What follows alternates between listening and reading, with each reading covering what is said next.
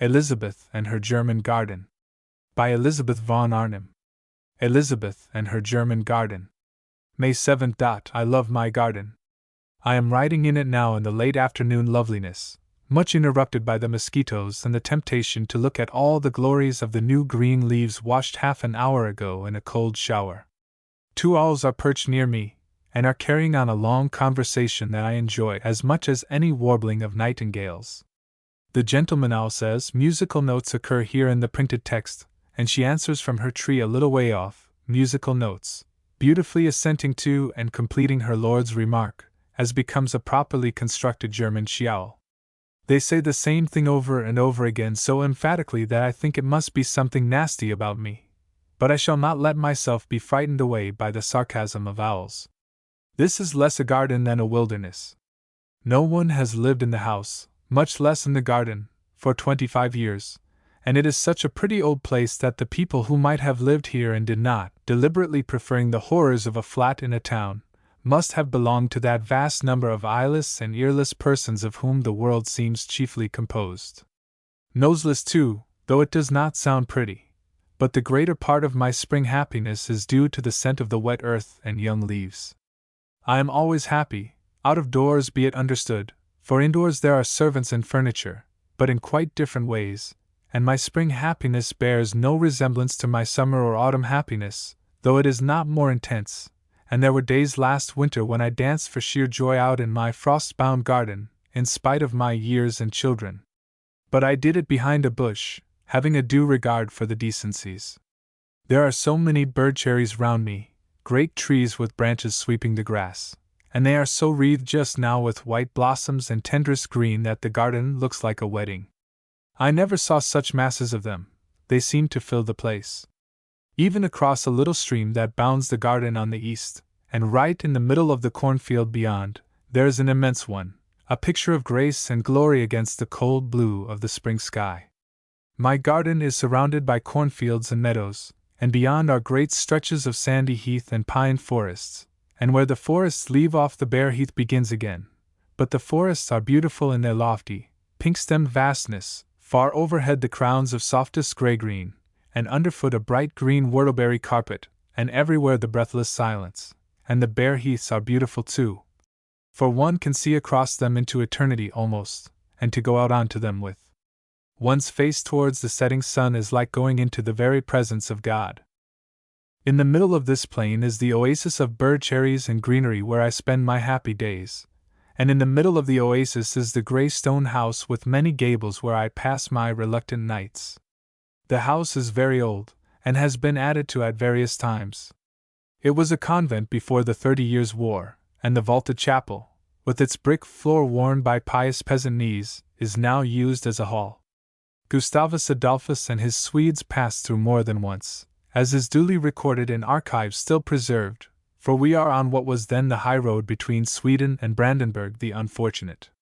The Lion of the North was no doubt an estimable person and acted wholly up to his convictions, but he must have sadly upset the peaceful nuns, who were not without convictions of their own, sending them out on to the wide, empty plain to piteously seek some life to replace the life of silence here.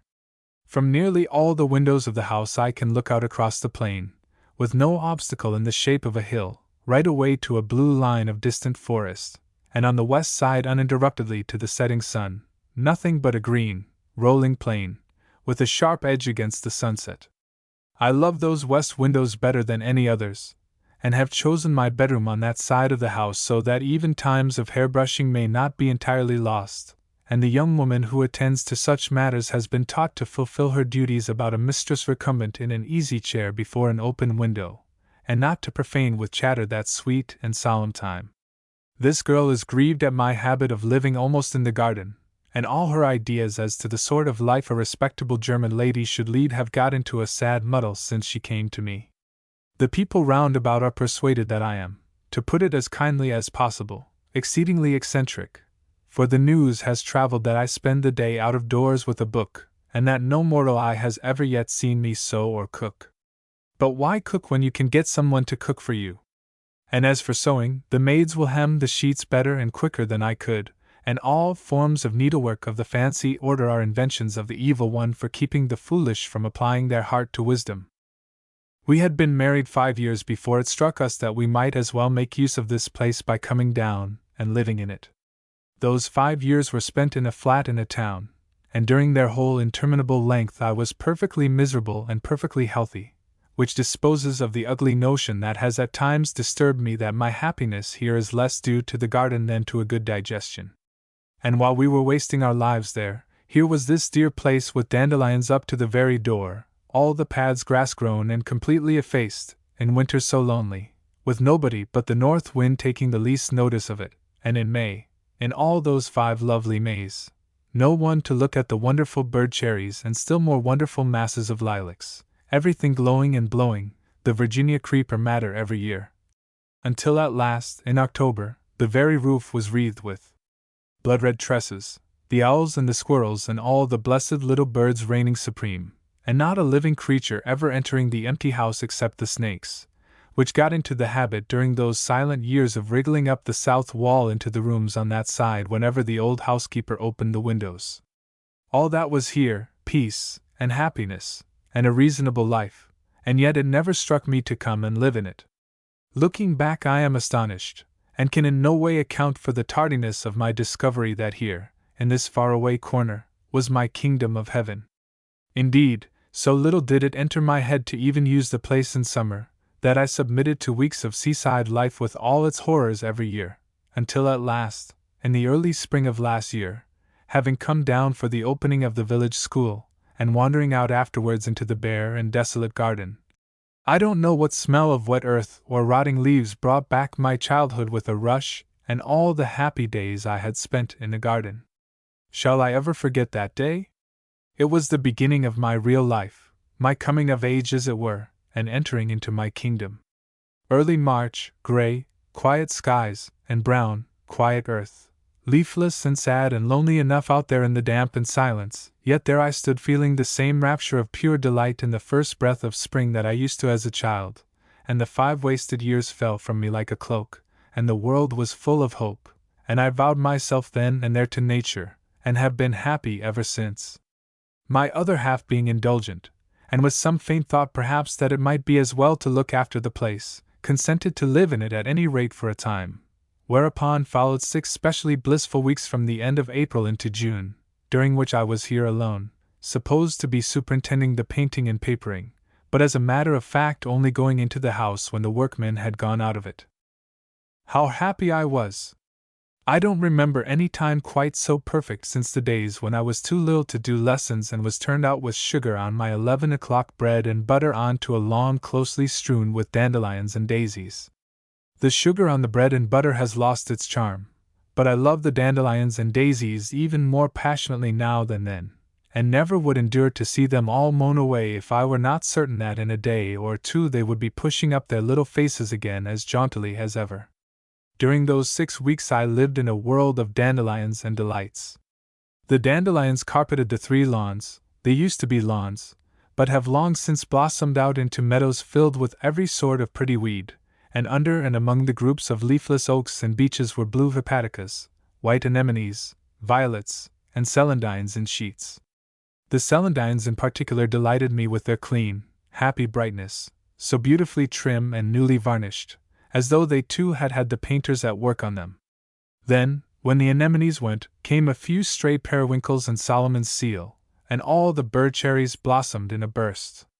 And then, before I had a little got used to the joy of their flowers against the sky, came the lilacs, masses and masses of them, in clumps on the grass, with other shrubs and trees by the side of walks, and one great continuous bank of them half a mile long right past the west front of the house, away down as far as one could see, shining glorious against a background of firs. When that time came, and when, before it was over, the acacias all blossomed too, and 4 great clumps of pale, silvery pink peonies flowered under the south windows, I felt so absolutely happy, and blessed, and thankful, and grateful, that I really cannot describe it. My days seemed to melt away in a dream of pink and purple peace. There were only the old housekeeper and her handmaiden in the house, so that on the plea of not giving too much trouble I could indulge what my other half calls my fantaisie dirigli as regards meals, that is to say, meals so simple that they could be brought out to the lilacs on a tray, and I lived, I remember, on salad and bread and tea the whole time, sometimes a very tiny pigeon appearing at lunch to save me, as the old lady thought, from starvation. Who but a woman could have stood salad for 6 weeks, even salad sanctified by the presence and scent of the most gorgeous lilac masses? I did, and grew in grace every day, though I have never liked it since. How often now, oppressed by the necessity of assisting at 3 dining-room meals daily, 2 of which are conducted by the functionaries held indispensable to a proper maintenance of the family dignity, and all of which are pervaded by joints of meat, how often do I think of my salad days, 40 in number, and of the blessedness of being alone as I was then alone. And then the evenings, when the workmen had all gone and the house was left to emptiness and echoes, and the old housekeeper had gathered up her rheumatic limbs into her bed, and my little room in quite another part of the house had been set ready, how reluctantly I used to leave the friendly frogs and owls, and with my heart somewhere down in my shoes lock the door to the garden behind me, and pass through the long series of echoing south rooms full of shadows and ladders and ghostly pails of painter's mess, and humming a tune to make myself believe I liked it, go rather slowly across the brick-floored hall, up the creaking stairs, down the long whitewashed passage, and with a final rush of panic whisk into my room and double lock and bolt the door.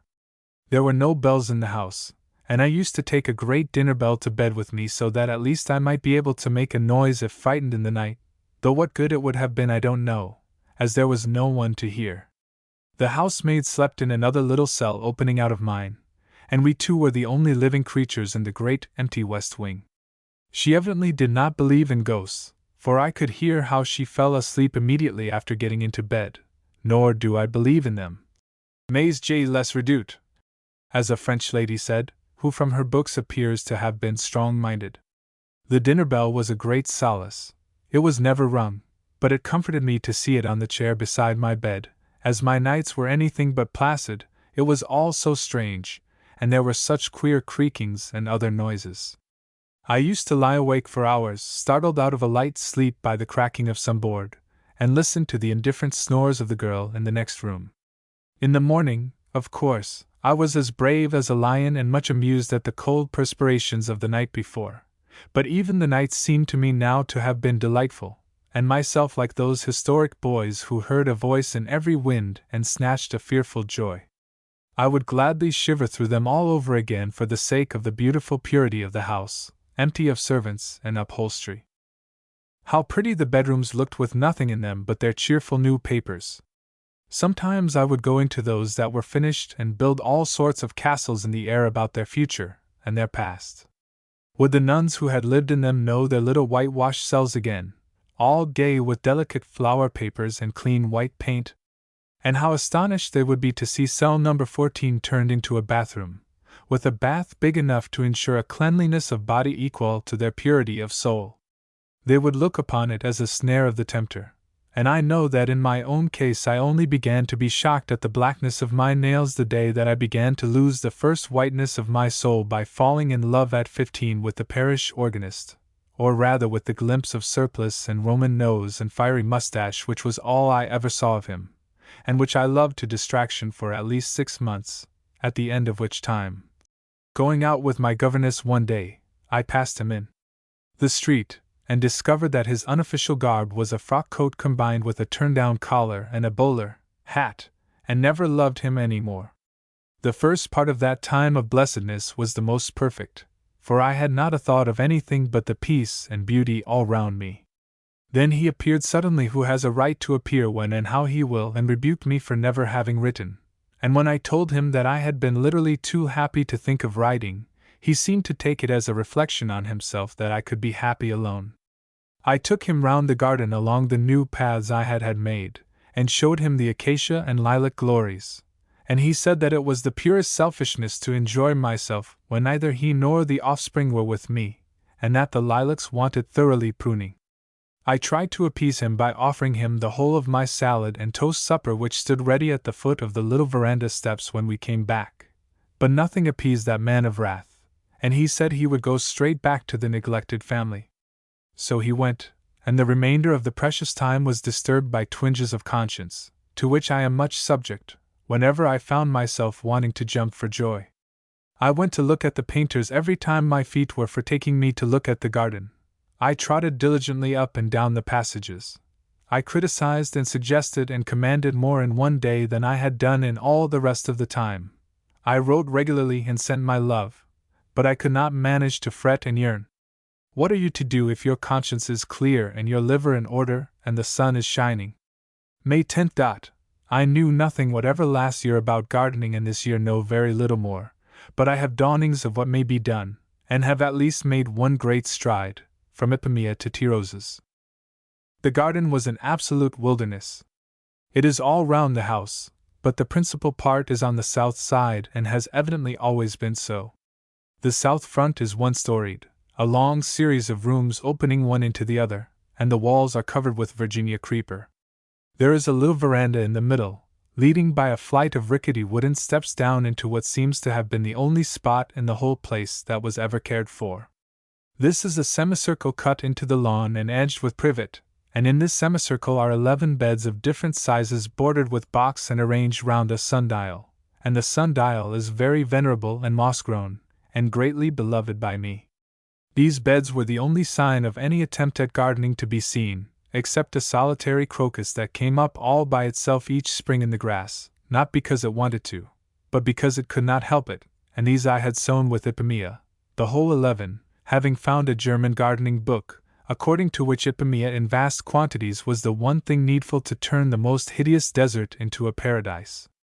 Nothing else in that book was recommended with anything like the same warmth, and being entirely ignorant of the quantity of seed necessary, I bought 10 pounds of it, and had it sown not only in the 11 beds but round nearly every tree, and then waited in great agitation for the promised paradise to appear. It did not, and I learned my first lesson. Luckily I had sown 2 great patches of sweet peas which made me very happy all the summer, and then there were some sunflowers and a few hollyhocks under the south windows, with Madonna lilies in between. But the lilies, after being transplanted, disappeared to my great dismay, for how was I to know it was the way of lilies? And the hollyhocks turned out to be rather ugly colors, so that my first summer was decorated and beautified solely by sweet peas.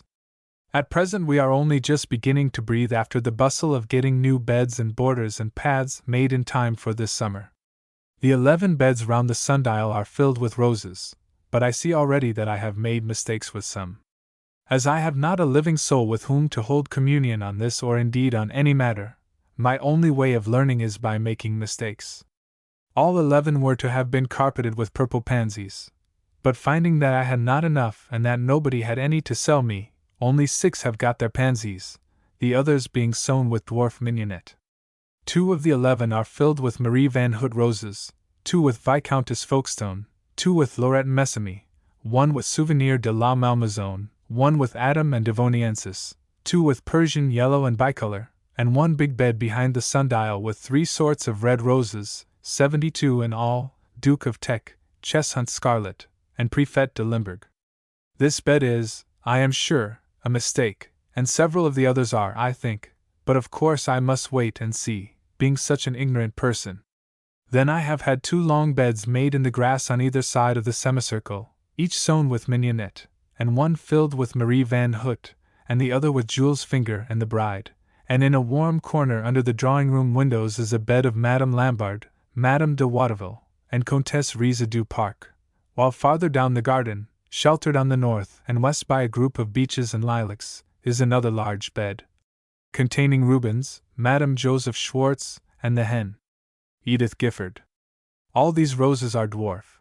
I have only 2 standards in the whole garden, 2 Madame George Bruants, and they look like broomsticks. How I long for the day when the tea roses open their buds.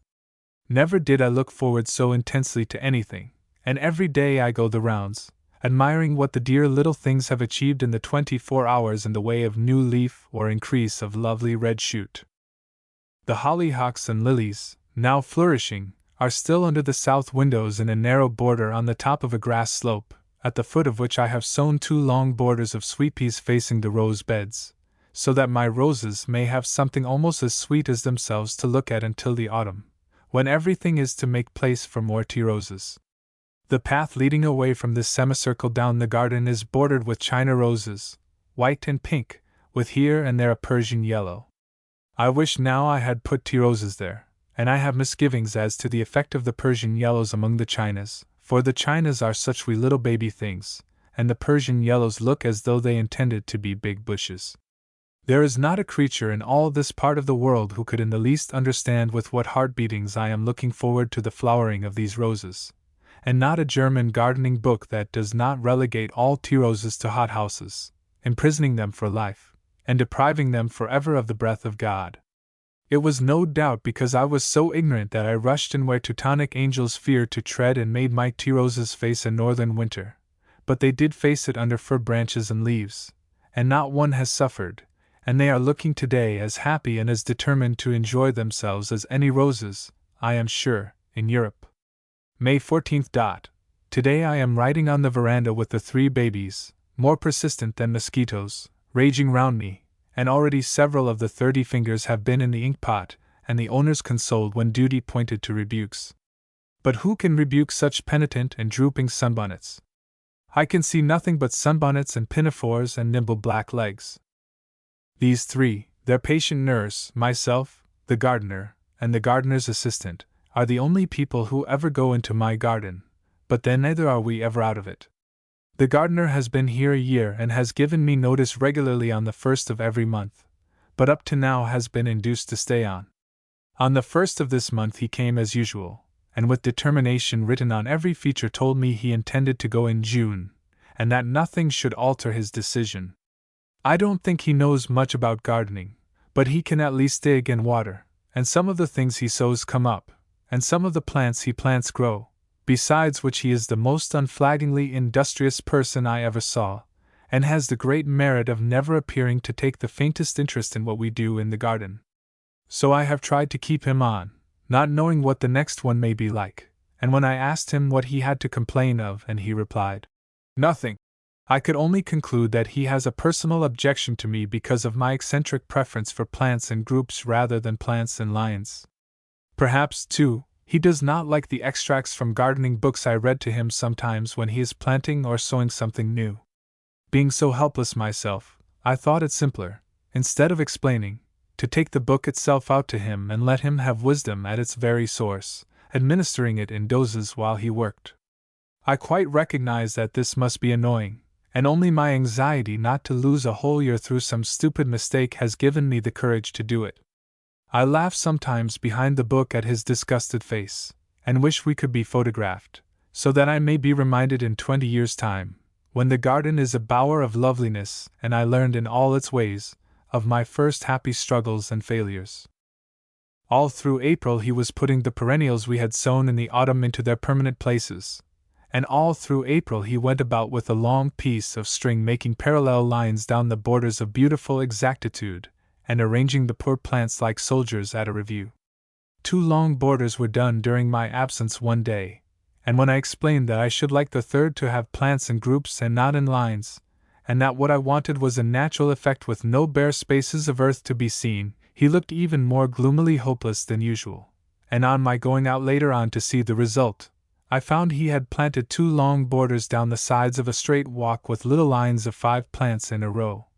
First 5 pinks, and next to them 5 rockets, and behind the rockets 5 pinks, and behind the pinks 5 rockets, and so on with different plants of every sort and size down to the end.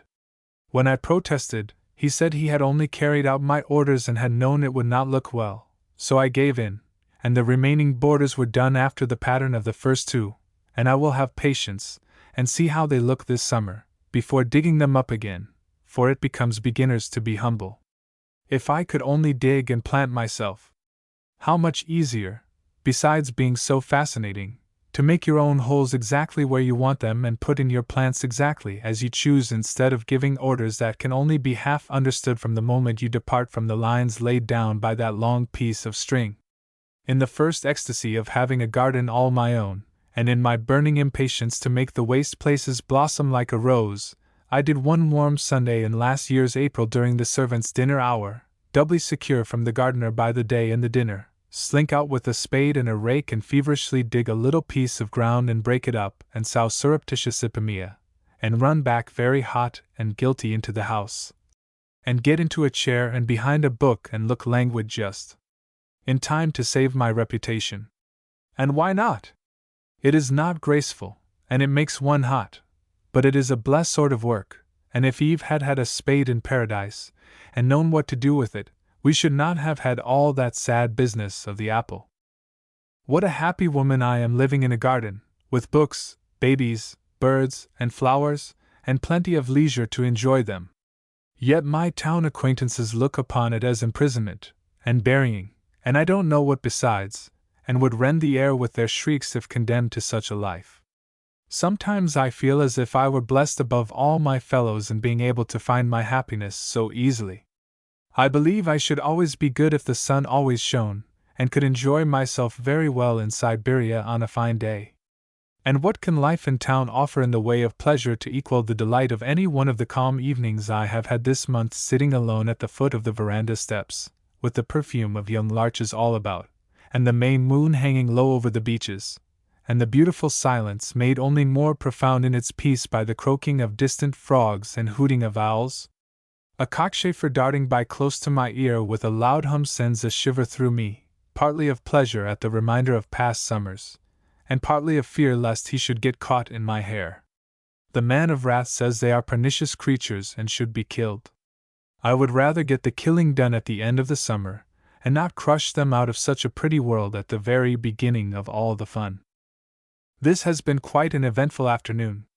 My eldest baby, born in April, is 5 years old, and the youngest, born in June, is 3, so that the discerning will at once be able to guess the age of the remaining middle, or May baby. While I was stooping over a group of hollyhocks planted on the top of the only thing in the shape of a hill the garden possesses, the April baby, who had been sitting pensive on a tree stump close by, got up suddenly and began to run aimlessly about, shrieking and wringing her hands with every symptom of terror. I stared, wondering what had come to her, and then I saw that a whole army of young cows, pasturing in a field next to the garden, had got through the hedge and were grazing perilously near my tea roses and most precious belongings. The nurse and I managed to chase them away, but not before they had trampled down a border of pinks and lilies in the cruelest way, and made great holes in a bed of China roses, and even begun to nibble at a Jackmani clematis that I am trying to persuade to climb up a tree trunk. The gloomy gardener happened to be ill in bed, and the assistant was at vespers, as Lutheran Germany calls afternoon tea or its equivalent, so the nurse filled up the holes as well as she could with mold, burying the crushed and mangled roses, cheated forever of their hopes of summer glory, and I stood by looking on dejectedly. The June baby, who is 2 feet square and valiant beyond her size and years, seized a stick much bigger than herself and went after the cows, the cowherd being nowhere to be seen. She planted herself in front of them brandishing her stick, and they stood in a row and stared at her in great astonishment, and she kept them off until one of the men from the farm arrived with a whip, and having found the cowherd sleeping peacefully in the shade, gave him a sound beating. The cowherd is a great hulking young man, much bigger than the man who beat him, but he took his punishment as part of the day's work and made no remark of any sort. It could not have hurt him much through his leather breeches, and I think he deserved it, but it must be demoralizing work for a strong young man with no brains looking after cows. Nobody with less imagination than a poet ought to take it up as a profession.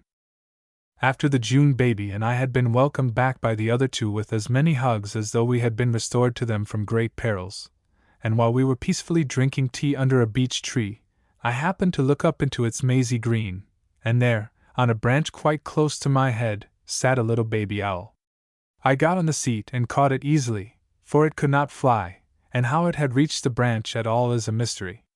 It is a little round ball of grey fluff, with the quaintest, wisest, solemn face.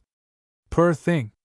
I ought to have let it go, but the temptation to keep it until the man of wrath, at present on a journey, has seen it was not to be resisted, as he has often said how much he would like to have a young owl and try and tame it. So I put it into a roomy cage and slung it up on a branch near where it had been sitting, and which cannot be far from its nest and its mother. We had hardly subsided again to our tea when I saw two more balls of fluff on the ground in the long grass and scarcely distinguishable at a little distance from small molehills. These were promptly united to their relation in the cage, and now when the man of wrath comes home, not only shall he be welcomed by a wife decked with the orthodox smiles, but by the three little longed-for owls.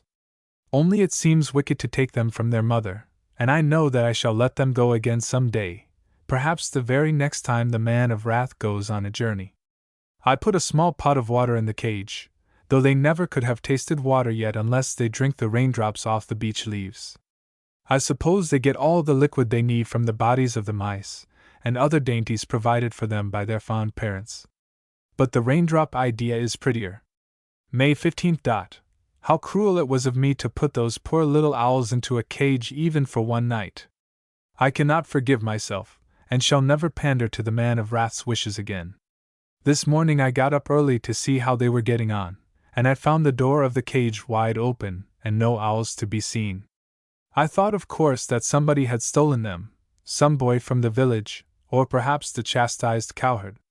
But looking about I saw one perched high up in the branches of the beech tree, and then to my dismay one lying dead on the ground. The third was nowhere to be seen, and is probably safe in its nest. The parents must have torn at the bars of the cage until by chance they got the door open, and then dragged the little ones out and up into the tree. The one that is dead must have been blown off the branch, as it was a windy night, and its neck is broken. There is one happy life less in the garden today through my fault, and it is such a lovely, warm day, just the sort of weather for young soft things to enjoy and grow in.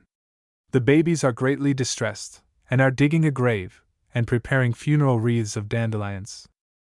Just as I had written that I heard sounds of arrival, and running out I breathlessly told the man of wrath how nearly I had been able to give him the owls he has so often said he would like to have, and how sorry I was they were gone, and how grievous the death of one, and so on after the voluble manner of women. He listened till I paused to breathe, and then he said, "I am surprised at such cruelty. How could you make the mother owl suffer so? She had never done you any harm." Which sent me out of the house and into the garden more convinced than ever that he sang true who sang. May 16th. The garden is the place I go to for refuge and shelter, not the house. In the house are duties and annoyances, servants to exhort and admonish, furniture, and meals. But out there blessings crowd round me at every step. It is there that I am sorry for the unkindness in me, for those selfish thoughts that are so much worse than they feel. It is there that all my sins and silliness are forgiven, there that I feel protected and at home, and every flower and weed is a friend and every tree a lover. When I have been vexed I run out to them for comfort, and when I have been angry without just cause, it is there that I find absolution. Did ever a woman have so many friends? And always the same, always ready to welcome me and fill me with cheerful thoughts. Happy children of a common father, why should I, their own sister, be less content and joyous than they? Even in a thunderstorm, when other people are running into the house, I run out of it. I do not like thunderstorms, they frighten me for hours before they come, because I always feel them on the way, but it is odd that I should go for shelter to the garden. I feel better there, more taken care of, more petted. When it thunders, the April baby says, "There's Lieber got scolding those angels again." And once, when there was a storm in the night, she complained loudly, and wanted to know why Lieber got didn't do the scolding in the daytime, as she had been so tight asleep. They all three speak a wonderful mixture of German and English, adulterating the purity of their native tongue by putting in English words in the middle of a German sentence. It always reminds me of justice tempered by mercy. We have been cowslipping today in a little wood dignified by the name of the Hirschwald, because it is the happy hunting ground of innumerable deer who fight there in the autumn evenings, calling each other out to combat with bayings that ring through the silence and send agreeable shivers through the lonely listener. I often walk there in September, late in the evening, and sitting on a fallen tree listen fascinated to their angry cries. We made cowslip balls sitting on the grass. The babies had never seen such things nor had imagined anything half so sweet. The Hirschwald is a little open wood of silver birches and springy turf starred with flowers, and there is a tiny stream meandering amiably about it, and decking itself in June with yellow flags. I had dreams of having a little cottage built there, with the daisies up to the door, and no path of any sort, just big enough to hold myself and one baby inside and a purple clematis outside. 2 rooms, a bedroom and a kitchen. How scared we would be at night, and how completely happy by day. I know the exact spot where it should stand, facing southeast, so that we should get all the cheerfulness of the morning, and close to the stream, so that we might wash our plates among the flags. Sometimes, when in the mood for society, we would invite the remaining babies to tea and entertain them with wild strawberries on plates of horse-chestnut leaves, but no one less innocent and easily pleased than a baby would be permitted to darken the effulgence of our sunny cottage. Indeed, I don't suppose that anybody wiser would care to come.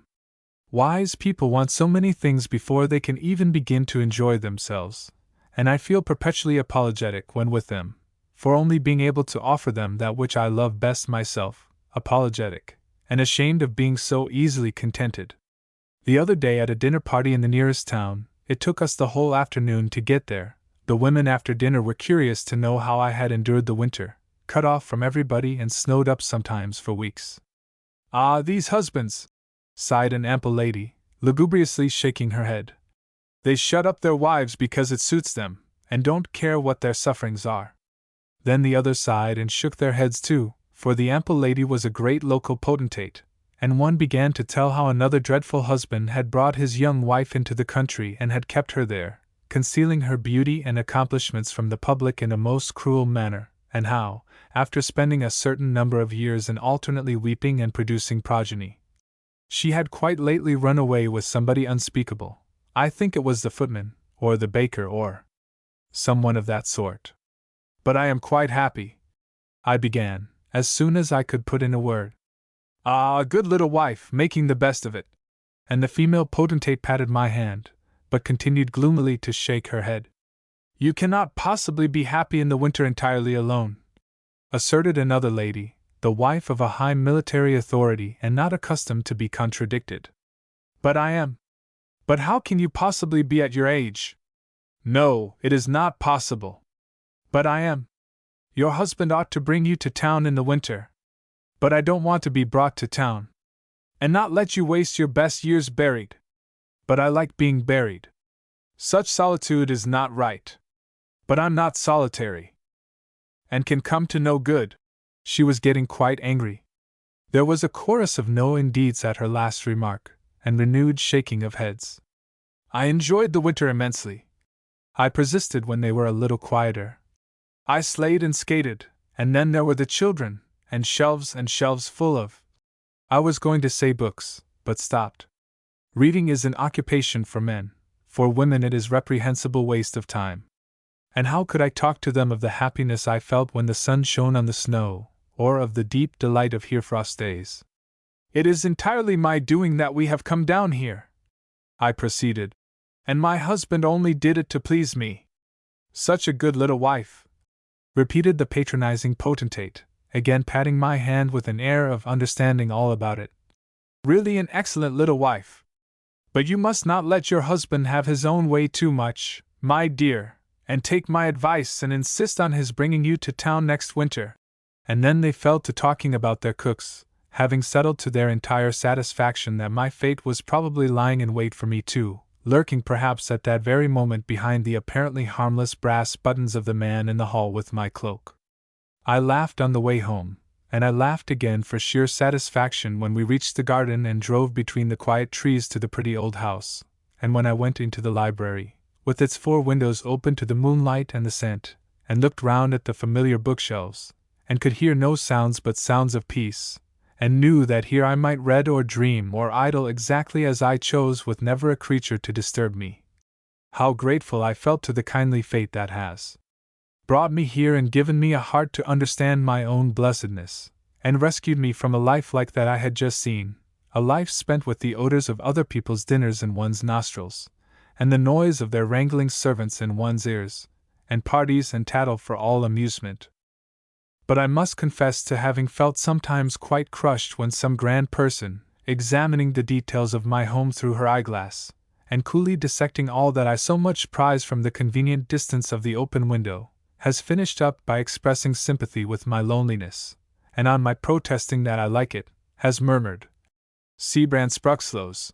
Then indeed I have felt ashamed of the fewness of my wants, but only for a moment, and only under the withering influence of the eyeglass, for, after all, the owner's spirit is the same spirit as that which dwells in my servants, girls whose one idea of happiness is to live in a town where there are others of their sort with whom to drink beer and dance on Sunday afternoons.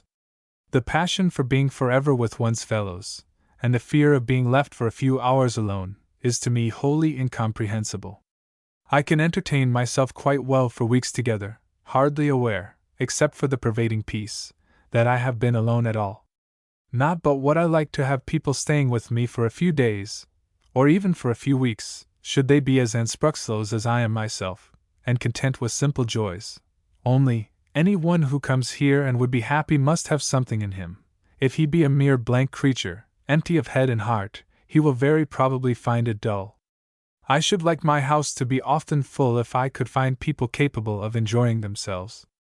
They should be welcomed and sped with equal heartiness, for truth compels me to confess that, though it pleases me to see them come, it pleases me just as much to see them go. On some very specially divine days, like today, I have actually longed for someone else to be here to enjoy the beauty with me. There has been rain in the night, and the whole garden seems to be singing, not the untiring birds only, but the vigorous plants, the happy grass and trees, the lilac bushes. Oh, those lilac bushes! They are all out today, and the garden is drenched with the scent. I have brought in armfuls, the picking is such a delight, and every pot and bowl and tub in the house is filled with purple glory, and the servants think there is going to be a party and are extra nimble, and I go from room to room gazing at the sweetness, and the windows are all flung open so as to join the scent within to the scent without, and the servants gradually discover that there is no party, and wonder why the house should be filled with flowers for one woman by herself, and I long more and more for a kindred spirit. It seems so greedy to have so much loveliness to oneself, but kindred spirits are so very, very rare. I might almost as well cry for the moon. It is true that my garden is full of friends, only they are dumb. June 3rd. This is such an out-of-the-way corner of the world that it requires quite unusual energy to get here at all, and I am thus delivered from casual callers, while, on the other hand, people I love, or people who love me, which is much the same thing, are not likely to be deterred from coming by the roundabout train journey and the long drive at the end. Not the least of my many blessings is that we have only one neighbor. If you have to have neighbors at all, it is at least a mercy that there should be only one, for with people dropping in at all hours and wanting to talk to you, how are you to get on with your life, I should like to know, and read your books, and dream your dreams to your satisfaction? Besides, there is always the certainty that either you or the dropper-in will say something that would have been better left unsaid, and I have a holy horror of gossip and mischief-making. A woman's tongue is a deadly weapon and the most difficult thing in the world to keep in order, and things slip off it with a facility nothing short of appalling at the very moment when it ought to be most quiet. In such cases the only safe course is to talk steadily about cooks and children, and to pray that the visit may not be too prolonged, for if it is you are lost. Cooks I have found to be the best of all subjects. The most phlegmatic flush into life at the mere word, and the joys and sufferings connected with them are experiences common to us all. Luckily, our neighbor and his wife are both busy and charming, with a whole troop of flaxen-haired little children to keep them occupied, besides the business of their large estate. Our intercourse is arranged on lines of the most beautiful simplicity. I call on her once a year, and she returns the call a fortnight later. They ask us to dinner in the summer, and we ask them to dinner in the winter. By strictly keeping to this, we avoid all danger of that closer friendship which is only another name for frequent quarrels. She is a pattern of what a German country lady should be, and is not only a pretty woman but an energetic and practical one, and the combination is, to say the least, effective. She is up at daylight superintending the feeding of the stock, the butter-making, the sending off of the milk for sale. 1,000 things get done while most people are fast asleep, and before lazy folk are well at breakfast she is off in her pony carriage to the other farms on the place, to rate the mamsels, as the head women are called, to poke into every corner, lift the lids off the saucepans, count the new-laid eggs, and box, if necessary, any careless dairymaid's ears. We are allowed by law to administer slight corporal punishment to our servants, it being left entirely to individual taste to decide what slight shall be, and my neighbor really seems to enjoy using this privilege, judging from the way she talks about it. I would give much to be able to peep through a keyhole and see the dauntless little lady, terrible in her wrath and dignity, standing on tiptoe to box the ears of some great strapping girl big enough to eat her. The making of cheese and butter and sausages excellently well is a work which requires brains, and is, to my thinking, a very admirable form of activity, and entirely worthy of the attention of the intelligent.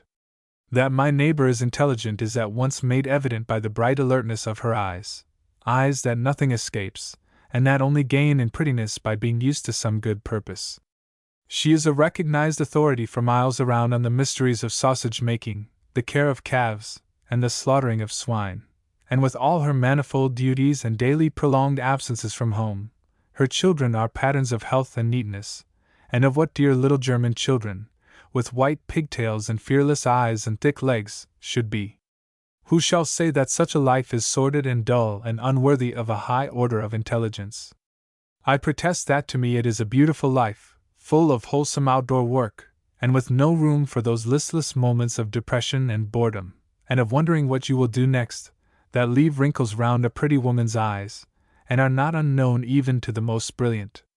But while admiring my neighbor, I don't think I shall ever try to follow in her steps, my talents not being of the energetic and organizing variety, but rather of that order which makes their owner almost lamentably prone to take up a volume of poetry and wander out to where the kingcups grow, and, sitting on a willow trunk beside a little stream, forget the very existence of everything but green pastures and still waters, and the glad blowing of the wind across the joyous fields. And it would make me perfectly wretched to be confronted by ears so refractory as to require boxing.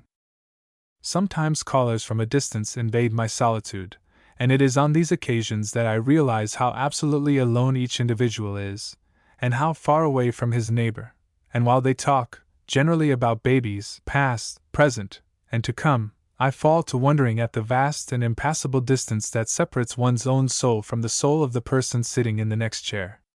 I am speaking of comparative strangers, people who are forced to stay a certain time by the eccentricities of trains, and in whose presence you grope about after common interests, and shrink back into your shell on finding that you have none. Then a frost slowly settles down on me and I grow each minute more benumbed and speechless, and the babies feel the frost in the air and look vacant, and the callers go through the usual form of wondering who they most take after, generally settling the question by saying that the May baby, who is the beauty, is like her father, and that the two more or less plain ones are the image of me, and this decision, though I know it of old and am sure it is coming, never fails to depress me as much as though I heard it for the first time. The babies are very little and inoffensive and good, and it is hard that they should be used as a means of filling up gaps in conversation, and their features pulled to pieces one by one, and all their weak points noted and criticized, while they stand smiling shyly in the operator's face, their very smile drawing forth comments on the shape of their mouths. But, after all, it does not occur very often, and they are one of those few interests one has in common with other people, as everybody seems to have babies. A garden, I have discovered, is by no means a fruitful topic, and it is amazing how few persons really love theirs. They all pretend they do, but you can hear by the very tone of their voice what a lukewarm affection it is. About June their interest is at its warmest, nourished by agreeable supplies of strawberries and roses. But on reflection I don't know a single person within 20 miles who really cares for his garden, or has discovered the treasures of happiness that are buried in it, and are to be found if sought for diligently, and if needs be with tears. It is after these rare calls that I experience the only moments of depression from which I ever suffer, and then I am angry at myself, a well-nourished person, for allowing even a single precious hour of life to be spoiled by anything so indifferent. That is the worst of being fed enough, and clothed enough, and warmed enough, and of having everything you can reasonably desire. On the least provocation you are made uncomfortable and unhappy by such abstract discomforts as being shut out from a nearer approach to your neighbor's soul, which is on the face of it foolish, the probability being that he hasn't got one. The rockets are all out. The gardener, in a fit of inspiration, put them right along the very front of 2 borders, and I don't know what his feelings can be now that they are all flowering and the plants behind are completely hidden. But I have learned another lesson, and no future gardener shall be allowed to run riot among my rockets in quite so reckless a fashion. They are charming things, as delicate in color as in scent, and a bowl of them on my writing table fills the room with fragrance. Single rows, however, are a mistake. I had masses of them planted in the grass, and these show how lovely they can be. A border full of rockets, mauve and white, and nothing else, must be beautiful, but I don't know how long they last nor what they look like when they have done flowering. This I shall find out in a week or 2, I suppose. Was ever a would-be gardener left so entirely to his own blundering? No doubt it would be a gain of years to the garden if I were not forced to learn solely by my failures, and if I had some kind creature to tell me when to do things. At present the only flowers in the garden are the rockets, the pansies and the rose beds, and 2 groups of azaleas, mollies and pontica. The azaleas have been and still are gorgeous. I only planted them this spring and they almost at once began to flower, and the sheltered corner they are in looks as though it were filled with imprisoned and perpetual sunsets. Orange, lemon, pink in every delicate shade, what they will be next year and in succeeding years when the bushes are bigger, I can imagine from the way they have begun life. On gray, dull days the effect is absolutely startling. Next autumn I shall make a great bank of them in front of a belt of fir trees in rather a gloomy nook. My tea roses are covered with buds which will not open for at least another week, so I conclude this is not the sort of climate where they will flower from the very beginning of June to November, as they are said to do. July 11th. There has been no rain since the day before Whitsunday, 5 weeks ago, which partly, but not entirely, accounts for the disappointment my beds have been. The dejected gardener went mad soon after Whitsuntide, and had to be sent to an asylum. He took to going about with a spade in one hand and a revolver in the other, explaining that he felt safer that way, and we bore it quite patiently, as becomes civilized beings who respect each other's prejudices, until one day, when I mildly asked him to tie up a fallen creeper, and after he bought the revolver my tones in addressing him were of the mildest, and I quite left off reading to him aloud, he turned round, looked me straight in the face for the first time since he has been here, and said, "Do I look like Graf X, a great local celebrity, or like a monkey?" After which there was nothing for it but to get him into an asylum as expeditiously as possible. There was no gardener to be had in his place, and I have only just succeeded in getting one, so that what with the drought, and the neglect, and the gardener's madness, and my blunders, the garden is in a sad condition. But even in a sad condition it is the dearest place in the world, and all my mistakes only make me more determined to persevere. The long borders, where the rockets were, are looking dreadful. The rockets have done flowering, and, after the manner of rockets, in other walks of life, have degenerated into sticks, and nothing else in those borders intends to bloom this summer. The giant poppies I had planted out in them in April have either died off or remained quite small, and so have the columbines. Here and there delphinium droops unwillingly, and that is all. I suppose poppies cannot stand being moved, or perhaps they were not watered enough at the time of transplanting. Anyhow, those borders are going to be sown tomorrow with more poppies for next year, for poppies I will have, whether they like it or not, and they shall not be touched, only thinned out. Well, it is no use being grieved, and after all, directly I come out and sit under the trees, and look at the dappled sky, and see the sunshine on the cornfields away on the plain, all the disappointment smooths itself out, and it seems impossible to be sad and discontented when everything about me is so radiant and kind. Today is Sunday, and the garden is so quiet, that, sitting here in this shady corner watching the lazy shadows stretching themselves across the grass, and listening to the rooks quarreling in the treetops, I almost expect to hear English church bells ringing for the afternoon service. But the church is 3 miles off, has no bells, and no afternoon service. Once a fortnight we go to morning prayer at 11 and sit up in a sort of private box with a room behind, whither we can retire unobserved when the sermon is too long or our flesh too weak, and hear ourselves being prayed for by the black-robed parson. In winter the church is bitterly cold, it is not heated, and we sit muffled up in more furs than ever we were out of doors. But it would of course be very wicked for the parson to wear furs, however cold he may be, so he puts on a great many extra coats under his gown, and, as the winter progresses, swells to a prodigious size. We know when spring is coming by the reduction in his figure. The congregation sit at ease while the parson does the praying for them, and while they are droning the long drawn-out chorales, he retires into a little wooden box just big enough to hold him. He does not come out until he thinks we have sung enough, nor do we stop until his appearance gives us the signal. I have often thought how dreadful it would be if he fell ill in his box and left us to go on singing. I am sure we should never dare to stop, unauthorized by the church. I asked him once what he did in there. He looked very shocked at such a profane question, and made an evasive reply. If it were not for the garden, a German Sunday would be a terrible day. But in the garden on that day there is a sigh of relief and more profound peace, nobody raking or sweeping or fidgeting, only the little flowers themselves and the whispering trees. I have been much afflicted again lately by visitors, not stray callers to be got rid of after a due administration of tea and things you are sorry afterwards that you said, but people staying in the house and not to be got rid of at all. All June was lost to me in this way, and it was from first to last a radiant month of heat and beauty.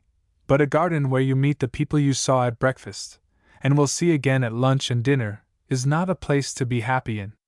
Besides, they had a knack of finding out my favorite seats and lounging in them just when I longed to lounge myself, and they took books out of the library with them, and left them face downwards on the seats all night to get well drenched with dew, though they might have known that what is meat for roses is poison for books, and they gave me to understand that if they had had the arranging of the garden it would have been finished long ago. Whereas I don't believe a garden ever is finished. They have all gone now, thank heaven, except one, so that I have a little breathing space before others begin to arrive. It seems that the place interests people, and that there is a sort of novelty in staying in such a deserted corner of the world, for they were in a perpetual state of mild amusement at being here at all. Irise is the only one left. She is a young woman with a beautiful, refined face, and her eyes and straight, fine eyebrows are particularly lovable. At meals she dips her bread into the salt cellar, bites a bit off, and repeats the process, although Providence, taking my shape, has caused salt spoons to be placed at convenient intervals down the table. She lunched today on beer, schweinkoteletten, and cabbage salad with caraway seeds in it, and now I hear her through the open window, extemporizing touching melodies in her charming, cooing voice. She is thin, frail, intelligent, and lovable, all on the above diet. What better proof can be needed to establish the superiority of the Teuton than the fact that after such meals he can produce such music? Cabbage salad is a horrid invention, but I don't doubt its utility as a means of encouraging thoughtfulness, nor will I quarrel with it, since it results so poetically, any more than I quarrel with the manure that results in roses, and I give it to Irise every day to make her sing. She is the sweetest singer I have ever heard, and has a charming trick of making up songs as she goes along. When she begins, I go and lean out of the window and look at my little friends out there in the borders while listening to her music, and feel full of pleasant sadness and regret. It is so sweet to be sad when one has nothing to be sad about. The April baby came panting up just as I had written that, the others hurrying along behind, and with flaming cheeks displayed for my admiration 3 brand new kittens, lean and blind, that she was carrying in her pinafore, and that had just been found motherless in the woodshed. "Look!" she cried breathlessly. "Such a much!" I was glad it was only kittens this time, for she had been once before this afternoon on purpose, as she informed me, sitting herself down on the grass at my feet, to ask about the Liebe Gott, it being Sunday, and her pious little nurse's conversation having run, as it seems, on heaven and angels. Her questions about the Liebe Gott are better left unrecorded, and I was relieved when she began about the angels. "What do they wear for clothes?" she asked in her German English. "Why, you've seen them in pictures," I answered. In beautiful, long dresses, and with big, white wings. Feathers? She asked. I suppose so, and long dresses, all white and beautiful. Are they girlies? Girls? Yes. Don't boys go into the Himmel? Yes, of course, if they're good. And then what do they wear? Why, the same as all the other angels, I suppose. Dwesses? She began to laugh, looking at me sideways as though she suspected me of making jokes. What a funny mummy! She said, evidently much amused. She has a fat little laugh that is very infectious. I think, said I gravely, you had better go and play with the other babies. She did not answer, and sat still a moment watching the clouds. I began writing again. Mummy, she said presently. Well? Where do the angels get their dwesses? I hesitated. From Lieber Gott, I said. Are there shops in the Himmel? Shops? No. But then, where does Lieber Gott buy their dwesses? Now run away like a good baby, I'm busy. But you said yesterday, when I asked about Lieber Gott, that you would tell about him on Sunday, and it is Sunday. Tell me a story about him. There was nothing for it but resignation, so I put down my pencil with a sigh. Call the others, then. She ran away, and presently they all three emerged from the bushes one after the other, and tried all together to scramble on to my knee. The April baby got the knee as she always seems to get everything, and the other two had to sit on the grass. I began about Adam and Eve, with an eye to future parsonic probings. The April baby's eyes opened wider and wider, and her face grew redder and redder. I was surprised at the breathless interest she took in the story. The other two were tearing up tufts of grass and hardly listening. I had scarcely got to the angels with the flaming swords and announced that that was all, when she burst out. Now I'll tell about it. Once upon a time there was Adam and Eva, and they had plenty of clothes, and there was no snake, and Lieber Gott wasn't angry with them, and they could eat as many apples as they liked, and was happy forever and ever. There now. She began to jump up and down defiantly on my knee. But that's not the story, I said rather helplessly. Yes, yes. It's a much nicelier one. Now another. But these stories are true, I said severely. And it's no use my telling them if you make them up your own way afterwards. Another! Another! She shrieked, jumping up and down with redoubled energy, all her silvery curls flying. I began about Noah and the flood. Did it rain so badly?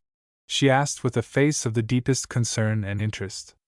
Yes, all day long and all night long for weeks and weeks. And was everybody so wet? Yes. But why didn't they open their umbrellas? Just then I saw the nurse coming out with the tea tray. I'll tell you the rest another time, I said, putting her off my knee, greatly relieved. You must all go to Anna now and have tea. I don't like Anna, remarked the June baby, not having hitherto opened her lips. She is a stupid girl. The other two stood transfixed with horror at this statement, for, besides being naturally extremely polite, and at all times anxious not to hurt anyone's feelings, they had been brought up to love and respect their kind little nurse. The April baby recovered her speech first, and lifting her finger, pointed it at the criminal in just indignation. Such a child will never go into the Himmel, she said with great emphasis, and the air of one who delivers judgment. September 15th. This is the month of quiet days, crimson creepers, and blackberries, of mellow afternoons in the ripening garden, of tea under the acacias instead of the two shady beeches, of wood fires in the library in the chilly evenings. The babies go out in the afternoon and blackberry in the hedges. The three kittens, grown big and fat, sit cleaning themselves on the sunny veranda steps. The man of wrath shoots partridges across the distant stubble, and the summer seems as though it would dream on forever. It is hard to believe that in 3 months we shall probably be snowed up and certainly be cold. There is a feeling about this month that reminds me of March and the early days of April, when spring is still hesitating on the threshold and the garden holds its breath in expectation. There is the same mildness in the air, and the sky and grass have the same look as then, but the leaves tell a different tale, and the reddening creeper on the house is rapidly approaching its last and loveliest glory. My roses have behaved as well on the whole as was to be expected, and the Viscountess Folkestones and Laurette Messamies have been most beautiful, the latter being quite the loveliest things in the garden, each flower an exquisite loose cluster of coral pink petals, paling at the base to a yellow-white. I have ordered 100 standard tea roses for planting next month, half of which are Viscountess Folkestones, because the tea roses have such a way of hanging their little heads that one has to kneel down to be able to see them well in the dwarf forms. Not but what I entirely approve of kneeling before such perfect beauty, only it dirties one's clothes. So I am going to put standards down each side of the walk under the south windows, and shall have the flowers on a convenient level for worship. My only fear is that they will stand the winter less well than the dwarf sorts, being so difficult to pack up snugly. The Persian yellows and bicolors have been, as I predicted, a mistake among the tea roses. They only flower twice in the season and all the rest of the time look dull and moping, and then the Persian yellows have such an odd smell and so many insects inside them eating them up. I have ordered Safrano tea roses to put in their place, as they all come out next month and are to be grouped in the grass, and the semicircle being immediately under the windows, besides having the best position in the place, must be reserved solely for my choicest treasures. I have had a great many disappointments, but feel as though I were really beginning to learn. Humility, and the most patient perseverance, seem almost as necessary in gardening as rain and sunshine, and every failure must be used as a stepping stone to something better. I had a visitor last week who knows a great deal about gardening and has had much practical experience. When I heard he was coming, I felt I wanted to put my arms right round my garden and hide it from him. But what was my surprise and delight when he said, after having gone all over it, "Well, I think you have done wonders." Dear me, how pleased I was! It was so entirely unexpected, and such a complete novelty after the remarks I have been listening to all the summer. I could have hugged that discerning and indulgent critic, able to look beyond the result to the intention, and appreciating the difficulties of every kind that had been in the way. After that I opened my heart to him, and listened reverently to all he had to say, and treasured up his kind and encouraging advice, and wished he could stay here a whole year and help me through the seasons. But he went, as people one likes always do go, and he was the only guest I have had whose departure made me sorry. The people I love are always somewhere else and not able to come to me, while I can at any time fill the house with visitors about whom I know little and care less. Perhaps, if I saw more of those absent ones, I would not love them so well. At least, that is what I think on wet days when the wind is howling round the house and all nature is overcome with grief, and it has actually happened once or twice when great friends have been staying with me that I have wished, when they left, I might not see them again for at least 10 years. I suppose the fact is, that no friendship can stand the breakfast test, and here, in the country, we invariably think it our duty to appear at breakfast. Civilization has done away with co-papers, yet at that hour the soul of the hausfrau is as tightly screwed up in them as was ever her grandmother's hair, and though my body comes down mechanically, having been trained that way by punctual parents, my soul never thinks of beginning to wake up for other people till lunchtime, and never does so completely till it has been taken out of doors and aired in the sunshine.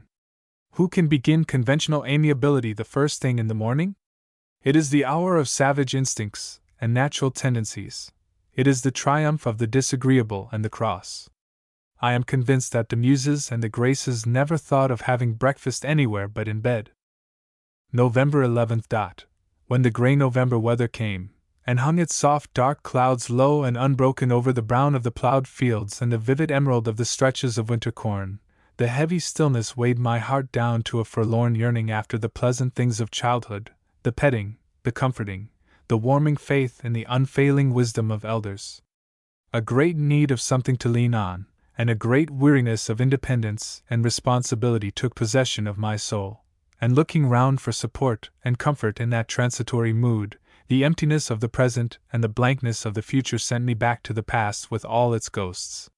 Why should I not go and see the place where I was born, and where I lived so long, the place where I was so magnificently happy, so exquisitely wretched, so close to heaven, so near to hell, always either up on a cloud of glory, or down in the depths with the waters of despair closing over my head? Cousins live in it now, distant cousins, loved with the exact measure of love usually bestowed on cousins who reign in one's stead, cousins of practical views, who have dug up the flower beds and planted cabbages where roses grew, and though through all the years since my father's death I have held my head so high that it hurt, and loftily refused to listen to their repeated suggestions that I should revisit my old home, something in the sad listlessness of the November days sent my spirit back to old times with a persistency that would not be set aside, and I woke from my musings surprised to find myself sick with longing. It is foolish but natural to quarrel with one's cousins, and especially foolish and natural when they have done nothing, and are mere victims of chance. Is it their fault that my not being a boy placed the shoes I should otherwise have stepped into at their disposal? I know it is not, but their blamelessness does not make me love them more. Nach Ihren Dumms Frauenzimmer! Cried my father, on my arrival into the world.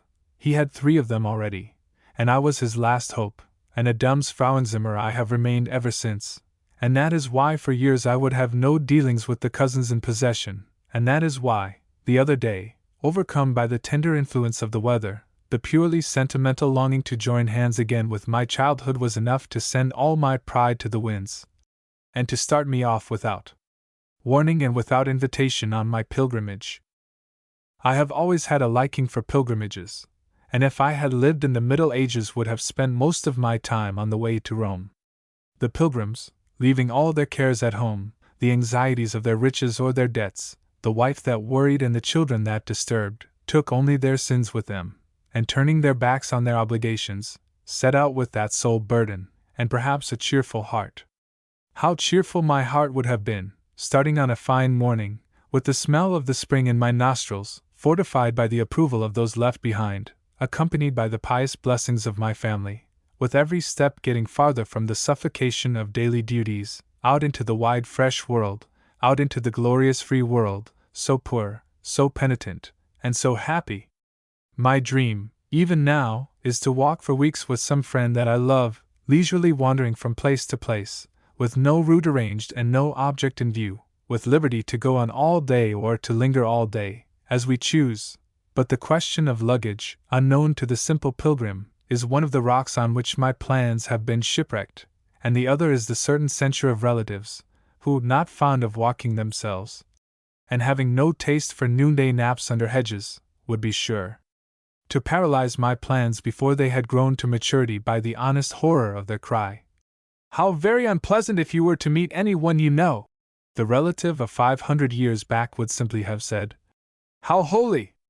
My father had the same liking for pilgrimages. Indeed, it is evident that I have it from him, and he encouraged it in me when I was little, taking me with him on his pious journeys to places he had lived in as a boy. Often have we been together to the school he was at in Brandenburg, and spent pleasant days wandering about the old town on the edge of one of those lakes that lie in a chain in that wide green plain, and often have we been in Potsdam, where he was quartered as a lieutenant, the Potsdam pilgrimage including hours in the woods around and in the gardens of Sans-Souci, with the 2nd volume of Carlyle's Frederick under my father's arm. And often did we spend long summer days at the house in the Mark, at the head of the same blue chain of lakes, where his mother spent her young years, and where, though it belonged to cousins, like everything else that was worth having, we could wander about as we chose, for it was empty, and sit in the deep windows of rooms where there was no furniture, and the painted Venuses and Cupids on the ceiling still smiled irrelevantly and stretched their feudal wreaths above the emptiness beneath. And while we sat and rested, my father told me, as my grandmother had 100 times told him, all that had happened in those rooms in the far-off days when people danced and sang and laughed through life, and nobody seemed ever to be old or sorry. There was, and still is, an inn within a stone's throw of the great iron gates, with 2 very old lime trees in front of it, where we used to lunch on our arrival at a little table spread with a red and blue check cloth, the lime blossoms dropping into our soup, and the bees humming in the scented shadows overhead. I have a picture of the house by my side as I write, done from the lake in old times, with a boat full of ladies in hoops and powder in the foreground, and a youth playing a guitar. The pilgrimages to this place were those I loved the best. But the stories my father told me, sometimes odd enough stories to tell a little girl, as we wandered about the echoing rooms, or hung over the stone balustrade and fed the fishes in the lake, or picked the pale dog roses in the hedges, or lay in the boat in a shady reed-grown bay while he smoked to keep the mosquitoes off, were after all only traditions, imparted to me in small doses from time to time, when his earnest desire not to raise his remarks above the level of dullness supposed to be wholesome for backfish was neutralized by an impulse to share his thoughts with somebody who would laugh, whereas the place I was bound for on my latest pilgrimage was filled with living, first-hand memories of all the enchanted years that lie between 2 and 18. How enchanted those years are is made more and more clear to me the older I grow. There has been nothing in the least like them since, and though I have forgotten most of what happened 6 months ago, every incident, almost every day of those wonderful long years is perfectly distinct in my memory. But I had been stiff-necked, proud, unpleasant, altogether cousinly in my behavior towards the people in possession. The invitations to revisit the old home had ceased. The cousins had grown tired of refusals, and had left me alone. I did not even know who lived in it now, it was so long since I had had any news. For 2 days I fought against the strong desire to go there that had suddenly seized me, and assured myself that I would not go, that it would be absurd to go, undignified, sentimental, and silly, that I did not know them and would be in an awkward position, and that I was old enough to know better. But who can foretell from one hour to the next what a woman will do? And when does she ever know better? On the 3rd morning I set out as hopefully as though it were the most natural thing in the world to fall unexpectedly upon hitherto consistently neglected cousins, and expect to be received with open arms. It was a complicated journey, and lasted several hours. During the first part, when it was still dark, I glowed with enthusiasm, with the spirit of adventure, with delight at the prospect of so soon seeing the loved place again, and thought with wonder of the long years I had allowed to pass since last I was there. Of what I should say to the cousins, and of how I should introduce myself into their midst, I did not think at all. The pilgrim spirit was upon me, the unpractical spirit that takes no thought for anything, but simply wanders along enjoying its own emotions. It was a quiet, sad morning, and there was a thick mist. By the time I was in the little train on the light railway that passed through the village nearest my old home, I had got over my first enthusiasm, and had entered the stage of critically examining the changes that had been made in the last 10 years. It was so misty that I could see nothing of the familiar country from the carriage windows, only the ghosts of pines in the front row of the forests. But the railway itself was a new departure, unknown in our day, when we used to drive over 10 miles of deep, sandy forest roads to and from the station, and although most people would have called it an evident and great improvement, it was an innovation due, no doubt, to the zeal and energy of the reigning cousin, and who was he, thought I, that he should require more conveniences than my father had found needful? It was no use my telling myself that in my father's time the era of light railways had not dawned, and that if it had, we should have done our utmost to secure one. The thought of my cousin, stepping into my shoes, and then altering them, was odious to me. By the time I was walking up the hill from the station I had got over this feeling too, and had entered a 3rd stage of wondering uneasily what in the world I should do next. Where was the intrepid courage with which I had started? At the top of the first hill I sat down to consider this question in detail, for I was very near the house now, and felt I wanted time. Where, indeed, was the courage and joy of the morning? It had vanished so completely that I could only suppose that it must be lunch-time, the observations of years having led to the discovery that the higher sentiments and virtues fly affrighted on the approach of lunch, and none fly quicker than courage. So I ate the lunch I had brought with me, hoping that it was what I wanted, but it was chilly, made up of sandwiches and pears, and it had to be eaten under a tree at the edge of a field, and it was November, and the mist was thicker than ever and very wet. The grass was wet with it, the gaunt tree was wet with it, I was wet with it, and the sandwiches were wet with it. Nobody's spirits can keep up under such conditions, and as I ate the soaked sandwiches, I deplored the headlong courage more with each mouthful that had torn me from a warm, dry home where I was appreciated, and had brought me first to the damp tree in the damp field, and when I had finished my lunch and dessert of cold pears, was going to drag me into the midst of a circle of unprepared and astonished cousins. Vast sheep loomed through the mist a few yards off. The sheep-dog kept up a perpetual, irritating yap. In the fog I could hardly tell where I was, though I knew I must have played there 100 times as a child. After the fashion of woman directly she is not perfectly warm and perfectly comfortable, I began to consider the uncertainty of human life, and to shake my head in gloomy approval as lugubrious lines of pessimistic poetry suggested themselves to my mind. Now it is clearly a desirable plan, if you want to do anything, to do it in the way consecrated by custom, more especially if you are a woman. The rattle of a carriage along the road just behind me, and the fact that I started and turned suddenly hot, drove this truth home to my soul. The mist hid me, and the carriage, no doubt full of cousins, drove on in the direction of the house. But what an absurd position I was in! Suppose the kindly mist had lifted, and revealed me lunching in the wet on their property, the cousin of the short and lofty letters, the unangeneme Elizabeth. Die war doch immer verdret. I could imagine them hastily muttering to each other, before advancing wreathed in welcoming smiles. It gave me a great shock, this narrow escape, and I got on to my feet quickly, and burying the remains of my lunch under the gigantic molehill on which I had been sitting, asked myself nervously what I proposed to do next. Should I walk back to the village, go to the Gasthof, write a letter craving permission to call on my cousins, and wait there till an answer came? It would be a discreet and sober course to pursue, the next best thing to having written before leaving home. But the Gasthof of a North German village is a dreadful place, and the remembrance of one in which I had taken refuge once from a thunderstorm was still so vivid that nature itself cried out against this plan. The mist, if anything, was growing denser. I knew every path and gate in the place. What if I gave up all hope of seeing the house, and went through the little door in the wall at the bottom of the garden, and confined myself for this once to that? In such weather I would be able to wander round as I pleased, without the least risk of being seen by or meeting any cousins, and it was after all the garden that lay nearest my heart. What a delight it would be to creep into it unobserved, and revisit all the corners I so well remembered, and slip out again and get away safely without any need of explanations, assurances, protestations, displays of affection, without any need, in a word, of that exhausting form of conversation, so dear to relations, known as Redensarten. The mist tempted me.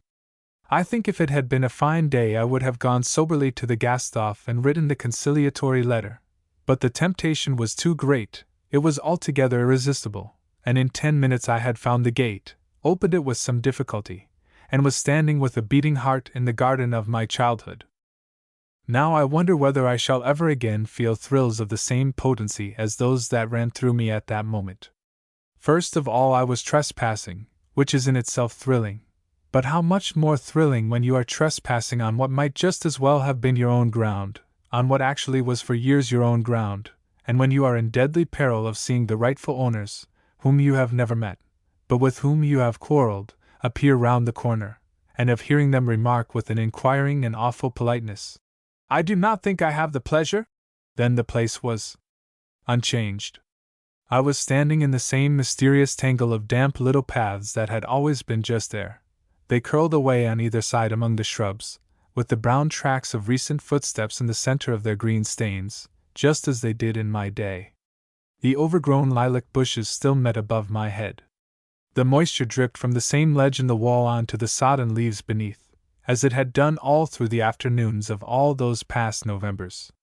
This was the place, this damp and gloomy tangle, that had specially belonged to me. Nobody ever came to it, for in winter it was too dreary, and in summer so full of mosquitoes that only a backfish indifferent to spots could have borne it. But it was a place where I could play unobserved, and where I could walk up and down uninterrupted for hours, building castles in the air. There was an unwholesome little arbor in one dark corner, much frequented by the larger black slug, where I used to pass glorious afternoons making plans. I was forever making plans, and if nothing came of them, what did it matter? The mere making had been a joy. To me this out-of-the-way corner was always a wonderful and a mysterious place, where my castles in the air stood close together in radiant rows, and where the strangest and most splendid adventures befell me, for the hours I passed in it and the people I met in it were all enchanted. Standing there and looking round with happy eyes, I forgot the existence of the cousins. I could have cried for joy at being there again. It was the home of my fathers, the home that would have been mine if I had been a boy, the home that was mine now by 1,000 tender and happy and miserable associations, of which the people in possession could not dream. They were tenants, but it was my home. I threw my arms round the trunk of a very wet fir tree, every branch of which I remembered, for had I not climbed it, and fallen from it, and torn and bruised myself on it uncountable numbers of times? And I gave it such a hearty kiss that my nose and chin were smudged into one green stain, and still I did not care. Far from caring, it filled me with a reckless, backfish pleasure in being dirty, a delicious feeling that I had not had for years. Alice in Wonderland, after she had drunk the contents of the magic bottle, could not have grown smaller more suddenly than I grew younger the moment I passed through that magic door. Bad habits cling to us, however, with such persistency that I did mechanically pull out my handkerchief and begin to rub off the welcoming smudge, a thing I never would have dreamed of doing in the glorious old days. But an artful scent of violets clinging to the handkerchief brought me to my senses, and with a sudden impulse of scorn, the fine scorn for scent of every honest backfish, I rolled it up into a ball and flung it away into the bushes, where I dare say it is at this moment. "Away with you!" I cried. "Away with you, symbol of conventionality, of slavery, of pandering to a desire to please! Away with you, miserable little lace-edged rag!" And so young had I grown within the last few minutes that I did not even feel silly. As a backfish I had never used handkerchiefs. The child of nature scorns to blow its nose, though for decency's sake my governess insisted on giving me a clean one of vast size and stubborn texture on Sundays. It was stowed away unfolded in the remotest corner of my pocket, where it was gradually pressed into a beautiful compactness by the other contents, which were knives. After a while, I remember, the handkerchief being brought to light on Sundays to make room for a successor, and being manifestly perfectly clean, we came to an agreement that it should only be changed on the first and third Sundays in the month, on condition that I promised to turn it on the other Sundays. My governess said that the outer folds became soiled from the mere contact with the other things in my pocket, and that visitors might catch sight of the soiled side if it was never turned when I wished to blow my nose in their presence, and that one had no right to give one's visitors shocks. "But I never do wish," I began with great earnestness. "Unsin," said my governess, cutting me short. After the first thrills of joy at being there again had gone, the profound stillness of the dripping little shrubbery frightened me. It was so still that I was afraid to move, so still that I could count each drop of moisture falling from the oozing wall, so still that when I held my breath to listen, I was deafened by my own heartbeats. I made a step forward in the direction where the arbor ought to be, and the rustling and jingling of my clothes terrified me into immobility. The house was only 200 yards off, and if any one had been about, the noise I had already made opening the creaking door and so foolishly apostrophizing my handkerchief must have been noticed. Suppose an inquiring gardener, or a restless cousin, should presently loom through the fog, bearing down upon me? Suppose Fräulein Wundermütter should pounce upon me suddenly from behind, coming up noiselessly in her galoshes, and shatter my castles with her customary triumphant "Fetz haltich dike aber fest." Why, what was I thinking of? Fräulein Wundermütter, so big and masterful, such an enemy of daydreams, such a friend of das Praktisch, such a lover of creature comforts, had died long ago, had been succeeded long ago by others, Germans sometimes, and sometimes English, and sometimes at intervals French, and they too had all in their turn vanished, and I was here a solitary ghost. "Come, Elizabeth," said I to myself impatiently, "are you actually growing sentimental over your governesses? If you think you are a ghost, be glad at least that you are a solitary one. Would you like the ghosts of all those poor women you tormented to rise up now in this gloomy place against you? And do you intend to stand here till you are caught?" And thus exhorting myself to action, and recognizing how great was the risk I ran in lingering, I started down the little path leading to the arbor and the principal part of the garden, going, it is true, on tiptoe, and very much frightened by the rustling of my petticoats, but determined to see what I had come to see and not to be scared away by phantoms. How regretfully did I think at that moment of the petticoats of my youth, so short, so silent, and so woolen! And how convenient the canvas shoes were with the India rubber soles, for creeping about without making a sound. Thanks to them I could always run swiftly and unheard into my hiding places, and stay there listening to the garden resounding with cries of "Elizabeth! Elizabeth! Come in at once to your lessons!" Or, at a different period, "Oh, you eats vous donc, petite sot?"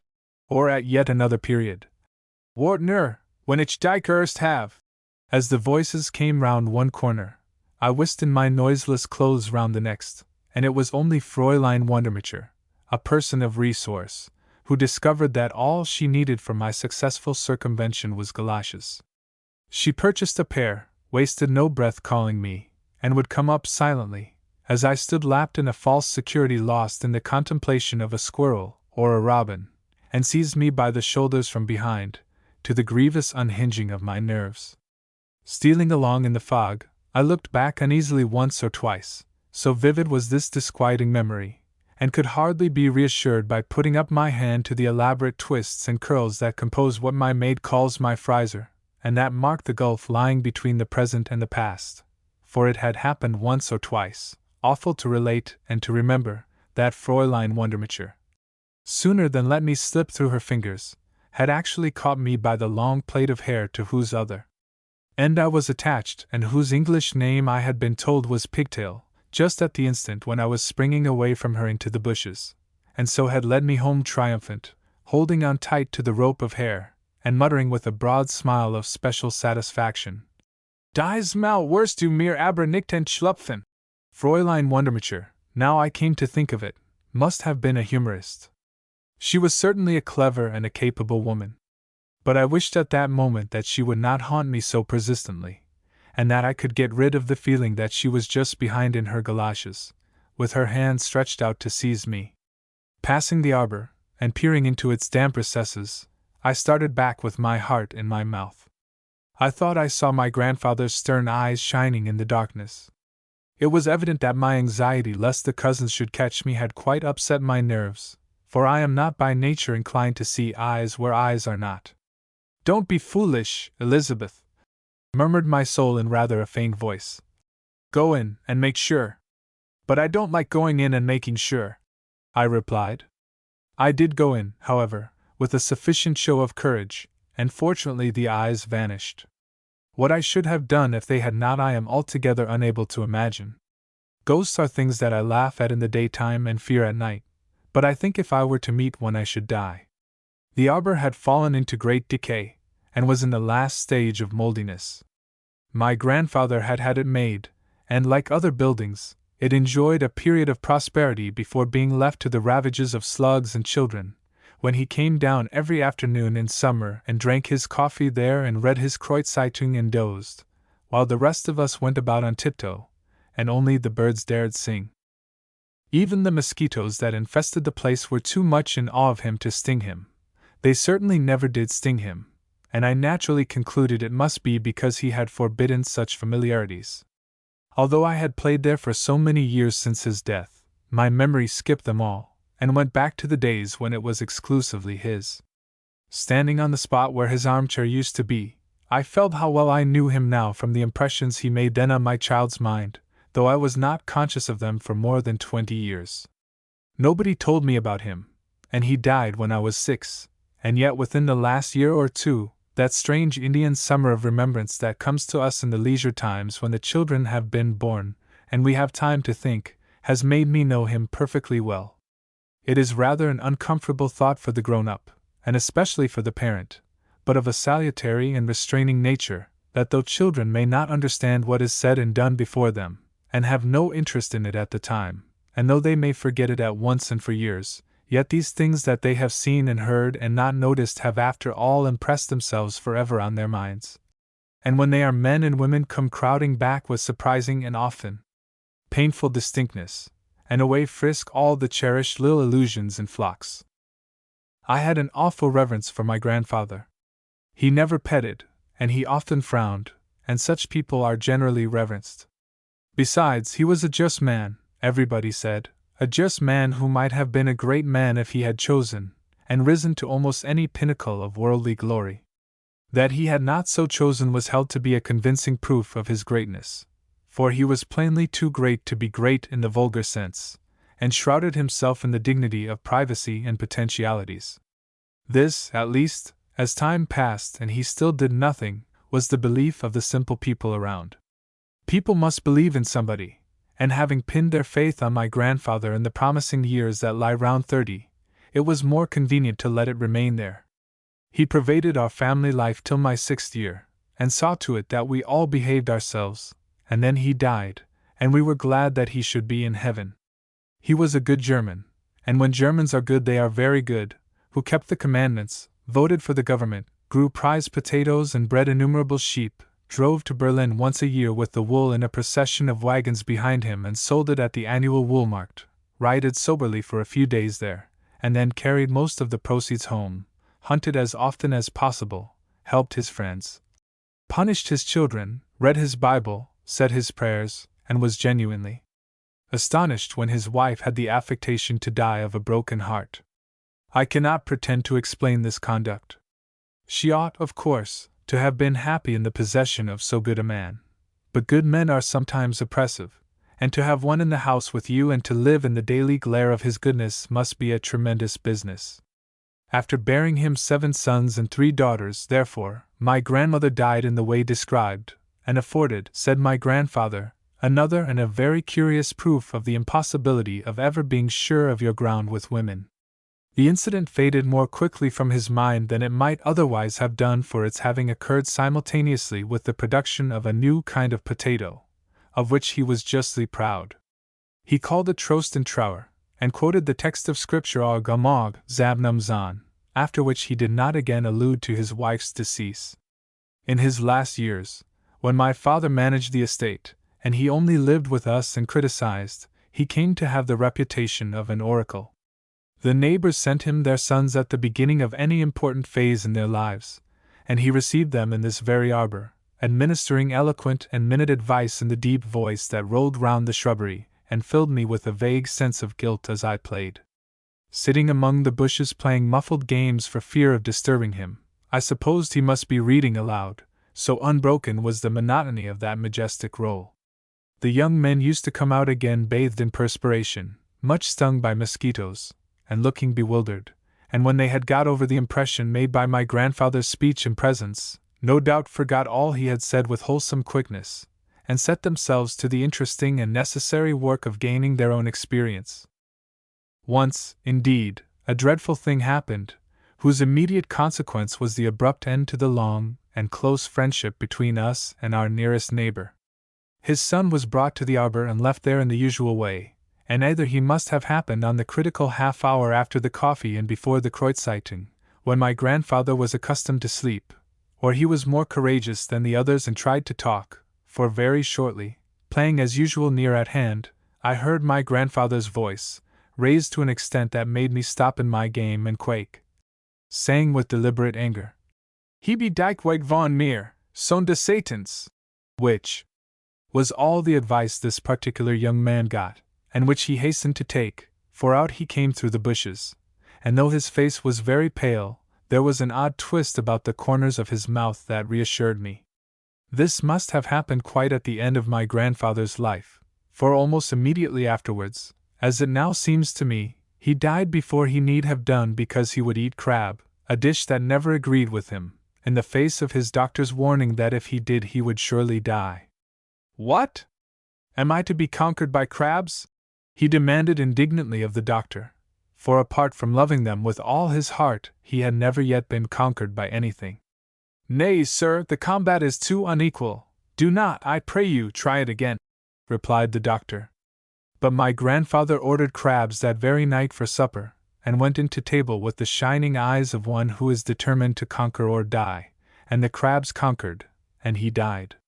"He was a just man," said the neighbors, except that nearest neighbor, formerly his best friend, "and might have been a great one had he so chosen." And they buried him with profound respect, and the sunshine came into our home life with a burst, and the birds were not the only creatures that sang, and the arbor, from having been a temple of Delphic utterances, sank into a home for slugs. Musing on the strangeness of life, and on the invariable ultimate triumph of the insignificant and small over the important and vast, illustrated in this instance by the easy substitution in the arbor of slugs for grandfathers, I went slowly round the next bend of the path, and came to the broad walk along the south side of the high wall dividing the flower garden from the kitchen garden, in which sheltered position my father had had his choicest flowers. Here the cousins had been at work, and all the climbing roses that clothed the wall with beauty were gone, and some very neat fruit trees, tidily nailed up at proper intervals, reigned in their stead. Evidently the cousins knew the value of this warm aspect, for in the border beneath, filled in my father's time in this month of November with the wallflowers that were to perfume the walk in spring, there was a thick crop of— I stooped down close to make sure— yes, a thick crop of radishes. My eyes filled with tears at the sight of those radishes, and it is probably the only occasion on record on which radishes have made anybody cry. My dear father, whom I so passionately loved, had in his turn passionately loved this particular border, and spent the spare moments of a busy life enjoying the flowers that grew in it. He had no time himself for a more near acquaintance with the delights of gardening than directing what plants were to be used, but found rest from his daily work strolling up and down here, or sitting smoking as close to the flowers as possible. It is the purest of humane pleasures, it is the greatest refreshment to the spirits of man, he would quote, for he read other things besides the Kreutzeitung, looking round with satisfaction on reaching this fragrant haven after a hot day in the fields. Well, the cousins did not think so. Less fanciful, and more sensible as they probably would have said, their position plainly was that you cannot eat flowers. Their spirits required no refreshment, but their bodies needed much, and therefore radishes were more precious than wallflowers. Nor was my youth wholly destitute of radishes, but they were grown in the decent obscurity of odd kitchen garden corners and old cucumber frames, and would never have been allowed to come among the flowers. And only because I was not a boy here they were profaning the ground that used to be so beautiful. Oh, it was a terrible misfortune not to have been a boy! And how sad and lonely it was, after all, in this ghostly garden. The radish bed and what it symbolized had turned my first joy into grief. This walk and border me too much of my father reminded, and of all he had been to me. What I knew of good he had taught me, and what I had of happiness was through him. Only once during all the years we lived together had we been of different opinions and fallen out, and it was the one time I ever saw him severe. I was 4 years old, and demanded one Sunday to be taken to church. My father said no, for I had never been to church, and the German service is long and exhausting. I implored. He again said no. I implored again, and showed such a pious disposition, and so earnest a determination to behave well, that he gave in, and we went off very happily hand in hand. Now mind, Elizabeth, he said, turning to me at the church door. There is no coming out again in the middle. Having insisted on being brought, thou shalt now sit patiently till the end. Oh yes, I promised eagerly, and went and filled with holy fire. The shortness of my legs, hanging helplessly for 2 hours midway between the seat and the floor, was the weapon chosen by Satan for my destruction. In German churches you do not kneel, and seldom stand, but sit nearly the whole time, praying and singing in great comfort. If you are 4 years old, however, this unchanged position soon becomes one of torture. Unknown and dreadful things go on in your legs, strange prickings and tinglings and dartings up and down, a sudden terrifying numbness, when you think they must have dropped off but are afraid to look, then renewed and fiercer prickings, shootings, and burnings. I thought I must be very ill, for I had never known my legs like that before. My father sitting beside me was engrossed in the singing of a chorale that evidently had no end, each verse finished with a long drawn-out hallelujah, after which the organ played by itself for 100 years, by the organist's watch, which was wrong, 2 minutes exactly, and then another verse began. My father, being the patron of the living, was careful to sing and pray and listen to the sermon with exemplary attention, aware that every eye in the little church was on our pew, and at first I tried to imitate him. But the behavior of my legs became so alarming that after vainly casting imploring glances at him, and seeing that he continued his singing unmoved, I put out my hand and pulled his sleeve. Hallelujah! Sang my father with deliberation, continuing in a low voice without changing the expression of his face, his lips hardly moving, and his eyes fixed abstractedly on the ceiling till the organist, who was also the postman, should have finished his solo. Did I not tell thee to sit still, Elizabeth? Yes, but then do it. But I want to go home. Unsin. And the next verse beginning, my father sang louder than ever. What could I do? Should I cry? I began to be afraid I was going to die on that chair, so extraordinary were the sensations in my legs. What could my father do to me if I did cry? With the quick instinct of small children, I felt that he could not put me in the corner in church, nor would he whip me in public, and that with the whole village looking on, he was helpless, and would have to give in. Therefore I tugged his sleeve again and more peremptorily, and prepared to demand my immediate removal in a loud voice. But my father was ready for me. Without interrupting his singing, or altering his devout expression, he put his hand slowly down and gave me a hard pinch, not a playful pinch, but a good hard unmistakable pinch, such as I had never imagined possible, and then went on serenely to the next Hallelujah. For a moment I was petrified with astonishment. Was this my indulgent father, my playmate, adorer, and friend? Smarting with pain, for I was a round baby, with a nicely stretched, tight skin, and dreadfully hurt in my feelings, I opened my mouth to shriek in earnest, when my father's clear whisper fell on my ear, each word distinct and not to be misunderstood, his eyes as before gazing meditatively into space, and his lips hardly moving. Elizabeth, when du schreiest, nicht ich dich bist du platzt. And he finished the verse with unruffled decorum. We never had another difference. Up to then he had been my willing slave, and after that I was his. With a smile and a shiver I turned from the border and its memories to the door in the wall leading to the kitchen garden, in a corner of which my own little garden used to be. The door was open, and I stood still a moment before going through, to hold my breath and listen. The silence was as profound as before. The place seemed deserted, and I should have thought the house empty and shut up but for the carefully tended radishes and the recent footmarks on the green of the path. They were the footmarks of a child. I was stooping down to examine a specially clear one, when the loud caw of a very bored-looking crow sitting on the wall just above my head made me jump as I have seldom in my life jumped, and reminded me that I was trespassing. Clearly my nerves were all to pieces, for I gathered up my skirts and fled through the door, as though a whole army of ghosts and cousins were at my heels, nor did I stop till I had reached the remote corner where my garden was. "Are you enjoying yourself, Elizabeth?" asked the mocking sprite that calls itself my soul, but I was too much out of breath to answer. This was really a very safe corner. It was separated from the main garden and the house by the wall, and shut in on the north side by an orchard, and it was to the last degree unlikely that any one would come there on such an afternoon. This plot of ground, turned now as I saw into a rockery, had been the scene of my most untiring labors. Into the cold earth of this north border on which the sun never shone I had dug my brightest hopes.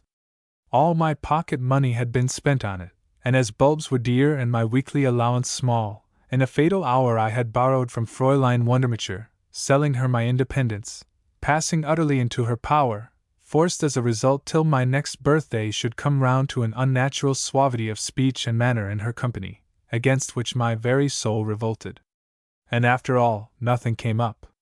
The labor of digging and watering, the anxious zeal with which I pounced on weeds, the poring over gardening books, the plans made as I sat on the little seat in the middle gazing admiringly and with the eye of faith on the trim surface so soon to be gemmed with 1,000 flowers, the reckless expenditure of pfennigs, the humiliation of my position in regard to Fräulein Wundermacher, all had been in vain. No sun shone there, and nothing grew. The gardener who reigned supreme in those days had given me this big piece for that sole reason, because he could do nothing with it himself. He was no doubt of opinion that it was quite good enough for a child to experiment upon, and went his way, when I had thanked him with a profuseness of gratitude I still remember, with an unmoved countenance. For more than a year I worked and waited, and watched the career of the flourishing orchard opposite with puzzled feelings. The orchard was only a few yards away, and yet, although my garden was full of manure, and water, and attentions that were never bestowed on the orchard, all it could show and ever did show were a few unhappy beginnings of growth that either remained stationary and did not achieve flowers, or dwindled down again and vanished. Once I timidly asked the gardener if he could explain these signs and wonders, but he was a busy man with no time for answering questions, and told me shortly that gardening was not learned in a day. How well I remember that afternoon, and the very shape of the lazy clouds, and the smell of spring things, and myself going away abashed and sitting on the shaky bench in my domain, and wondering for the 100th time what it was that made the difference between my bit and the bit of orchard in front of me. The fruit trees, far enough away from the wall to be beyond the reach of its cold shade, were tossing their flower-laden heads in the sunshine in a carelessly well-satisfied fashion that filled my heart with envy. There was a rise in the field behind them, and at the foot of its protecting slope they luxuriated in the insolent glory of their white and pink perfection. It was May, and my heart bled at the thought of the tulips I had put in November, and that I had never seen since. The whole of the rest of the garden was on fire with tulips. Behind me, on the other side of the wall, were rows and rows of them, cups of translucent loveliness, a jeweled ring flung right round the lawn. But what was there not on the other side of that wall? Things came up there and grew and flowered exactly as my gardening books said they should do, and in front of me, in the gay orchard, things that nobody ever troubled about or cultivated or noticed throve joyously beneath the trees, daffodils thrusting their spears through the grass, crocuses peeping out inquiringly, snowdrops uncovering their small cold faces when the first shivering spring days came. Only my peace that I so loved was perpetually ugly and empty. And I sat in it thinking of these things on that radiant day, and wept aloud. Then an apprentice came by, a youth who had often seen me busily digging, and noticing the unusual tears, and struck perhaps by the difference between my garden and the profusion of splendor all around, paused with his barrow on the path in front of me, and remarked that nobody could expect to get blood out of a stone. The apparent irrelevance of this statement made me weep still louder, the bitter tears of insulted sorrow. But he stuck to his point, and harangued me from the path, explaining the connection between north walls and tulips and blood and stones till my tears all dried up again, and I listened attentively, for the conclusion to be drawn from his remarks was plainly that I had been shamefully taken in by the head gardener, who was an unprincipled person thenceforward to be forever mistrusted and shunned. Standing on the path from which the kindly apprentice had expounded his proverb, this scene rose before me as clearly as though it had taken place that very day. But how different everything looked, and how it had shrunk! Was this the wide orchard that had seemed to stretch away, it and the sloping field beyond, up to the gates of heaven? I believe nearly every child who is much alone goes through a certain time of hourly expecting the day of judgment, and I had made up my mind that on that day the heavenly host would enter the world by that very field, coming down the slope in shining ranks, treading the daffodils underfoot, filling the orchard with their songs of exultation, joyously seeking out the sheep from among the goats. Of course I was a sheep, and my governess and the head gardener goats, so that the results could not fail to be in every way satisfactory. But looking up at the slope and remembering my visions, I laughed at the smallness of the field I had supposed would hold all heaven. Here again the cousins had been at work. The site of my garden was occupied by a rockery, and the orchard grass with all its treasures had been dug up, and the spaces between the trees planted with currant bushes and celery in admirable rows, so that no future little cousins will be able to dream of celestial hosts coming towards them across the fields of daffodils, and will perhaps be the better for being free from visions of the kind, for as I grew older, uncomfortable doubts laid hold of my heart with cold fingers, dim uncertainties as to the exact ultimate position of the gardener and the governess, anxious questionings as to how it would be if it were they who turned out after all to be sheep, and I who? For that we all three might be gathered into the same fold at the last never, in those days, struck me as possible, and if it had I should not have liked it. Now what sort of person can that be? I asked myself, shaking my head, as I contemplated the changes before me. Who could put a rockery among vegetables and currant bushes? A rockery, of all things in the gardening world, needs consummate tact in its treatment. It is easier to make mistakes in forming a rockery than in any other garden scheme. Either it is a great success, or it is great failure, either it is very charming, or it is very absurd. There is no state between the sublime and the ridiculous possible in a rockery. I stood shaking my head disapprovingly at the rockery before me, lost in these reflections, when a sudden quick pattering of feet coming along in a great hurry made me turn round with a start, just in time to receive the shock of a body tumbling out of the mist and knocking violently against me. It was a little girl of about 12 years old. "Hello!" said the little girl in excellent English, and then we stared at each other in astonishment. "I thought you were Miss Robinson," said the little girl, offering no apology for having nearly knocked me down. "Who are you? Miss Robinson? Miss Robinson?" I repeated, my eyes fixed on the little girl's face, and a host of memories stirring within me. "Why, didn't she marry a missionary, and go out to some place where they ate him?" The little girl stared harder. "Ate him? Marry? What, has she been married all this time to somebody who's been eaten and never let on? Oh, I say, what a game!" And she threw back her head and laughed till the garden rang again. "Oh, hush, you dreadful little girl!" I implored, catching her by the arm, and terrified beyond measure by the loudness of her mirth. "Don't make that horrid noise! We are certain to be caught if you don't stop." The little girl broke off a shriek of laughter in the middle and shut her mouth with a snap. Her eyes, round and black and shiny like boot buttons, came still further out of her head. "Caught?" she said eagerly. "What, are you afraid of being caught too? Well, this is a game." And with her hands plunged deep in the pockets of her coat she capered in front of me in the excess of her enjoyment, reminding me of a very fat black lamb frisking round the dazed and passive sheep its mother.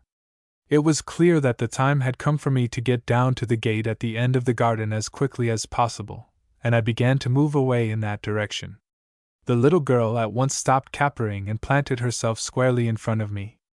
"Who are you?" she said, examining me from my hat to my boots with the keenest interest. I considered this ungarnished manner of asking questions impertinent, and trying to look lofty, made an attempt to pass at the side. The little girl, with a quick, cork-like movement, was there before me. "Who are you?" she repeated, her expression friendly but firm. "Oh, I'm a pilgrim," I said in desperation. "A pilgrim!" echoed the little girl. She seemed struck, and while she was struck I slipped past her and began to walk quickly towards the door in the wall. "A pilgrim!" said the little girl, again, keeping close beside me, and looking me up and down attentively. "I don't like pilgrims. Aren't they people who are always walking about, and have things the matter with their feet? Have you got anything the matter with your feet?" "Certainly not," I replied indignantly, walking still faster. "And they never wash, Miss Robinson says. You don't either, do you? Not wash? Oh, I'm afraid you are a very badly brought up little girl. Oh, leave me alone, I must run." "So must I," said the little girl, cheerfully. "For Miss Robinson must be close behind us. She nearly had me just before I found you." And she started running by my side. The thought of Miss Robinson close behind us gave wings to my feet, and casting my dignity, of which, indeed, there was but little left, to the winds, I fairly flew down the path. The little girl was not to be outrun, and though she panted and turned weird colors, kept by my side and even talked. Oh, I was tired in body and mind, tired by the different shocks I had received, tired by the journey, tired by the want of food, and here I was being forced to run because this very naughty little girl chose to hide instead of going in to her lessons. "I say, this is jolly," she jerked out. "But why need we run to the same place?" I breathlessly asked, in the vain hope of getting rid of her. "Oh, yes, that's just the fun. We'd get on together, you and I." No, said I, decided on this point, bewildered though I was. "I can't stand washing, either, it's awful, in winter, and makes one have chaps. But I don't mind it in the least," I protested faintly, not having any energy left. "Oh, I say," said the little girl, looking at my face, and making the sound known as a guffaw. The familiarity of this little girl was wholly revolting. We had got safely through the door, round the corner past the radishes, and were in the shrubbery. I knew from experience how easy it was to hide in the tangle of little paths, and stopped a moment to look round and listen. The little girl opened her mouth to speak. With great presence of mind, I instantly put my muff in front of it and held it there tight, while I listened. Dead silence, except for the labored breathing and struggles of the little girl. "I don't hear a sound," I whispered, letting her go again. "Now what did you want to say?" I added, eyeing her severely. "I wanted to say," she panted, "that it's no good pretending you wash with a nose like that." "A nose like that? A nose like what?" I exclaimed, greatly offended, and though I put up my hand and very tenderly and carefully felt it, I could find no difference in it. "I am afraid poor Miss Robinson must have a wretched life," I said, in tones of deep disgust. The little girl smiled fatuously, as though I were paying her compliments. "It's all green and brown," she said, pointing. "Is it always like that?" Then I remembered the wet fir tree near the gate, and the enraptured kiss it had received, and blushed. "Won't it come off?" persisted the little girl. "Of course it will come off," I answered, frowning. "Why don't you rub it off?" Then I remembered the throwing away of the handkerchief, and blushed again. "Please lend me your handkerchief," I said humbly. I have lost mine." There was a great fumbling in 6 different pockets, and then a handkerchief that made me young again merely to look at it was produced. I took it thankfully and rubbed with energy, the little girl, intensely interested, watching the operation and giving me advice. "There, it's all right now, a little more on the right, there, now it's all off." "Are you sure? No green left?" I anxiously asked. "No, it's red all over now," she replied cheerfully. "Let me get home," thought I, very much upset by this information. "Let me get home to my dear, uncritical, admiring babies, who accept my nose as an example of what a nose should be, and whatever its color think it beautiful." And thrusting the handkerchief back into the little girl's hands, I hurried away down the path. She packed it away hastily, but it took some seconds, for it was of the size of a small sheet, and then came running after me. "Where are you going?" she asked, surprised, as I turned down the path leading to the gate. "Through this gate," I replied with decision. "But you mustn't, we're not allowed to go through there." So strong was the force of old habits in that place that at the words "not allowed" my hand dropped of itself from the latch, and at that instant a voice calling quite close to us through the mist struck me rigid. "Elizabeth! Elizabeth!" called the voice. "Come in at once to your lessons, Elizabeth! Elizabeth!" "It's Miss Robinson," whispered the little girl, twinkling with excitement. Then, catching sight of my face, she said once more with eager insistence, "Who are you?" "Oh, I'm a ghost!" I cried with conviction, pressing my hands to my forehead and looking round fearfully. "Pooh!" said the little girl. It was the last remark I heard her make, for there was a creaking of approaching boots in the bushes, and seized by a frightful panic I pulled the gate open with one desperate pull, flung it to behind me, and fled out and away down the wide, misty fields. The Gotha Almanac says that the reigning cousin married the daughter of a Mr. Johnstone, an Englishman, in 1885, and that in 1886 their only child was born, Elizabeth. November 20th. Last night we had 10 degrees of frost, Fahrenheit, and I went out the first thing this morning to see what had become of the tea roses, and behold, they were wide awake and quite cheerful, covered with rime it is true, but anything but black and shriveled.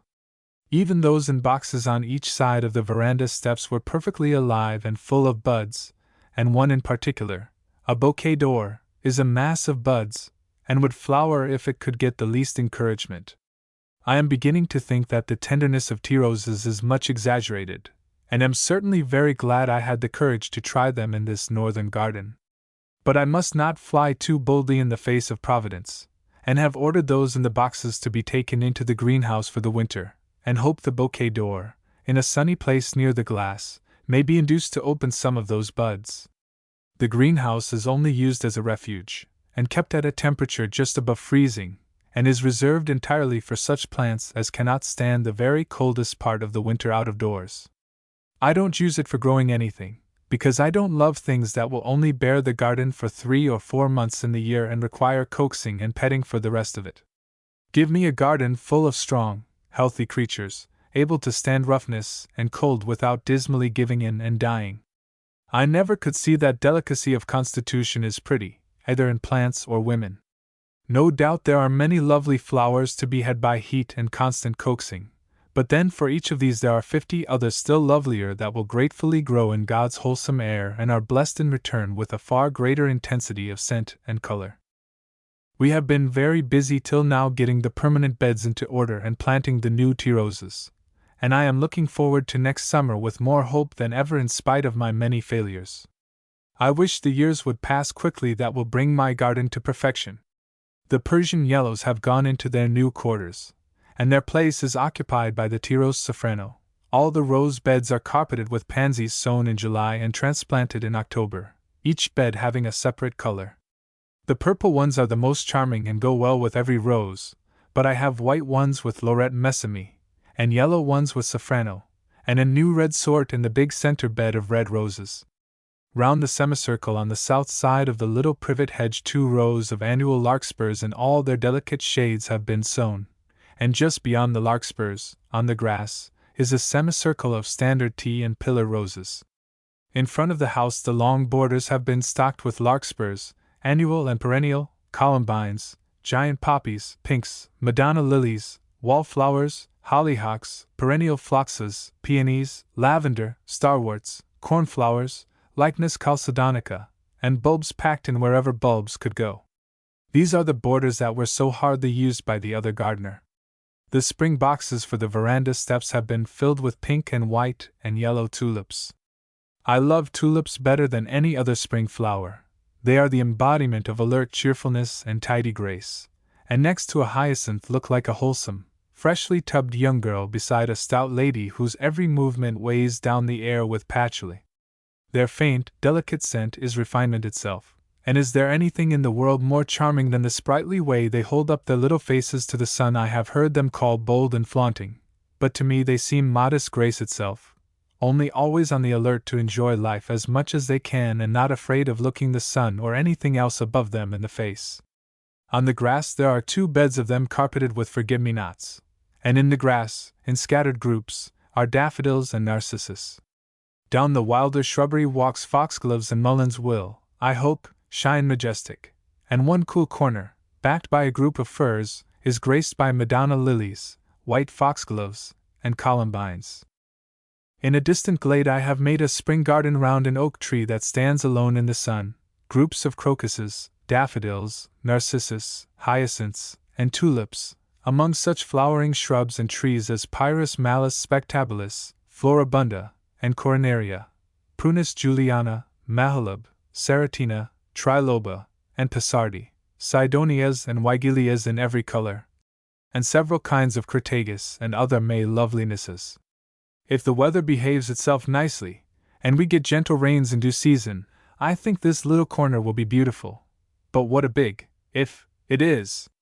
Drought is our great enemy, and the 2 last summers each contained 5 weeks of blazing, cloudless heat when all the ditches dried up and the soil was like hot pastry.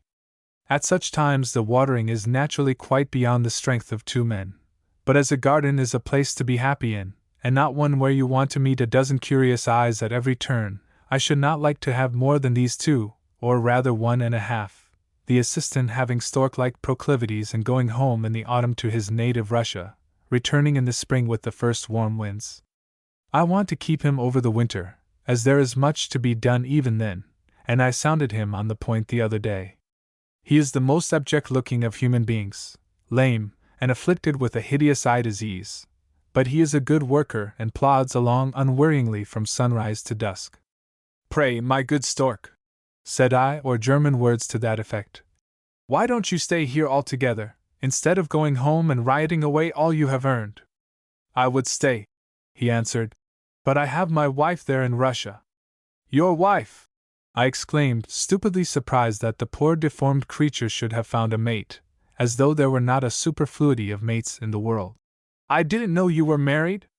"Yes, and I have 2 little children, and I don't know what they would do if I were not to come home."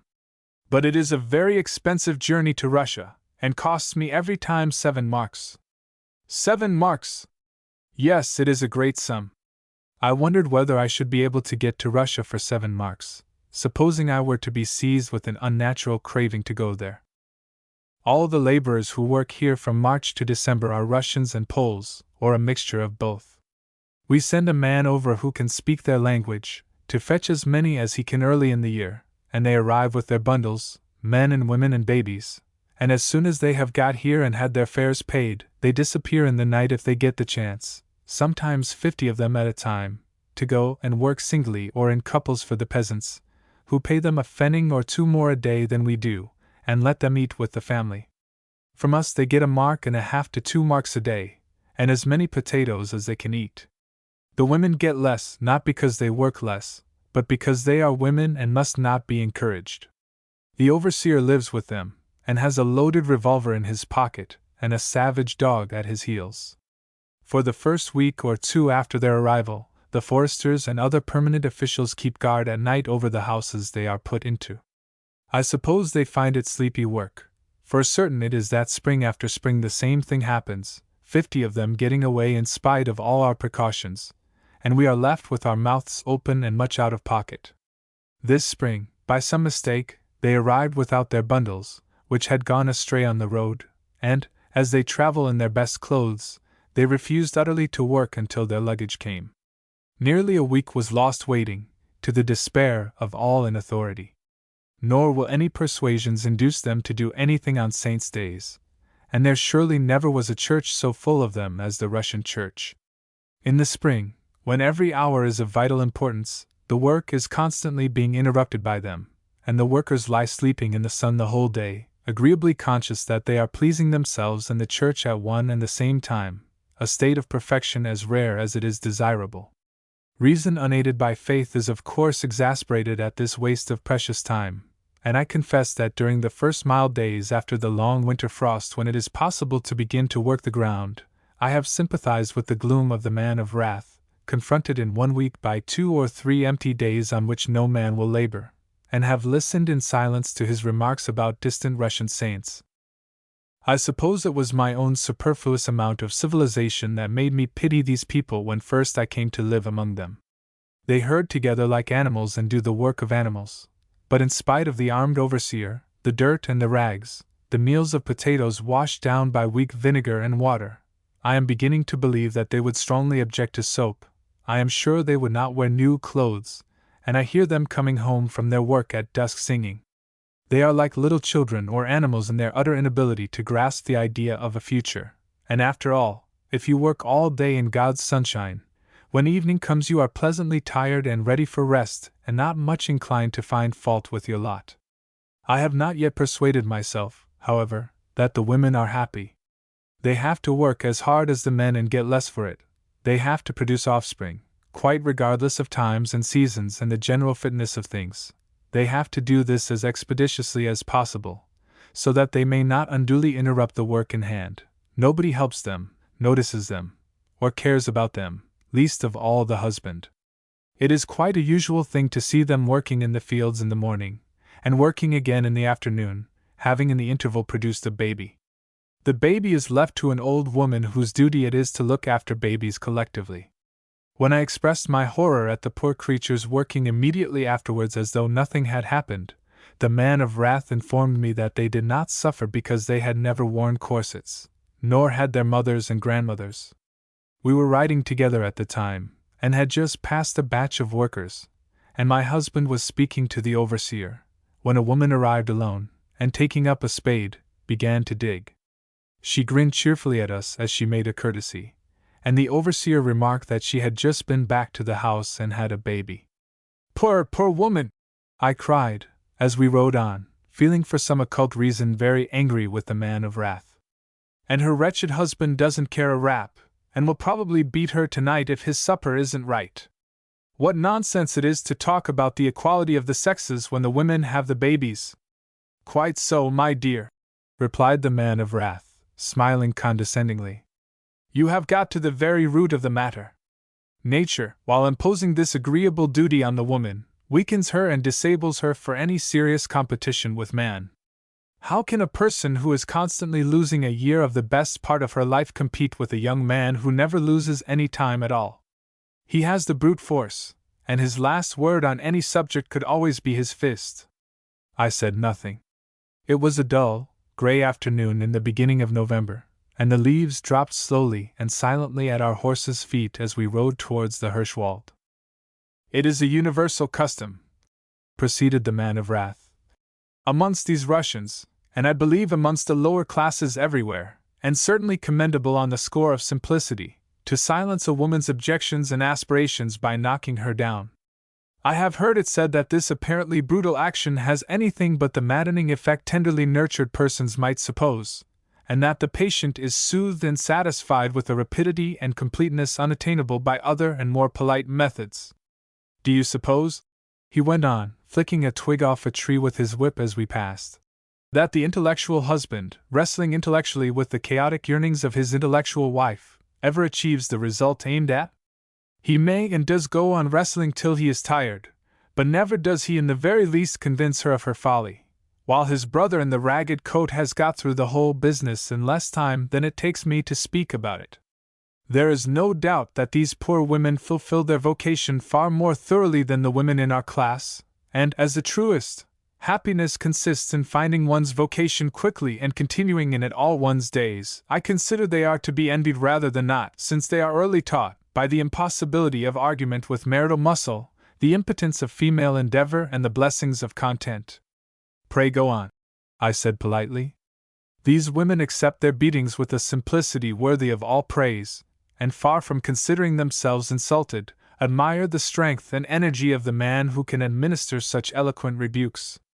In Russia, not only may a man beat his wife, but it is laid down in the catechism and taught all boys at the time of confirmation as necessary at least once a week, whether she has done anything or not, for the sake of her general health and happiness." I thought I observed a tendency in the man of wrath rather to gloat over these castigations. "Pray, my dear man," I said, pointing with my whip, "look at that baby moon so innocently peeping at us over the edge of the mist just behind that silver birch, and don't talk so much about women and things you don't understand. What is the use of your bothering about fists and whips and muscles and all the dreadful things invented for the confusion of obstreperous wives? You know you are a civilized husband, and a civilized husband is a creature who has ceased to be a man." "And a civilized wife?" he asked, bringing his horse close up beside me and putting his arm round my waist. "Has she ceased to be a woman? I should think so indeed. She is a goddess, and can never be worshipped and adored enough. It seems to me," he said, "that the conversation is growing personal." I started off at a canter across the short, springy turf. The Hirschwald is an enchanted place on such an evening, when the mists lie low on the turf, and overhead the delicate, bare branches of the silver birches stand out clear against the soft sky, while the little moon looks down kindly on the damp November world. Where the trees thicken into a wood, the fragrance of the wet earth and rotting leaves kicked up by the horses' hoofs fills my soul with delight. I particularly love that smell. It brings before me the entire benevolence of nature, forever working death and decay, so piteous in themselves, into the means of fresh life and glory, and sending up sweet odors as she works. December 7th. I have been to England. I went for at least a month and stayed a week in a fog and was blown home again in a gale. Twice I fled before the fogs into the country to see friends with gardens, but it was raining, and except the beautiful lawns, not to be had in the fatherland, and the infinite possibilities, there was nothing to interest the intelligent and garden-loving foreigner, for the good reason that you cannot be interested in gardens under an umbrella. So I went back to the fogs, and after groping about for a few days more began to long inordinately for Germany. A terrific gale sprang up after I had started, and the journey both by sea and land was full of horrors, the trains in Germany being heated to such an extent that it is next to impossible to sit still, great gusts of hot air coming up under the cushions themselves being very hot, and the wretched traveler still hotter. But when I reached my home and got out of the train into the purest, brightest snow atmosphere, the air so still that the whole world seemed to be listening, the sky cloudless, the crisp snow sparkling underfoot and on the trees, and a happy row of 3 beaming babies awaiting me, I was consoled for all my torments, only remembering them enough to wonder why I had gone away at all. The babies each had a kitten in one hand and an elegant bouquet of pine needles and grass in the other, and what with the due presentation of the bouquets and the struggles of the kittens, the hugging and kissing was much interfered with. Kittens, bouquets, and babies were all somehow squeezed into the sleigh, and off we went with jingling bells and shrieks of delight. "Directly you comes home the fun begins," said the May baby, sitting very close to me. "How the snow purrs!" cried the April baby, as the horses scrunched it up with their feet. The June baby sat loudly singing, "The king of love my shepherd is," and swinging her kitten round by its tail to emphasize the rhythm. The house, half buried in the snow, looked the very abode of peace, and I ran through all the rooms, eager to take possession of them again, and feeling as though I had been away forever. When I got to the library I came to a standstill. Ah, the dear room, what happy times I have spent in it, rummaging amongst the books, making plans for my garden, building castles in the air, writing, dreaming, doing nothing. There was a big peat fire blazing half up the chimney, and the old housekeeper had put pots of flowers about, and on the writing table was a great bunch of violets scenting the room. "Oh, how good it is to be home again!" I sighed in my satisfaction. The babies clung about my knees, looking up at me with eyes full of love. Outside the dazzling snow and sunshine, inside the bright room and happy faces, I thought of those yellow fogs and shivered. The library is not used by the man of wrath. It is neutral ground where we meet in the evenings for an hour before he disappears into his own rooms, a series of very smoky dens in the southeast corner of the house. It looks, I am afraid, rather too gay for an ideal library, and its coloring, white and yellow, is so cheerful as to be almost frivolous. There are white bookcases all round the walls, and there is a great fireplace, and 4 windows, facing full south, opening on to my most cherished bit of garden, the bit round the sundial, so that with so much color and such a big fire and such floods of sunshine it has anything but a sober air, in spite of the venerable volumes filling the shelves. Indeed, I should never be surprised if they skipped down from their places, and picking up their leaves, began to dance. With this room to live in, I can look forward with perfect equanimity to being snowed up for any time Providence thinks proper, and to go into the garden in its snowed-up state is like going into a bath of purity.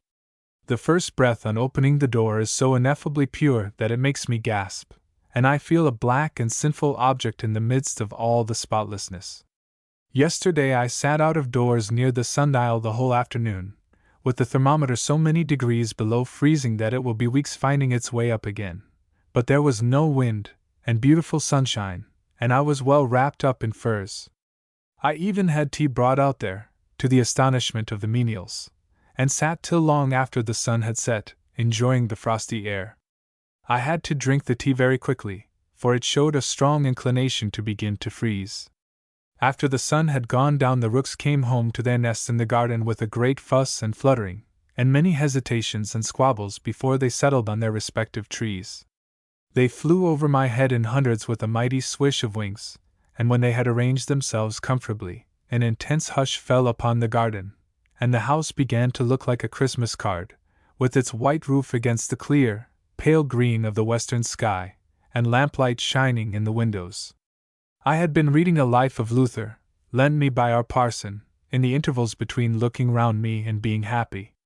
He came one day with the book and begged me to read it, having discovered that my interest in Luther was not as living as it ought to be, so I took it out with me into the garden, because the dullest book takes on a certain saving grace if read out of doors, just as bread and butter, devoid of charm in the drawing-room, is ambrosia eaten under a tree. I read Luther all the afternoon with pauses for refreshing glances at the garden and the sky, and much thankfulness in my heart.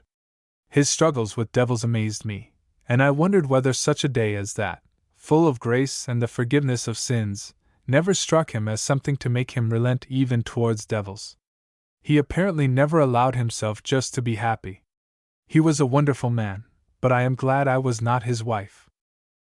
Our parson is an interesting person, and untiring in his efforts to improve himself. Both he and his wife study whenever they have a spare moment, and there is a tradition that she stirs her puddings with one hand and holds a Latin grammar in the other, the grammar, of course, getting the greater share of her attention.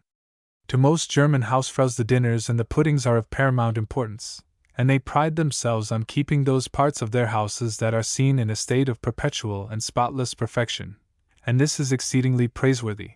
But I would humbly inquire, are there not other things even more important? And is not plain living and high thinking better than the other way about? And all too careful making of dinners and dusting of furniture takes a terrible amount of precious time, and with shame I confess that my sympathies are all with the pudding and the grammar. It cannot be right to be the slave of one's household gods, and I protest that if my furniture ever annoyed me by wanting to be dusted when I wanted to be doing something else, and there was no one to do the dusting for me, I would cast it all into the nearest bonfire and sit and warm my toes at the flames with great contentment, triumphantly selling my dusters to the very next peddler who was weak enough to buy them. Parsons' wives have to do the housework and cooking themselves, and are thus not only cooks and housemaids, but if they have children, and they always do have children, they are head and under nurse as well, and besides these trifling duties have a good deal to do with their fruit and vegetable garden, and everything to do with their poultry. This being so, is it not pathetic to find a young woman bravely struggling to learn languages and keep up with her husband? If I were that husband, those puddings would taste sweetest to me that were served with Latin sauce.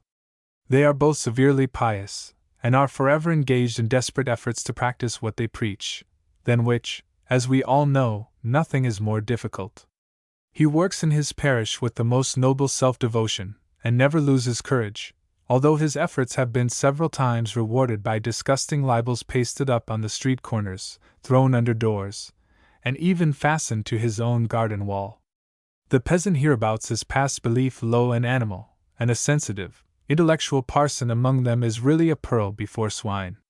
For years he has gone on unflinchingly, filled with the most living faith and hope and charity, and I sometimes wonder whether they are any better now in his parish than they were under his predecessor, a man who smoked and drank beer from Monday morning to Saturday night, never did a stroke of work, and often kept the scanty congregation waiting on Sunday afternoons while he finished his postprandial nap. It is discouraging enough to make most men give in, and leave the parish to get to heaven or not as it pleases, but he never seems discouraged, and goes on sacrificing the best part of his life to these people when all his tastes are literary, and all his inclinations towards the life of the student. His convictions drag him out of his little home at all hours to minister to the sick and exhort the wicked. They give him no rest, and never let him feel he has done enough, and when he comes home weary, after a day's wrestling with his parishioners' souls, he is confronted on his doorstep by filthy abuse pasted up on his own front door. He never speaks of these things, but how shall they be hid? Everybody here knows everything that happens before the day is over, and what we have for dinner is of far greater general interest than the most astounding political earthquake. They have a pretty, roomy cottage, and a good bit of ground adjoining the churchyard. His predecessor used to hang out his washing on the tombstones to dry, but then he was a person entirely lost to all sense of decency, and had finally to be removed, preaching a farewell sermon of a most vituperative description, and hurling invective at the man of wrath, who sat up in his box drinking in every word and enjoying himself thoroughly. The man of wrath likes novelty, and such a sermon had never been heard before. It is spoken of in the village to this day with bated breath and awful joy. December 22nd. Up to now we have had a beautiful winter. Clear skies, frost, little wind, and except for a sharp touch now and then, very few really cold days. My windows are gay with hyacinths and lilies of the valley, and though, as I have said, I don't admire the smell of hyacinths in the spring when it seems wanting in youth and chastity next to that of other flowers, I am glad enough now to bury my nose in their heavy sweetness. In December one cannot afford to be fastidious. Besides, one is actually less fastidious about everything in the winter. The keen air braces soul as well as body into robustness, and the food and the perfume disliked in the summer are perfectly welcome then. I am very busy preparing for Christmas, but have often locked myself up in a room alone, shutting out my unfinished duties, to study the flower catalogues and make my list of seeds and shrubs and trees for the spring. It is a fascinating occupation, and acquires an additional charm when you know you ought to be doing something else, that Christmas is at the door, that children and servants and farm hands depend on you for their pleasure, and that, if you don't see to the decoration of the trees and house, and the buying of the presents, nobody else will. The hours fly by shut up with those catalogues and with duty snarling on the other side of the door. I don't like duty. Everything in the least disagreeable is always sure to be one's duty. Why cannot it be my duty to make lists and plans for the dear garden? And so it is, I insisted to the man of wrath, when he protested against what he called wasting my time upstairs. No, he replied sagely. Your garden is not your duty, because it is your pleasure. What a comfort it is to have such wells of wisdom constantly at my disposal. Anybody can have a husband, but to few is it given to have a sage, and the combination of both is as rare as it is useful. Indeed, in its practical utility, the only thing I ever saw to equal it is a sofa my neighbor has bought as a Christmas surprise for her husband, and which she showed me the last time I called there. A beautiful invention, as she explained, combining a bedstead, a sofa, and a chest of drawers, and into which you put your clothes, and on top of which you put yourself. And if anybody calls in the middle of the night, and you happen to be using the drawing room as a bedroom, you just pop the bedclothes inside, and there you are discovered sitting on your sofa and looking for all the world as though you had been expecting visitors for hours. Pray, does he wear pajamas? I inquired. But she had never heard of pajamas. It takes a long time to make my spring lists. I want to have a border all yellow, every shade of yellow from fiery orange to nearly white, and the amount of work and studying of gardening books it costs me will only be appreciated by beginners like myself. I have been weeks planning it, and it is not nearly finished. I want it to be a succession of glories from May till the frosts, and the chief feature is to be the number of ardent marigolds, flowers that I very tenderly love, and nasturtiums. The nasturtiums are to be of every sort and shade, and are to climb and creep and grow in bushes, and show their lovely flowers and leaves to the best advantage. Then there are to be eschscholtzias, dahlias, sunflowers, zinnias, scabiosa, portulaca, yellow violas, yellow stocks, yellow sweet peas, yellow lupins, everything that is yellow or that has a yellow variety. The place I have chosen for it is a long, wide border in the sun, at the foot of a grassy slope crowned with lilacs and pines, and facing southeast. You go through a little pine wood, and turning a corner, are to come suddenly upon this bit of captured morning glory. I want it to be blinding in its brightness after the dark, cool path through the wood. That is the idea.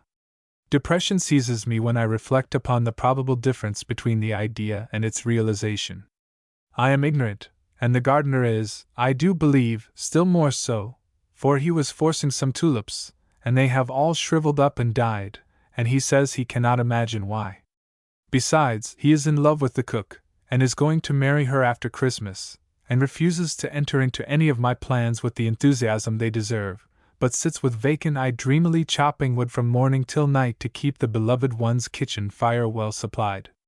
I cannot understand any one preferring cooks to marigolds, those future marigolds, shadowy as they are, and whose seeds are still sleeping at the seedsman's, have shone through my winter days like golden lamps. I wish with all my heart I were a man, for of course the first thing I should do would be to buy a spade and go and garden, and then I should have the delight of doing everything for my flowers with my own hands, and need not waste time explaining what I want done to somebody else. It is dull work giving orders and trying to describe the bright visions of one's brain to a person who has no visions and no brain, and who thinks a yellow bed should be calceolarias edged with blue. I have taken care in choosing my yellow plants to put down only those humble ones that are easily pleased and grateful for little, for my soil is by no means all that it might be, and to most plants the climate is rather trying. I feel really grateful to any flower that is sturdy and willing enough to flourish here. Pansies seem to like the place, and so do sweet peas. Pinks don't, and after much coaxing gave hardly any flowers last summer.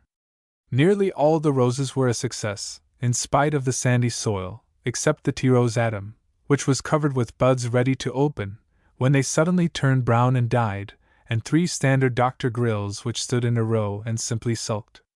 I had been very excited about Dr. Grill, his description in the catalogues being specially fascinating, and no doubt I deserved the snubbing I got. Never be excited, my dears, about anything, shall be the advice I will give the 3 babies when the time comes to take them out to parties. Or if you are, don't show it. If by nature you are volcanoes, at least be only smoldering ones. Don't look pleased, don't look interested, don't, above all things, look eager. Calm indifference should be written on every feature of your faces. Never show that you like any one person or any one thing. Be cool, languid, and reserved. If you don't do as your mother tells you and are just gushing, frisky, young idiots, snubs will be your portion. If you do as she tells you, you'll marry princes and live happily ever after. Dr. Grill must be a German rose. In this part of the world, the more you are pleased to see a person, the less is he pleased to see you. Whereas, if you are disagreeable, he will grow pleasant visibly, his countenance expanding into wider amiability the more your own is stiff and sour. But I was not prepared for that sort of thing in a rose, and was disgusted with Dr. Grill. He had the best place in the garden, warm, sunny, and sheltered. His holes were prepared with the tenderest care. He was given the most dainty mixture of compost, clay, and manure. He was watered assiduously all through the drought when more willing flowers got nothing, and he refused to do anything but look black and shrivel. He did not die, but neither did he live, he just existed, and at the end of the summer not one of him had a scrap more shoot or leaf than when he was first put in April. It would have been better if he had died straight away, for then I should have known what to do. As it is, there he is still occupying the best place, wrapped up carefully for the winter, excluding Kinder roses, and probably intending to repeat the same conduct next year. Well, trials are the portion of mankind, and gardeners have their share, and in any case it is better to be tried by plants than persons, seeing that with plants you know that it is you who are in the wrong, and with persons it is always the other way about, and who is there among us who has not felt the pangs of injured innocence, and known them to be grievous?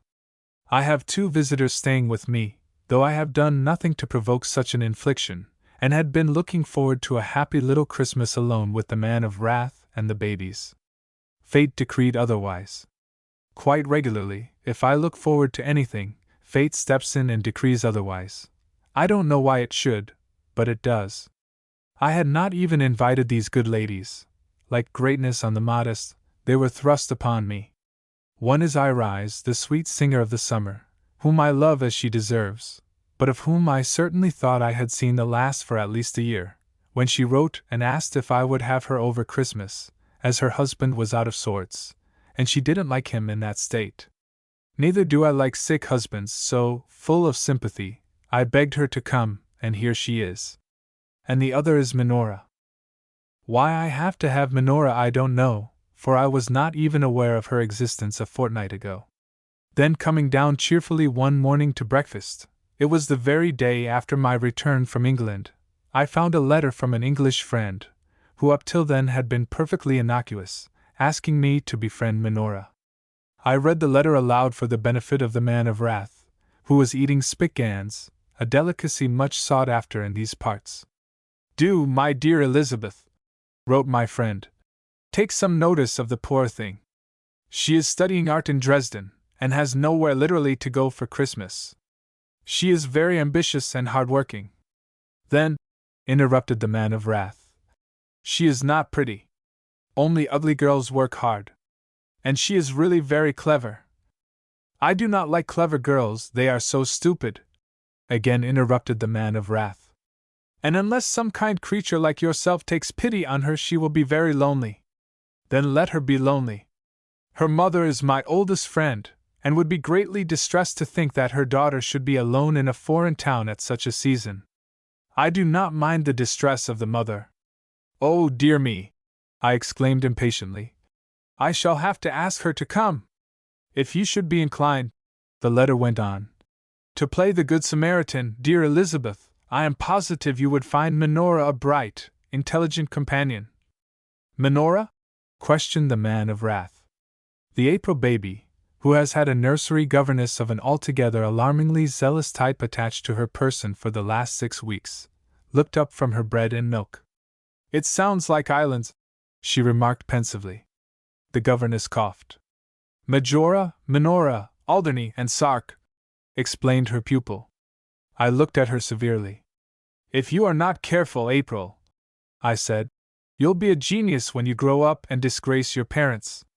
Miss Jones looked as though she did not like Germans. I am afraid she despises us because she thinks we are foreigners, an attitude of mind quite British and wholly to her credit. But we, on the other hand, regard her as a foreigner, which, of course, makes things complicated. Shall I really have to have this strange girl? I asked, addressing nobody in particular, and not expecting a reply. You need not have her, said the man of wrath composedly. But you will.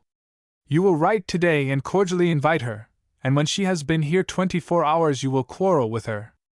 I know you, my dear. Quarrel? I? With a little art student? Miss Jones cast down her eyes.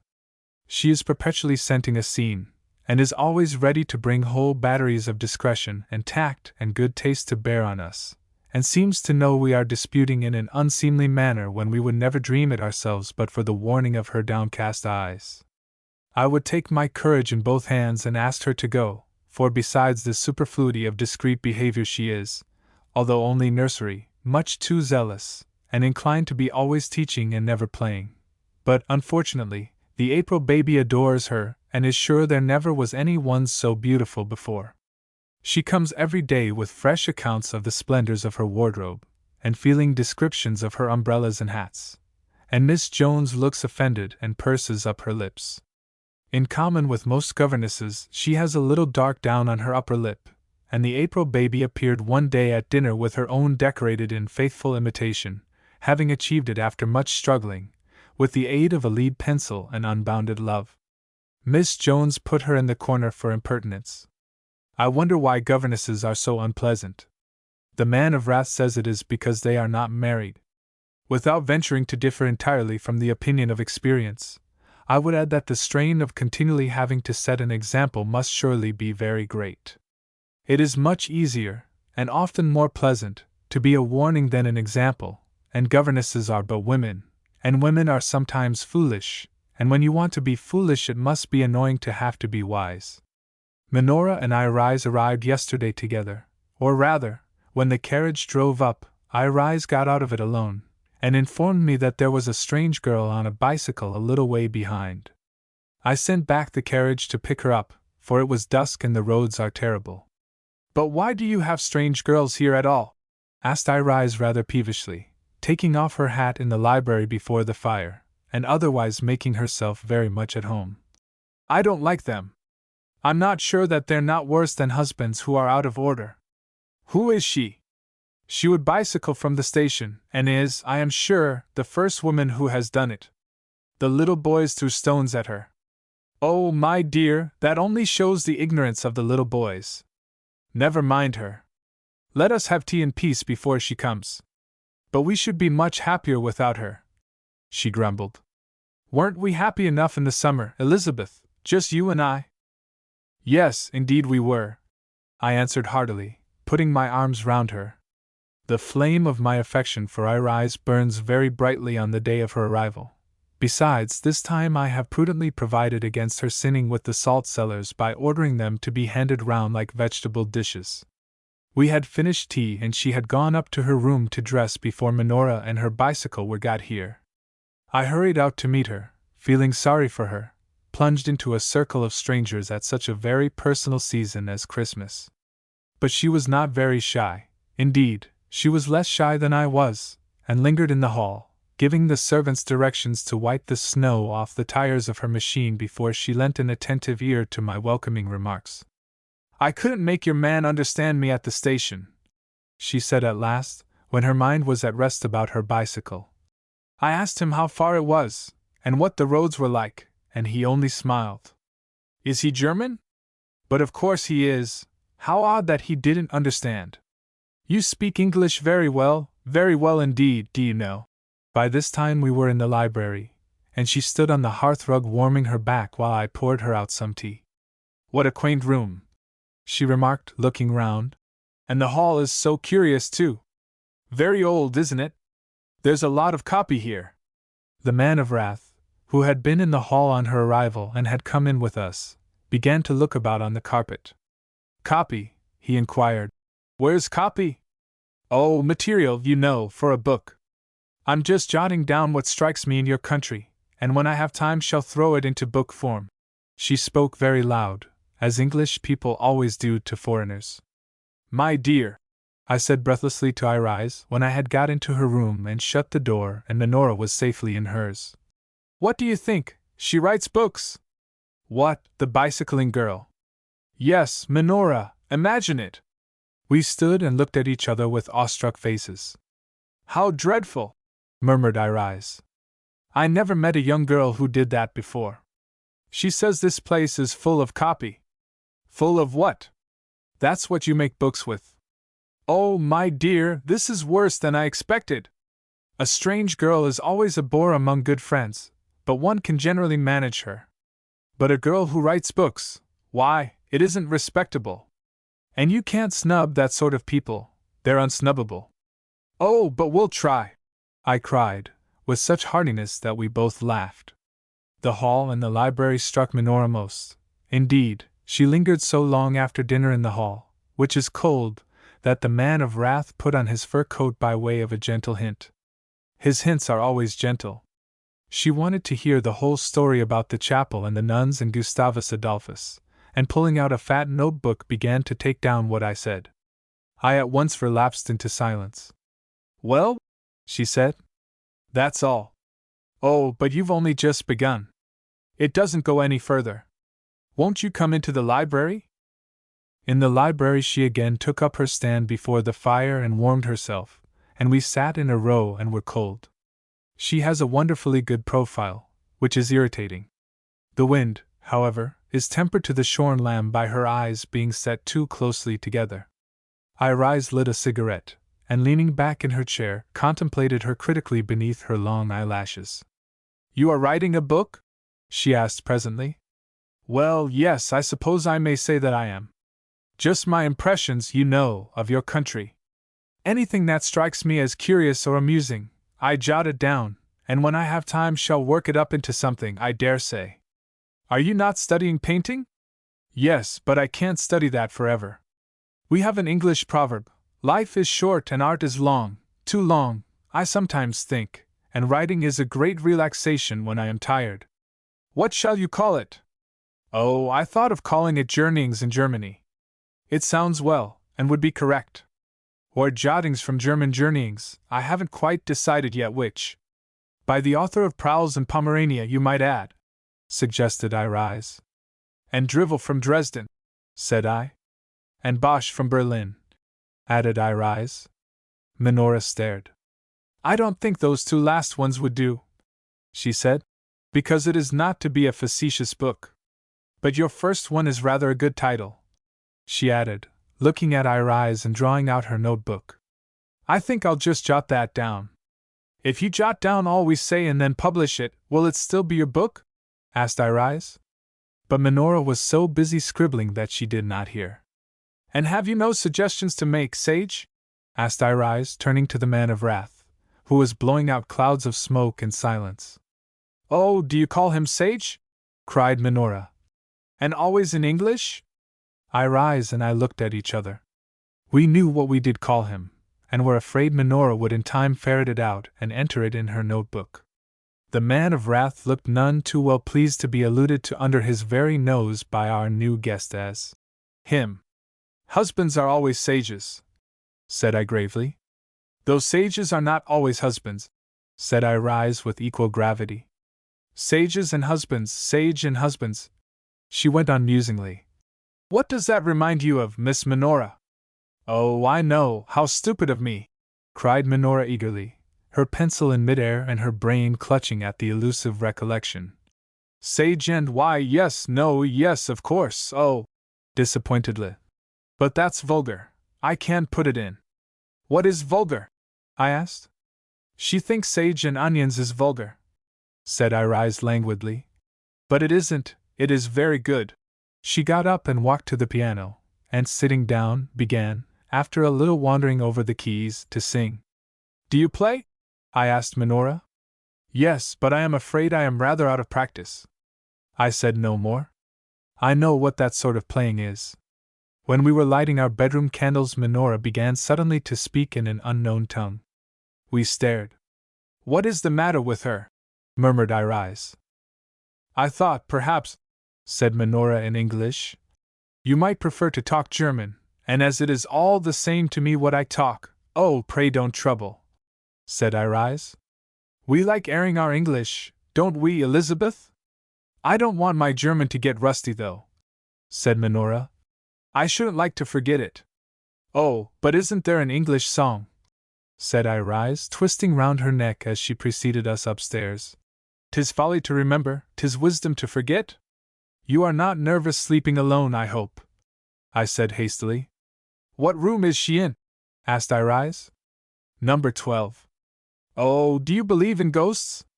Minora turned pale. What nonsense, said I. We have no ghosts here. Good night. If you want anything, mind you ring.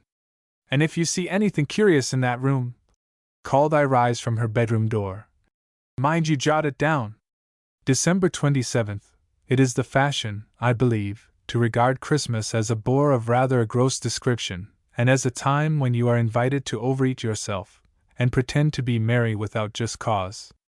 As a matter of fact, it is one of the prettiest and most poetic institutions possible, if observed in the proper manner, and after having been more or less unpleasant to everybody for a whole year, it is a blessing to be forced on that one day to be amiable, and it is certainly delightful to be able to give presents without being haunted by the conviction that you are spoiling the recipient, and will suffer for it afterward.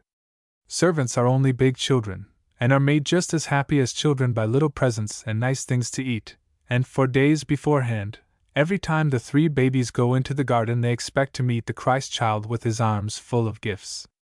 They firmly believe that it is thus their presents are brought, and it is such a charming idea that Christmas would be worth celebrating for its sake alone. As great secrecy is observed, the preparations devolve entirely on me, and it is not very easy work, with so many people in our own house and on each of the farms, and all the children, big and little, expecting their share of happiness. The library is uninhabitable for several days before and after, as it is there that we have the trees and presents. All down one side are the trees, and the other 3 sides are lined with tables, a separate one for each person in the house. When the trees are lighted, and stand in their radiance shining down on the happy faces, I forget all the trouble it has been, and the number of times I have had to run up and down stairs, and the various aches in head and feet, and enjoy myself as much as anybody. First the June baby is ushered in, then the others and ourselves according to age, then the servants, then come the head inspector and his family, the other inspectors from the different farms, the mamsels, the bookkeepers and secretaries, and then all the children, troops and troops of them, the big ones leading the little ones by the hand and carrying the babies in their arms, and the mothers peeping round the door. As many as can get and stand in front of the trees, and sing 2 or 3 carols. Then they are given their presents, and go off triumphantly, making room for the next batch. My 3 babies sang lustily too, whether they happened to know what was being sung or not. They had on white dresses in honor of the occasion, and the June baby was even arrayed in a low-necked and short-sleeved garment, after the manner of Teutonic infants, whatever the state of the thermometer. Her arms are like miniature prize-fighters' arms. I never saw such things. They are the pride and joy of her little nurse, who had tied them up with blue ribbons, and kept on kissing them. I shall certainly not be able to take her to balls when she grows up, if she goes on having arms like that. When they came to say good night, they were all very pale and subdued. The April baby had an exhausted-looking Japanese doll with her, which she said she was taking to bed, not because she liked him, but because she was so sorry for him, he seemed so very tired. They kissed me absently, and went away, only the April baby glancing at the trees as she passed and making them a courtesy. "Goodbye, trees," I heard her say, and then she made the Japanese doll bow to them, which he did, in a very languid and blasé fashion. "You'll never see such trees again," she told him, giving him a vindictive shake. "For you'll be broken long before next time." She went out, but came back as though she had forgotten something. Thank the Christkind so much, Mummy, won't you, for all the lovely things he brought us. I suppose you're writing to him now, isn't you? I cannot see that there was anything gross about our Christmas, and we were perfectly merry without any need to pretend, and for at least 2 days it brought us a little nearer together, and made us kind. Happiness is so wholesome, it invigorates and warms me into piety far more effectually than any amount of trials and griefs, and an unexpected pleasure is the surest means of bringing me to my knees. In spite of the protestations of some peculiarly constructed persons that they are the better for trials, I don't believe it. Such things must sour us, just as happiness must sweeten us, and make us kinder and more gentle. And will anybody affirm that it behoves us to be more thankful for trials than for blessings? We were meant to be happy, and to accept all the happiness offered with thankfulness. Indeed, we are none of us ever thankful enough, and yet we each get so much, so very much, more than we deserve. I know a woman, she stayed with me last summer, who rejoices grimly when those she loves suffer. She believes that it is our lot, and that it braces us and does us good, and she would shield no one from even unnecessary pain. She weeps with the sufferer, but is convinced it is all for the best. Well, let her continue in her dreary beliefs. She has no garden to teach her the beauty and the happiness of holiness, nor does she in the least desire to possess one. Her convictions have the sad grey coloring of the dingy streets and houses she lives amongst, the sad color of humanity in masses. Submission to what people call their lot is simply ignoble. If your lot makes you cry and be wretched, get rid of it and take another. Strike out for yourself. Don't listen to the shrieks of your relations, to their jibes or their entreaties. Don't let your own microscopic set prescribe your goings out and comings in. Don't be afraid of public opinion in the shape of the neighbor in the next house, when all the world is before you new and shining, and everything is possible. If you will only be energetic and independent and seize opportunity by the scruff of the neck. To hear you talk, said Irise, no one would ever imagine that you dream away your days in a garden with a book, and that you never in your life seized anything by the scruff of its neck. And what is scruff? I hope I have not got any on me. And she craned her neck before the glass. She and Minora were going to help me decorate the trees, but very soon Irise wandered off to the piano, and Minora was tired and took up a book, so I called in Miss Jones and the babies.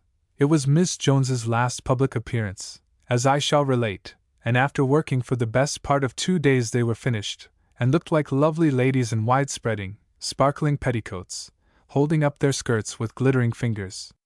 Minora wrote a long description of them for a chapter of her book which is headed Noel. I saw that much, because she left it open on the table while she went to talk to Miss Jones. They were fast friends from the very first, and though it is said to be natural to take to one's own countrymen, I am unable altogether to sympathize with such a reason for sudden affection. I wonder what they talk about, I said to Irise yesterday, when there was no getting Minora to come to tea, so deeply was she engaged in conversation with Miss Jones. Oh, my dear, how can I tell? Lovers, I suppose, or else they think they are clever, and then they talk rubbish. Well, of course, Minora thinks she is clever. I suppose she does. What does it matter what she thinks? Why does your governess look so gloomy? When I see her at luncheon I always imagine she must have just heard that somebody is dead. But she can't hear that every day. What is the matter with her? I don't think she feels quite as proper as she looks, I said doubtfully. I was forever trying to account for Miss Jones's expression. But that must be rather nice, said Irise. It would be awful for her if she felt exactly the same as she looks. At that moment the door leading into the schoolroom opened softly, and the April baby, tired of playing, came in and sat down at my feet, leaving the door open. And this is what we heard Miss Jones saying. Parents are seldom wise, and the strain the conscientious place upon themselves to appear so before their children and governess must be terrible. Nor are clergymen more pious than other men, yet they have continually to pose before their flock as such. As for governesses, Miss Minora, I know what I am saying when I affirm that there is nothing more intolerable than to have to be polite, and even humble, to persons whose weaknesses and follies are glaringly apparent in every word they utter, and to be forced by the presence of children and employers to a dignity of manner in no way corresponding to one's feelings.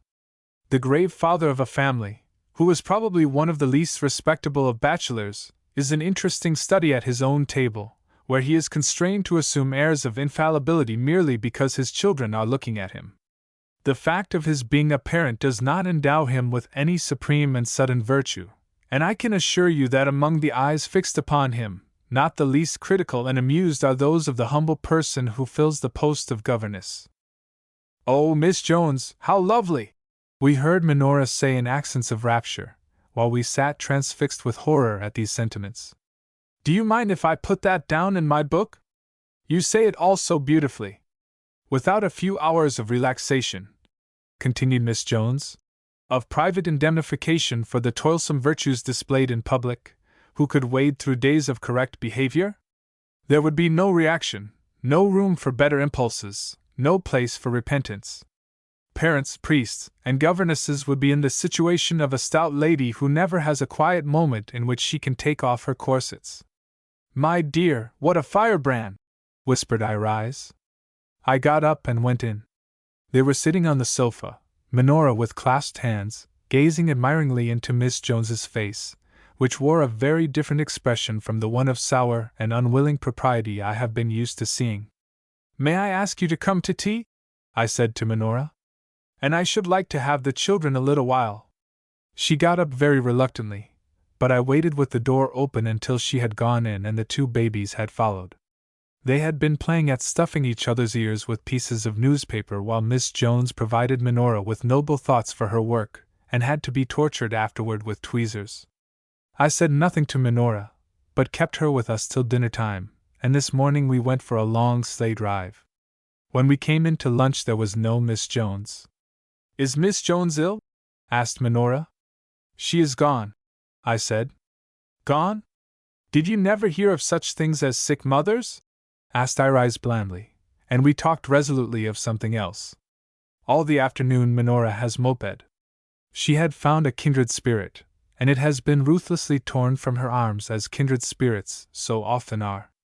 It is enough to make her mope, and it is not her fault, poor thing, that she should have preferred the society of a Miss Jones to that of Irise and myself. At dinner Irise surveyed her with her head on one side. "You look so pale," she said. "Are you not well?" Minora raised her eyes heavily, with the patient air of one who likes to be thought a sufferer. "I have a slight headache," she replied gently. "I hope you are not going to be ill," said Irise with great concern. "Because there is only a cow doctor to be had here, and though he means well, I believe he is rather rough." Minora was plainly startled. "But what do you do if you are ill?" she asked. "Oh, we are never ill," said I. "The very knowledge that there would be no one to cure us seems to keep us healthy. And if any one takes to her bed," said Irise, "Elizabeth always calls in the cow doctor." Minora was silent. She feels, I am sure, that she has got into a part of the world peopled solely by barbarians, and that the only civilized creature besides herself has departed and left her at our mercy. Whatever her reflections may be, her symptoms are visibly abating. January 1st.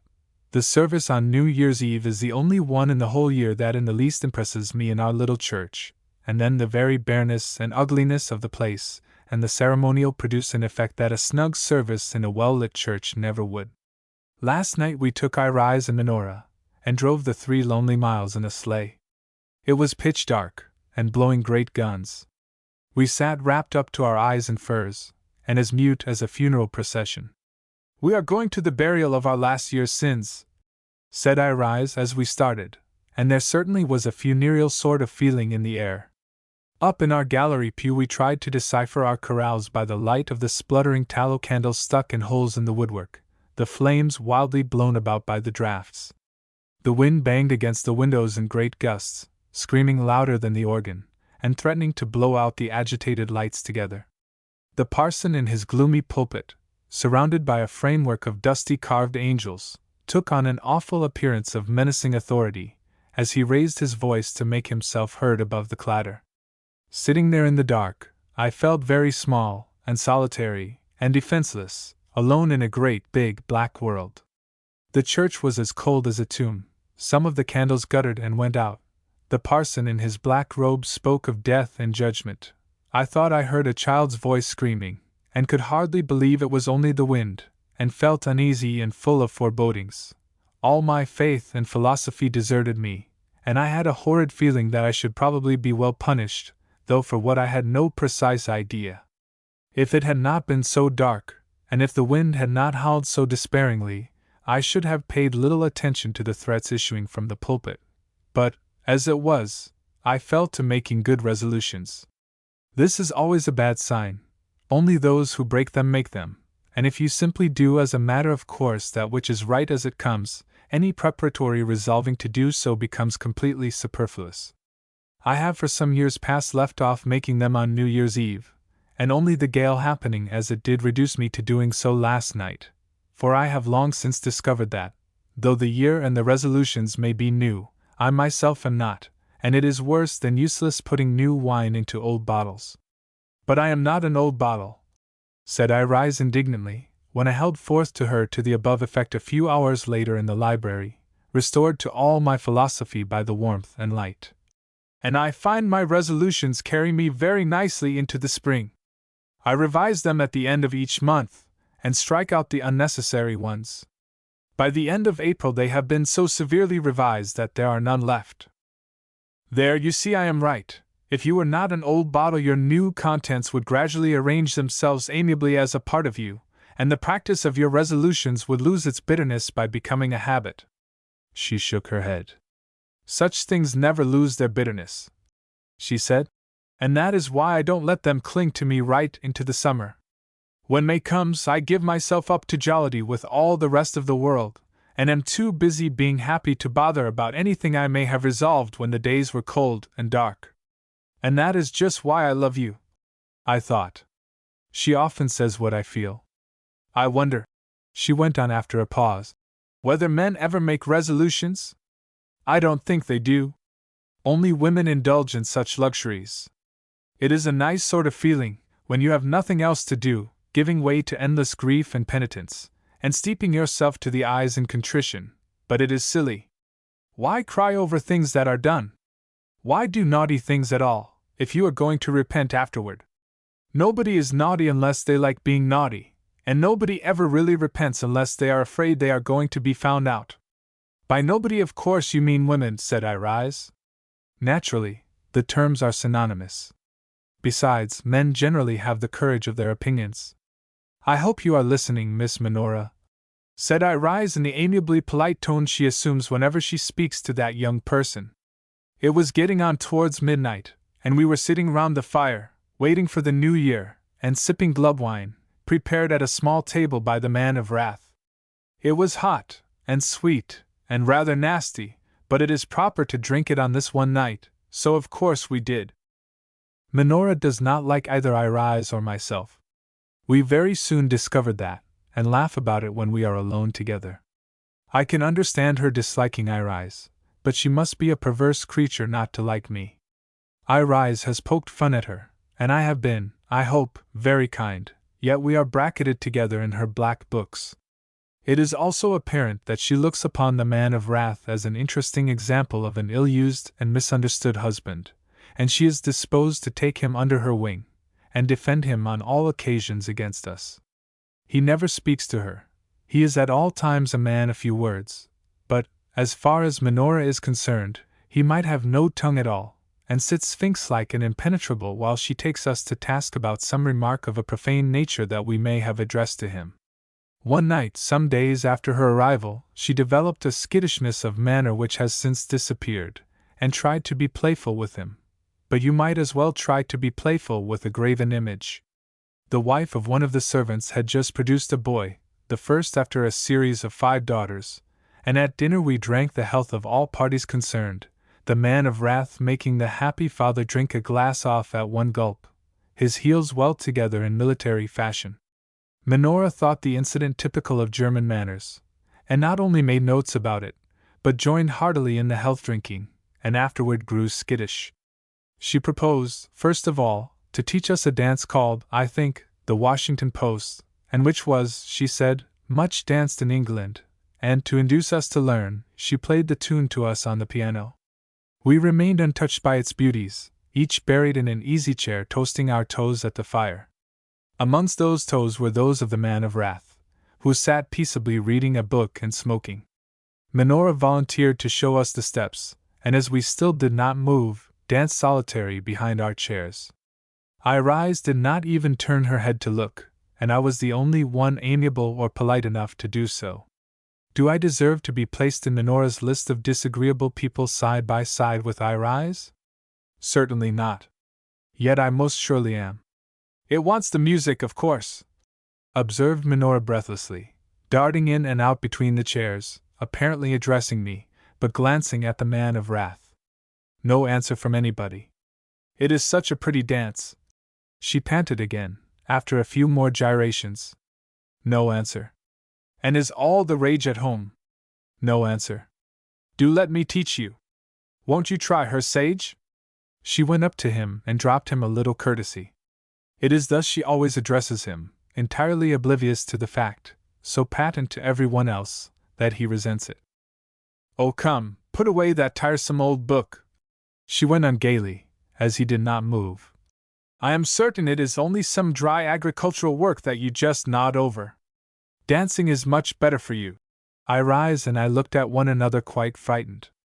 I am sure we both turned pale when the unhappy girl actually laid hold forcibly of his book, and with a playful little shriek, ran away with it into the next room, hugging it to her bosom and looking back roguishly over her shoulder at him as she ran.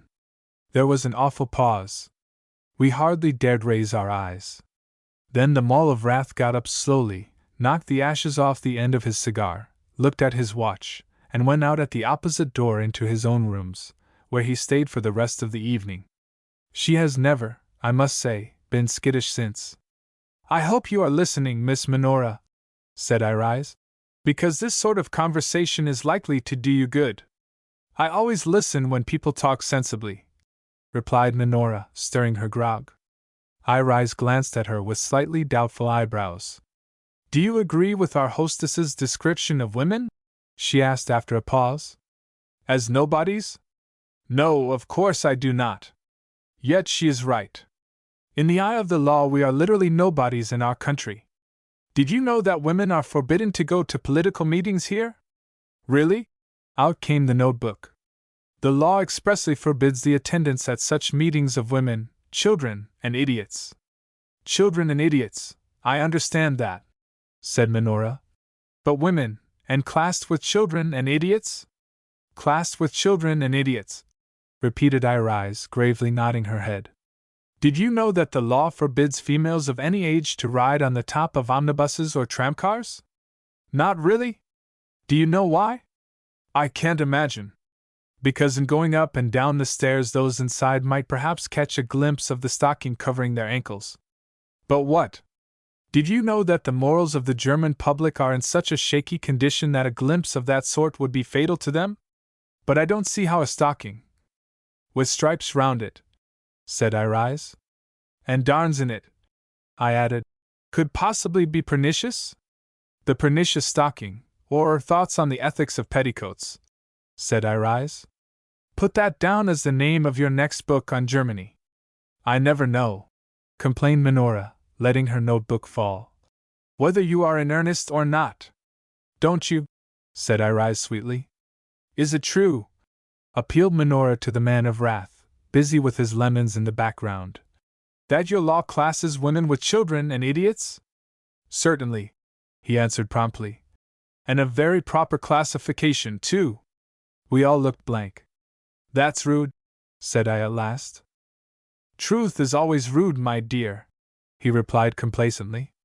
Then he added, if I were commissioned to draw up a new legal code, and had previously enjoyed the privilege, as I have been doing lately, of listening to the conversation of you three young ladies, I should make precisely the same classification. Even Minora was incensed at this. You are telling us in the most unvarnished manner that we are idiots, said Irise. Idiots? No, no, by no means. But children, nice little agreeable children. I very much like to hear you talk together. It is all so young and fresh what you think and what you believe, and not of the least consequence to anyone. Not of the least consequence? Cried Minora. What we believe is of very great consequence indeed to us. Are you jeering at our beliefs? Inquired Iris sternly. Not for worlds. I would not on any account disturb or change your pretty little beliefs. It is your chief charm that you always believe everything. How desperate would our case be if young ladies only believed facts, and never accepted another person's assurance, but preferred the evidence of their own eyes. They would have no illusions, and a woman without illusions is the dreariest and most difficult thing to manage possible. Thing? Protested Iris. The man of wrath, usually so silent, makes up for it from time to time by holding forth at unnecessary length. He took up his stand now with his back to the fire, and a glass of glub wine in his hand. Minora had hardly heard his voice before, so quiet had he been since she came, and sat with her pencil raised, ready to fix forever the wisdom that should flow from his lips. What would become of poetry if women became so sensible that they turned a deaf ear to the poetic platitudes of love? That love does indulge in platitudes, I suppose you will admit. He looked at Iris. Yes, they all say exactly the same thing, she acknowledged. Who could murmur pretty speeches on the beauty of a common sacrifice, if the listener's want of imagination was such as to enable her only to distinguish one victim in the picture, and that one herself? Minora took that down word for word. Much good may it do her. Who would be brave enough to affirm that if refused he will die, if his assurances merely elicit a recommendation to diet himself, and take plenty of outdoor exercise? Women are responsible for such lies, because they believe them. Their amazing vanity makes them swallow flattery so gross that it is an insult, and men will always be ready to tell the precise number of lies that a woman is ready to listen to. Who indulges more recklessly in glowing exaggerations than the lover who hopes, and has not yet obtained? He will, like the nightingale, sing with unceasing modulations, display all his talent, untiringly repeat his sweetest notes, until he has what he wants, when his song, like the nightingale's, immediately ceases, never again to be heard. Take that down, murmured Iris aside to Minora. Unnecessary advice, for her pencil was scribbling as fast as it could. A woman's vanity is so immeasurable that, after having had 99 abject lessons in the difference between promise and performance, and the emptiness of pretty speeches, the beginning of the 100th will find her lending the same willing and enchanted ear to the eloquence of flattery as she did on the occasion of the first. What can the exhortations of the strong-minded sister, who has never had these experiences, do for such a woman? It is useless to tell her she is man's victim, that she is his plaything, that she is cheated, downtrodden, kept under, laughed at, shabbily treated in every way. That is not a true statement of the case. She is simply the victim of her own vanity, and against that, against the belief in her own fascinations, against the very part of herself that gives all the color to her life, who shall expect a woman to take up arms? Are you so vain, Elizabeth? Inquired Iris with a shocked face. And had you lent a willing ear to the blandishments of 99 before you reached your final destiny? I am one of the sensible ones, I suppose, I replied. For nobody ever wanted me to listen to blandishments. Minora sighed. I like to hear you talk together about the position of women, he went on, and wonder when you will realize that they hold exactly the position they are fitted for. As soon as they are fit to occupy a better, no power on earth will be able to keep them out of it. Meanwhile, let me warn you that, as things now are, only strong-minded women wish to see you the equals of men, and the strong-minded are invariably plain. The pretty ones would rather see men their slaves than their equals. You know, said Iris, frowning, that I consider myself strong-minded. And never rise till lunchtime? Iris blushed. Although I don't approve of such conduct, it is very convenient in more ways than one. I get through my housekeeping undisturbed, and whenever she is disposed to lecture me, I begin about this habit of hers. Her conscience must be terribly stricken on the point, for she is by no means as a rule given to meekness. A woman without vanity would be unattackable, resumed the man of wrath. When a girl enters that downward path that leads to ruin, she is led solely by her own vanity. For in these days of policemen no young woman can be forced against her will from the path of virtue, and the cries of the injured are never heard until the destroyer begins to express his penitence for having destroyed. If his passion could remain at white heat and he could continue to feed her ear with the protestation she loves, no principles of piety or virtue would disturb the happiness of his companion, for a mournful experience teaches that piety begins only where passion ends, and that principles are strongest where temptations are most rare. But what has all this to do with us? I inquired severely. You were displeased at our law classing you as it does, and I merely wished to justify it, he answered. Preachers who habitually say yes to everything a man proposes, when no one can oblige them to say it, and when it is so often fatal, are plainly not responsible beings. I shall never say it to you again, my dear man, I said. And not only that fatal weakness, he continued, but what is there, candidly, to distinguish you from children? You are older, but not wiser, really not so wise, for with years you lose the common sense you had as children. Have you ever heard a group of women talking reasonably together? Yes, we do, I rise and I cried in a breath. It has interested me, went on the man of wrath, in my idle moments, to listen to their talk. It amused me to hear the malicious little stories they told of their best friends who were absent, to note the spiteful little digs they gave their best friends who were present, to watch the utter incredulity with which they listened to the tale of some other woman's conquests, the radiant good faith they displayed in connection with their own, the instant collapse into boredom, if some topic of so-called general interest, by some extraordinary chance, were introduced. You must have belonged to a particularly nice set, remarked Irise. And as for politics, he said, I have never heard them mentioned among women. Children and idiots are not interested in such things, I said.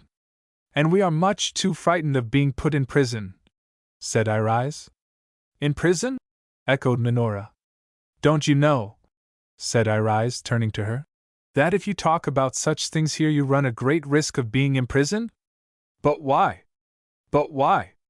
Because though you yourself may have meant nothing but what was innocent, your words may have suggested something less innocent to the evil minds of your hearers, and then the law steps in, and calls a dolus eventualis, and everybody says how dreadful, and off you go to prison and are punished as you deserve to be. Minora looked mystified.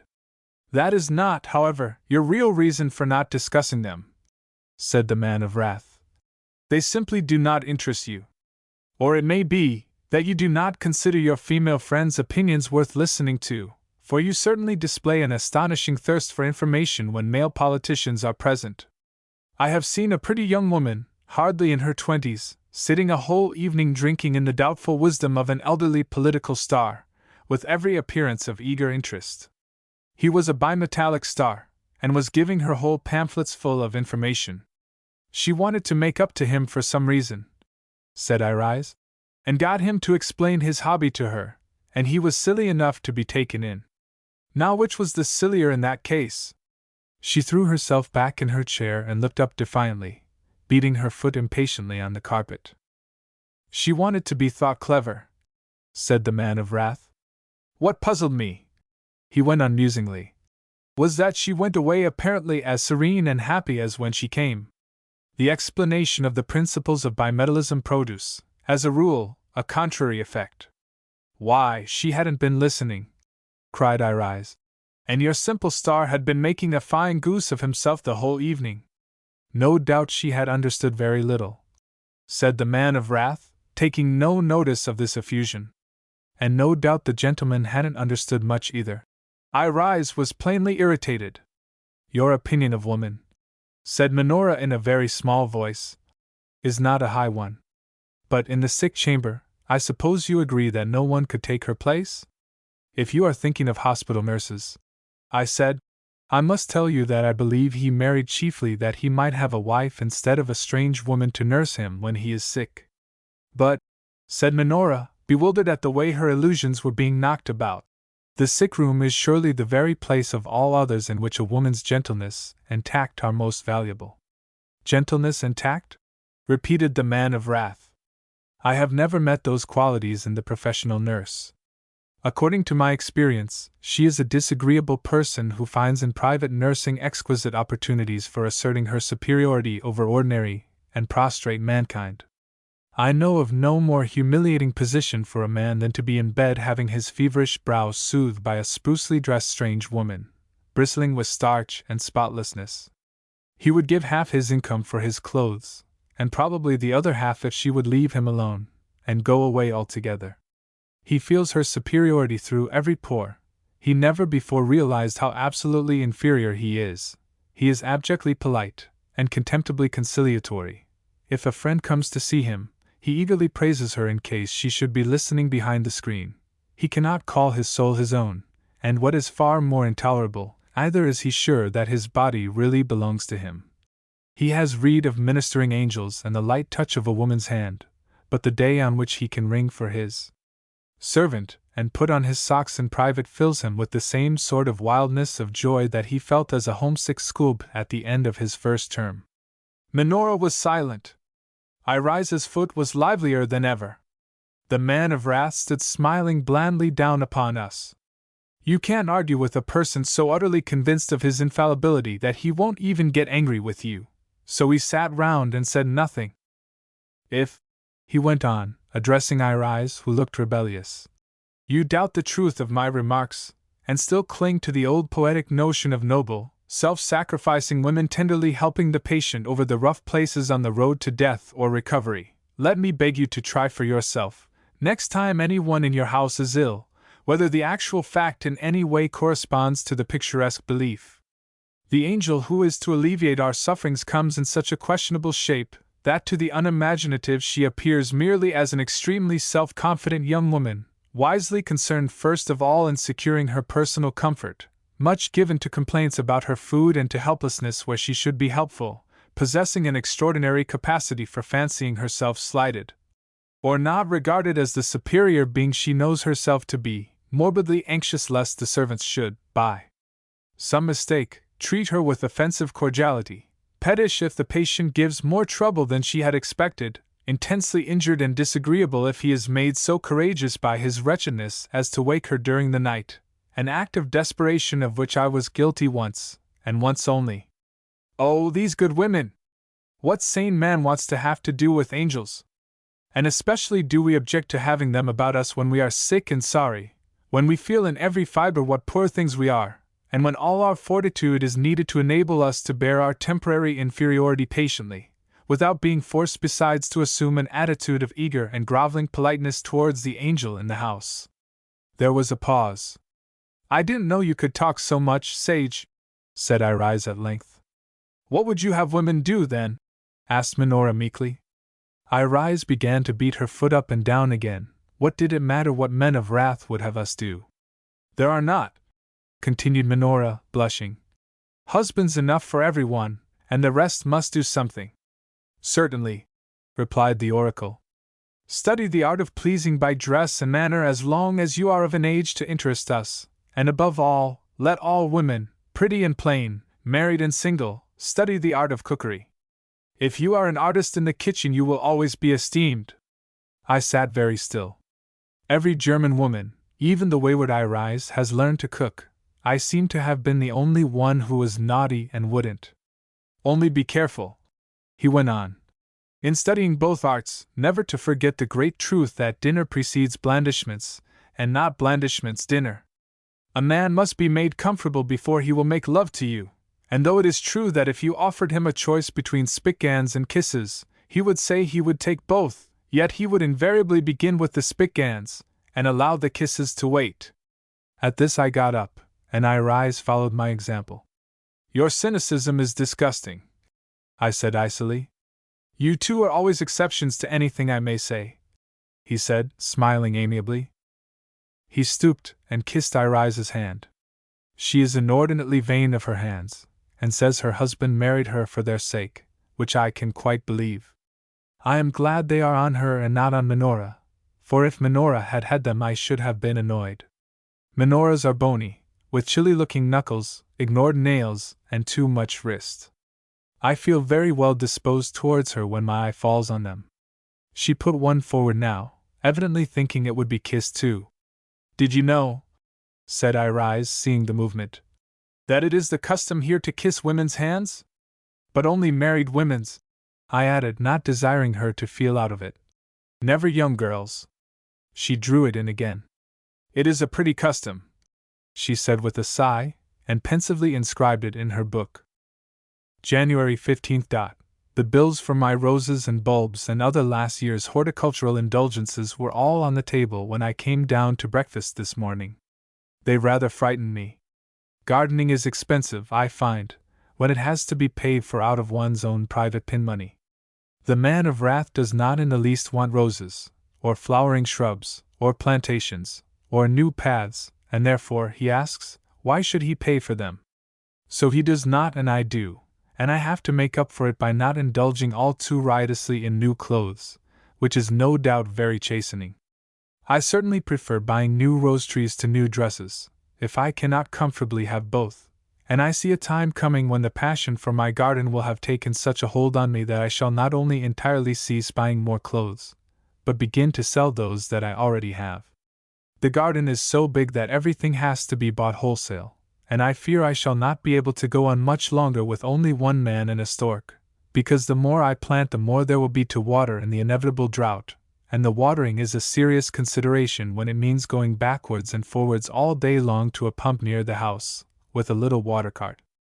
People living in England, in almost perpetual mildness and moisture, don't really know what a drought is. If they have some weeks of cloudless weather, it is generally preceded and followed by good rains. But we have perhaps an hour's shower every week, and then comes a month or 6 weeks' drought. The soil is very light, and dries so quickly that, after the heaviest thunder shower, I can walk over any of my paths in my thin shoes, and to keep the garden even moderately damp it should pour with rain regularly every day for 3 hours.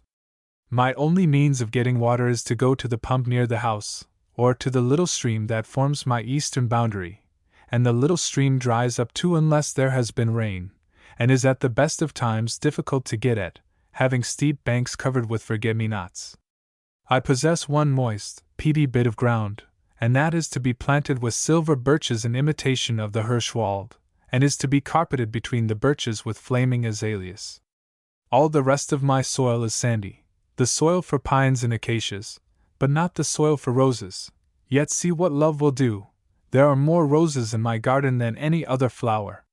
Next spring the bare places are to be filled with trees that I have ordered, pines behind the delicate acacias, and startling mountain ashes, oaks, copper beeches, maples, larches, juniper trees. Was it not Elijah who sat down to rest under a juniper tree? I have often wondered how he managed to get under it.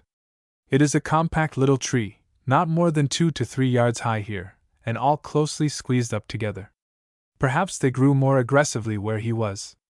By the time the babies have grown old and disagreeable it will be very pretty here, and then possibly they won't like it, and if they have inherited the man of wrath's indifference to gardens, they will let it run wild and leave it to return to the state in which I found it.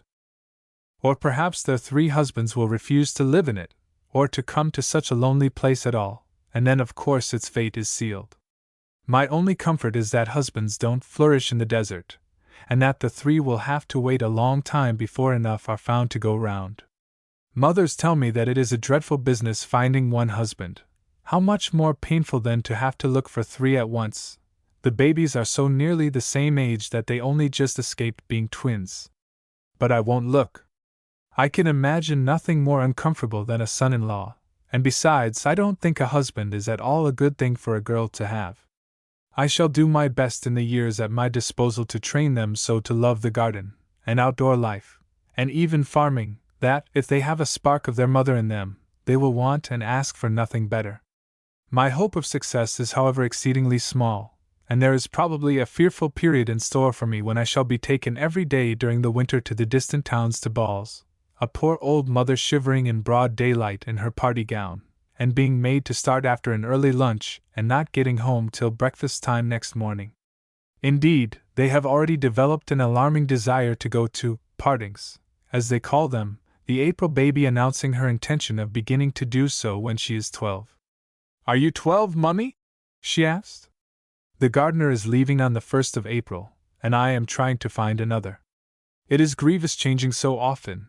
In 2 years I shall have had 3, because at each change a great part of my plants and plans necessarily suffers. Seeds get lost, seedlings are not pricked out in time, places already sown are planted with something else, and there is confusion out of doors and despair in my heart. But he was to have married the cook, and the cook saw a ghost and immediately left, and he is going after her as soon as he can, and meanwhile is wasting visibly away. What she saw was doors that are locked opening with a great clatter all by themselves on the hinged side, and then somebody invisible cursed at her. These phenomena now go by the name of the ghost. She asked to be allowed to leave at once, as she had never been in a place where there was a ghost before. I suggested that she should try and get used to it, but she thought it would be wasting time, and she looked so ill that I let her go, and the garden has to suffer. I don't know why it should be given to cooks to see such interesting things and withheld from me, but I have had 2 others since she left, and they both have seen the ghost. Minora grows very silent as bedtime approaches, and relents towards Irise and myself, and after having shown us all day how little she approves us, when the bedroom candles are brought she quite begins to cling. She has once or twice anxiously inquired whether Irise is sure she does not object to sleeping alone. "If you are at all nervous, I will come and keep you company," she said. "I don't mind at all, I assure you." But Irise is not to be taken in by such simple wiles, and has told me she would rather sleep with 50 ghosts than with one Minora. Since Miss Jones was so unexpectedly called away to her parents' bedside I have seen a good deal of the babies, and it is so nice without a governess that I would put off engaging another for a year or 2, if it were not that I should in so doing come within the reach of the arm of the law, which is what every German spends his life in trying to avoid. The April baby will be 6 next month, and after her 6th birthday is past, we are liable at any moment to receive a visit from a school inspector, who will inquire curiously into the state of her education, and if it is not up to the required standard, all sorts of fearful things might happen to the guilty parents, probably beginning with fines, and going on crescendo to dungeons if, owing to gaps between governesses and difficulties in finding the right one, we persisted in our evil courses. Shades of the prison house begin to close here upon the growing boy, and prisons compass the Teuton about on every side all through life to such an extent that he has to walk very delicately indeed if he would stay outside them and pay for their maintenance. Cultured individuals do not, as a rule, neglect to teach their offspring to read, and write, and say their prayers, and are apt to resent the intrusion of an examining inspector into their homes. But it does not much matter after all, and I dare say it is very good for us to be worried. Indeed, a philosopher of my acquaintance declares that people who are not regularly and properly worried are never any good for anything. In the eye of the law we are all sinners, and every man is held to be guilty until he has proved that he is innocent. Minora has seen so much of the babies that, after vainly trying to get out of their way for several days, she thought it better to resign herself, and make the best of it by regarding them as copy, and using them to fill a chapter in her book. So she took to dogging their footsteps wherever they went, attended their uprisings and their lyings down, engaged them, if she could, in intelligent conversation, went with them into the garden to study their ways when they were sleighing, drawn by a big dog, and generally made their lives a burden to them. This went on for 3 days, and then she settled down to write the result with the man of wrath's typewriter, borrowed whenever her notes, for any chapter have reached the state of ripeness necessary for the process she describes as throwing into form. She writes everything with a typewriter, even her private letters. "Don't forget to put in something about a mother's knee," said Irise. "You can't write effectively about children without that." "Oh, of course I shall mention that," replied Minora. "And pink toes?" I added. "There are always toes, and they are never anything but pink." "I have that somewhere," said Minora, turning over her notes. "But after all, babies are not a German speciality," said Irise, "and I don't quite see why you should bring them into a book of German travels. Elizabeth's babies have each got the fashionable number of arms and legs, and are exactly the same as English ones." "Oh, but they can't be just the same, you know," said Minora, looking worried. "It must make a difference living here in this place, and eating such odd things, and never having a doctor, and never being ill. Children who have never had measles and those things can't be quite the same as other children. It must all be in their systems and can't get out for some reason or other." And a child brought up on chicken and rice pudding must be different to a child that eats spitgans and liver sausages. And they are different. I can't tell in what way, but they certainly are, and I think if I steadily describe them from the materials I have collected the last 3 days, I may perhaps hit on the points of difference. Why bother about points of difference? Asked Irise. I should write some little thing, bringing in the usual parts of the picture, such as knees and toes, and make it mildly pathetic. But it is by no means an easy thing for me to do, said Minora plaintively. I have so little experience of children. Then why write it at all? Asked that sensible person Elizabeth. I have as little experience as you, said Irise, because I have no children, but if you don't yearn after startling originality, nothing is easier than to write bits about them. I believe I could do a dozen in an hour.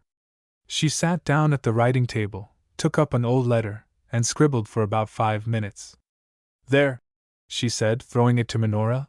You may have it, pink toes and all complete. Minora put on her eyeglasses and read aloud. When my baby shuts her eyes and sings her hymns at bedtime, my stale and battered soul is filled with all sorts of vague memories crowd into my mind, memories of my own mother and myself, how many years ago, of the sweet helplessness of being gathered up half asleep in her arms, and undressed, and put in my cot, without being wakened, of the angels I believed in, of little children coming straight from heaven, and still being surrounded, so long as they were good, by the shadow of white wings, all the dear poetic nonsense learned. Just as my baby is learning it, at her mother's knee. She has not an idea of the beauty of the charming things she is told, and stares wide-eyed, with heavenly eyes, while her mother talks of the heaven she has so lately come from, and is relieved and comforted by the interrupting bread and milk. At 2 years old she does not understand angels, and does understand bread and milk. At 5 she has vague notions about them, and prefers bread and milk. At 10 both bread and milk and angels have been left behind in the nursery, and she has already found out that they are luxuries not necessary to her everyday life. In later years she may be disinclined to accept truths second-hand, insist on thinking for herself, be earnest in her desire to shake off exploded traditions, be untiring in her efforts to live according to a high moral standard and to be strong, and pure, and good. Like tea, explained Irise. Yet will she never, with all her virtues, possess 1,000th part of the charm that clung about her when she sang, with quiet eyelids, her first reluctant hymns, kneeling on her mother's knees. I love to come in at bedtime and sit in the window in the setting sunshine watching the mysteries of her going to bed. Her mother tubs her, for she is far too precious to be touched by any nurse, and then she is rolled up in a big bath towel, and only her little pink toes peep out, and when she is powdered, and combed, and tied up in her nightdress, and all her curls are on end, and her ears glowing, she is knelt down on her mother's lap, a little bundle of fragrant flesh. And her face reflects the quiet of her mother's face as she goes through her evening prayer for pity and for peace. How very curious, said Minora, when she had finished. That is exactly what I was going to say.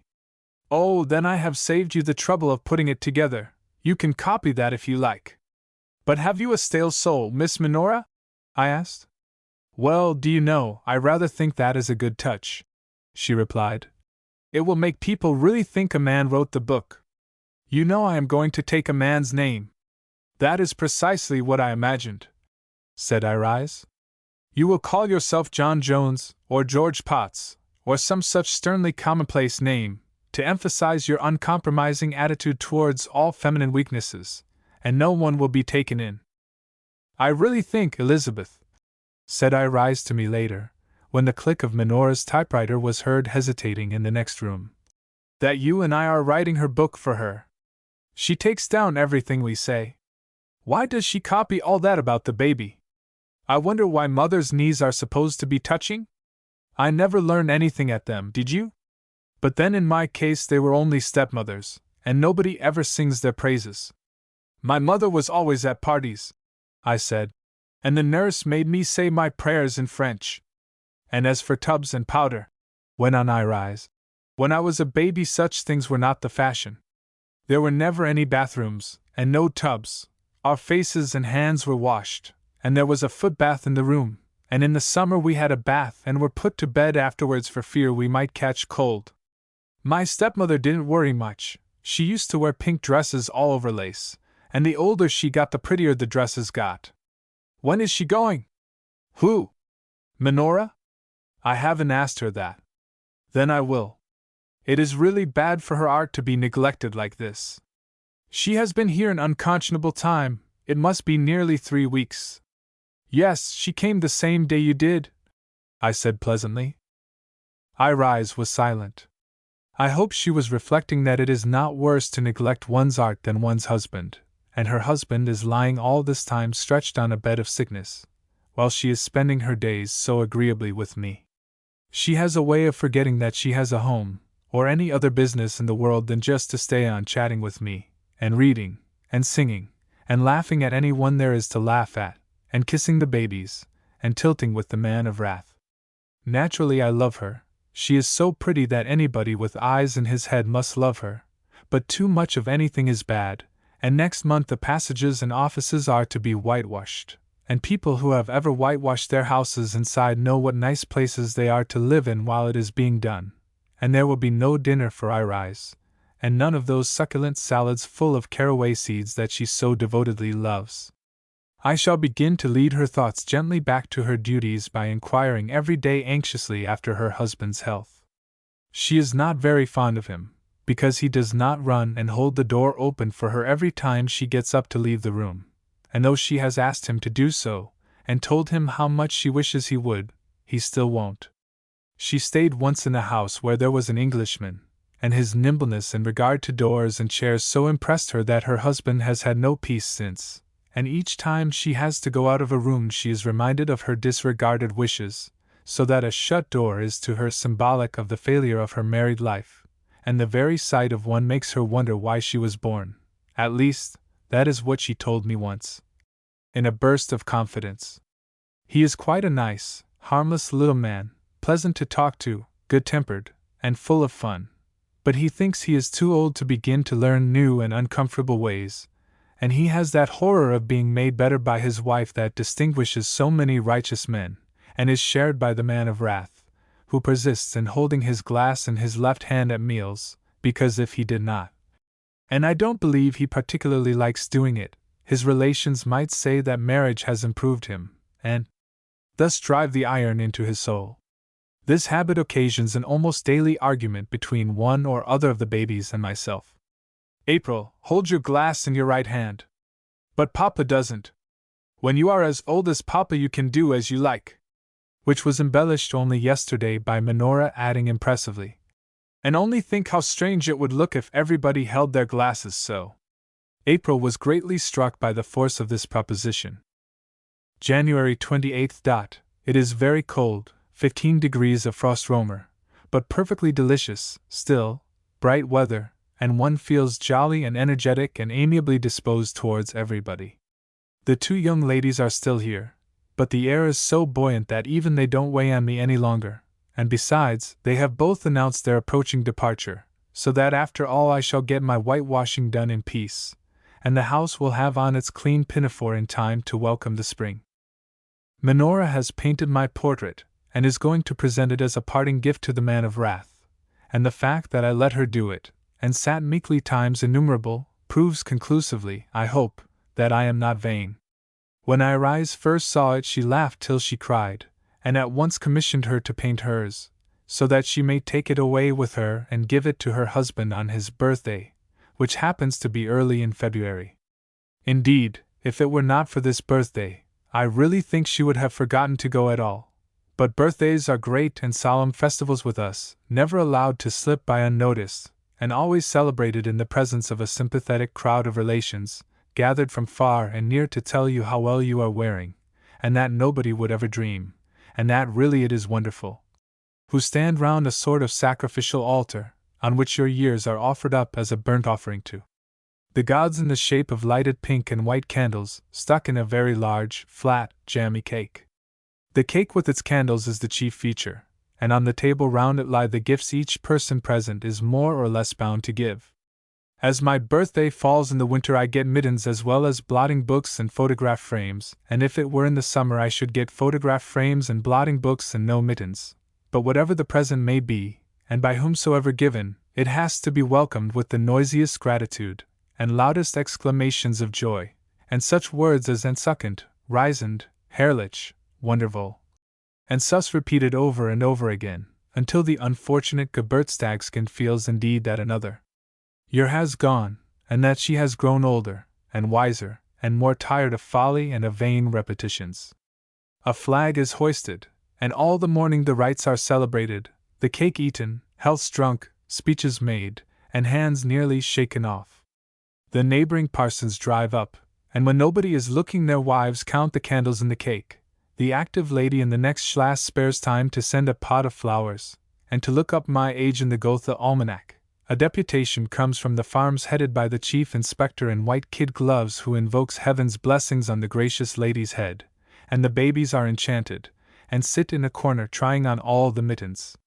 In the evening there is a dinner for the relations and the chief local authorities, with more health drinking and speechifying, and the next morning, when I come downstairs thankful to have done with it, I am confronted by the altar still in its place, cake crumbs and candle grease and all, because any hasty removal of it would imply a most lamentable want of sentiment, deplorable in anybody, but scandalous and disgusting in a tender female.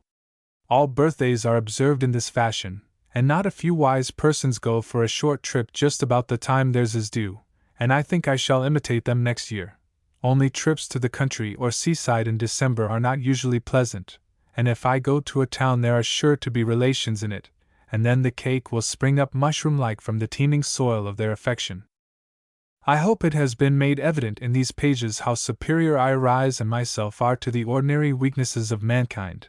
If any further proof were needed, it is furnished by the fact that we both, in defiance of tradition, scorn this celebration of birthday rites.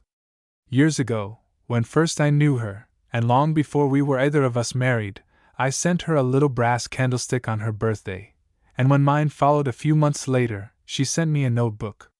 No notes were written in it, and on her next birthday I presented it to her. She thanked me profusely in the customary manner, and when my turn came I received the brass candlestick. Since then we alternately enjoyed the possession of each of these articles, and the present question is comfortably settled once and for all, at a minimum of trouble and expense. We never mention this little arrangement except at the proper time, when we send a letter of fervid thanks. This radiant weather, when mere living is a joy, and sitting still over the fire out of the question, has been going on for more than a week. Sleighing and skating have been our chief occupation, especially skating, which is more than usually fascinating here, because the place is intersected by small canals communicating with a lake and the river belonging to the lake, and as everything is frozen black and hard, we can skate for miles straight ahead without being obliged to turn round and come back again, at all times an annoying, and even mortifying, proceeding.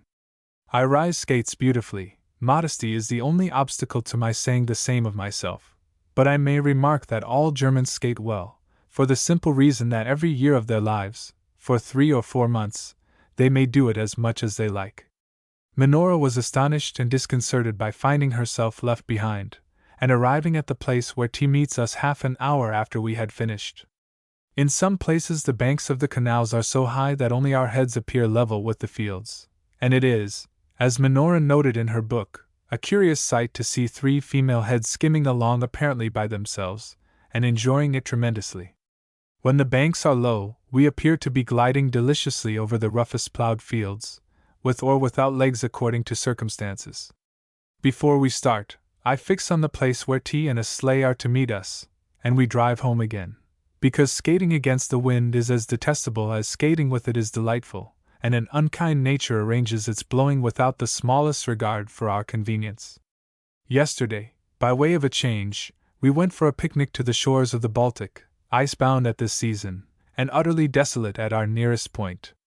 I have a weakness for picnics, especially in winter, when the mosquitoes cease from troubling and the ant-hills are at rest, and of all my many favorite picnic spots this one on the Baltic is the loveliest and best.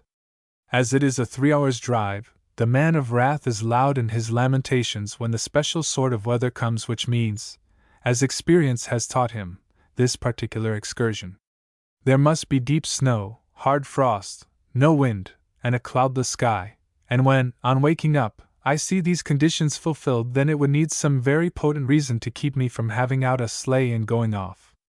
It is, I admit, a hard day for the horses, but why have horses if they are not to take you where you want to go to, and at the time you want to go? And why should not horses have hard days as well as everybody else? The man of wrath loathes picnics, and has no eye for nature and frozen seas, and is simply bored by a long drive through a forest that does not belong to him. A single turnip on his own place is more admirable in his eyes than the tallest, pinkest, straightest pine that ever reared its snow-crowned head against the setting sunlight. Now observe the superiority of woman, who sees that both are good, and after having gazed at the pine and been made happy by its beauty, goes home and placidly eats the turnip. He went once and only once to this particular place, and made us feel so small by his blast behavior that I never invite him now. It is a beautiful spot, endless forest stretching along the shore as far as the eye can reach, and after driving through it for miles you come suddenly, at the end of an avenue of arching trees, upon the glistening, oily sea, with the orange-colored sails of distant fishing smacks shilling in the sunlight. Whenever I have been there it has been windless weather, and the silence so profound that I could hear my pulses beating. The humming of insects and the sudden scream of a jay are the only sounds in summer, and in winter the stillness is the stillness of death. Every paradise has its serpent, however, and this one is so infested by mosquitoes during the season when picnics seem most natural, that those of my visitors who have been taken there for a treat have invariably lost their tempers, and made the quiet shores ring with their wailing and lamentations. These despicable but irritating insects don't seem to have anything to do but to sit in multitudes on the sand, waiting for any prey Providence may send them, and as soon as the carriage appears they rise up in a cloud, and rush to meet us, almost dragging us out bodily, and never leave us until we drive away again. The sudden view of the sea from the messy, pine-covered height directly above it where we picnic, the wonderful stretch of lonely shore with the forest to the water's edge, the colored sails in the blue distance, the freshness, the brightness, the vastness, all is lost upon the picnickers, and made worse than indifferent to them, by the perpetual necessity they are under of fighting these horrid creatures. It is nice being the only person who ever goes there or shows it to anybody, but if more people went, perhaps the mosquitoes would be less lean, and hungry, and pleased to see us. It has, however, the advantage of being a suitable place to which to take refractory visitors when they have stayed too long, or left my books out in the garden all night, or otherwise made their presence a burden too grievous to be borne. Then one fine hot morning when they are all looking limp, I suddenly propose a picnic on the Baltic. I have never known this proposal fail to be greeted with exclamations of surprise and delight. The Baltic! You never told us you were within driving distance? How heavenly to get a breath of sea air on a day like this! The very thought puts new life into one! And how delightful to see the Baltic! Oh, please take us! And then I take them. But on a brilliant winter's day my conscience is as clear as the frosty air itself, and yesterday morning we started off in the gayest of spirits, even Minora being disposed to laugh immoderately on the least provocation. Only our eyes were allowed to peep out from the fur and woolen wrappings necessary to our heads if we would come back with our ears and noses in the same places they were in when we started, and for the first 2 miles the mirth created by each other's strange appearance was uproarious, a fact I mention merely to show what an effect dry, bright, intense cold produces on healthy bodies, and how much better it is to go out in it and enjoy it than to stay indoors and sulk. As we passed through the neighboring village with cracking of whip and jingling of bells, heads popped up at the windows to stare, and the only living thing in the silent, sunny street was a melancholy fowl with ruffled feathers, which looked at us reproachfully, as we dashed with so much energy over the crackling snow. "Oh, foolish bird!" Irise called out as we passed. "You'll be indeed a cold fowl if you stand there motionless, and every one prefers them hot in weather like this." And then we all laughed exceedingly, as though the most splendid joke had been made, and before we had done we were out of the village and in the open country beyond, and could see my house and garden far away behind, glittering in the sunshine, and in front of us lay the forest, with its vistas of pines stretching away into infinity, and a drive through it of 14 miles before we reached the sea. It was a hoarfrost day, and the forest was an enchanted forest leading into fairyland, and though I rise and I have been there often before, and always thought it beautiful, yet yesterday we stood under the final arch of frosted trees, struck silent by the sheer loveliness of the place. For a long way out the sea was frozen, and then there was a deep blue line, and a cluster of motionless orange sails. At our feet a narrow strip of pale yellow sand, right and left the line of sparkling forest, and we ourselves standing in a world of white and diamond traceries. The stillness of an eternal Sunday lay on the place like a benediction. Minora broke the silence by remarking that Dresden was pretty, but she thought this beat it almost. "I don't quite see," said Irise in a hushed voice, as though she were in a holy place, "how the two can be compared." "Yes, Dresden is more convenient, of course," replied Minora, after which we turned away and thought we would keep her quiet by feeding her, so we went back to the sleigh and had the horses taken out and their cloths put on, and they were walked up and down a distant glade while we sat in the sleigh and picnicked.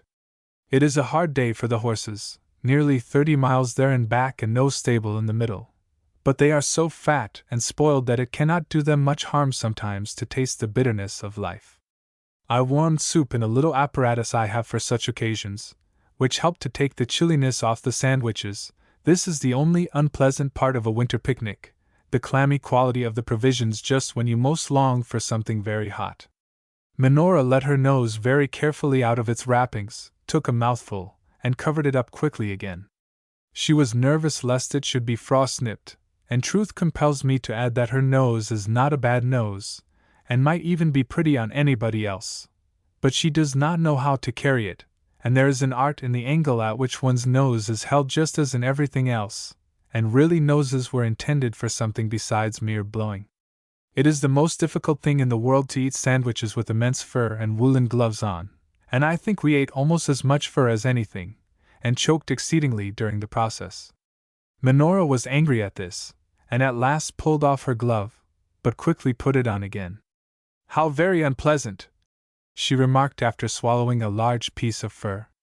"It will wrap round your pipes, and keep them warm," said Irise. "Pipes?" echoed Minora, greatly disgusted by such vulgarity. "I'm afraid I can't help you," I said, as she continued to choke and splutter. "We are all in the same case, and I don't know how to alter it." "There are such things as forks, I suppose?" snapped Minora. "That's true," said I, crushed by the obviousness of the remedy. "But of what use are forks if they are 15 miles off?" So Minora had to continue to eat her gloves. By the time we had finished, the sun was already low behind the trees and the clouds beginning to flush a faint pink. The old coachman was given sandwiches and soup, and while he led the horses up and down with one hand and held his lunch in the other, we packed up, or, to be correct, I packed, and the others looked on and gave me valuable advice. This coachman, Peter by name, is 70 years old, and was born on the place, and has driven its occupants for 50 years, and I am nearly as fond of him as I am of the sundial. Indeed, I don't know what I should do without him, so entirely does he appear to understand and approve of my tastes and wishes. No drive is too long or difficult for the horses if I want to take it, no place impossible to reach if I want to go to it, no weather or roads too bad to prevent my going out if I wish to. To all my suggestions he responds with the readiest cheerfulness, and smooths away all objections raised by the man of wrath, who rewards his alacrity in doing my pleasure by speaking of him as an alter esse.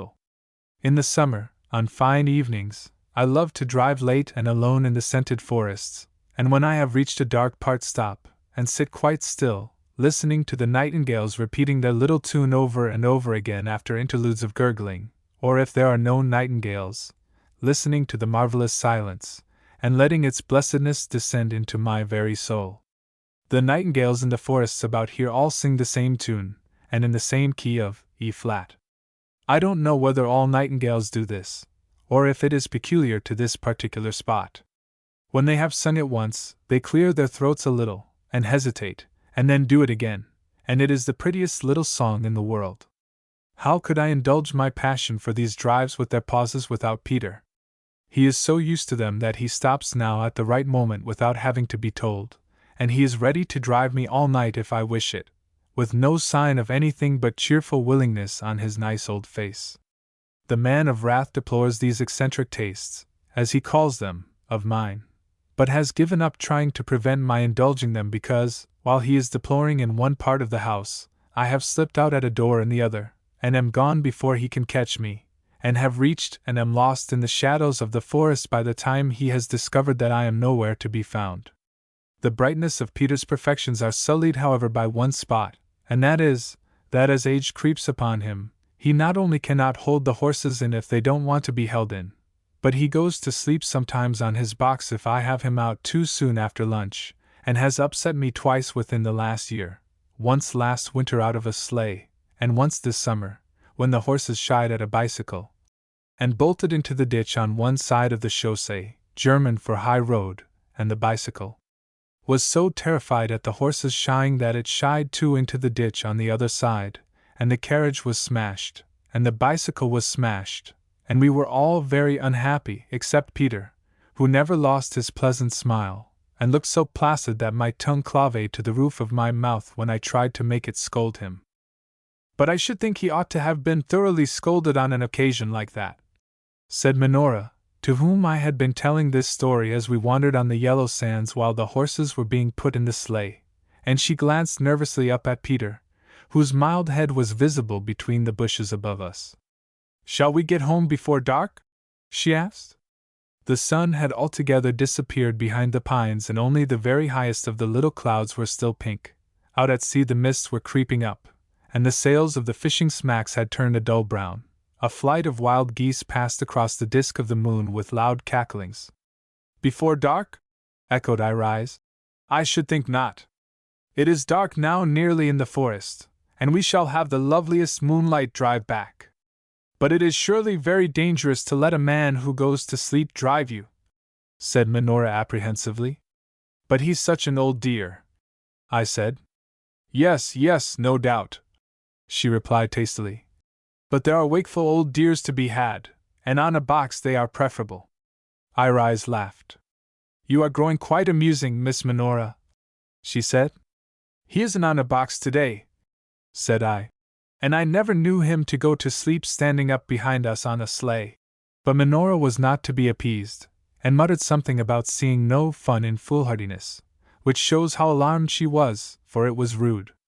Peter, however, behaved beautifully on the way home, and Irise and I at least were as happy as possible driving back, with all the glories of the western sky flashing at us every now and then at the end of a long avenue as we swiftly passed, and later on, when they had faded, myriads of stars in the narrow black strip of sky over our heads. It was bitterly cold, and Minora was silent, and not in the least inclined to laugh with us as she had been 6 hours before. "Have you enjoyed yourself, Miss Minora?"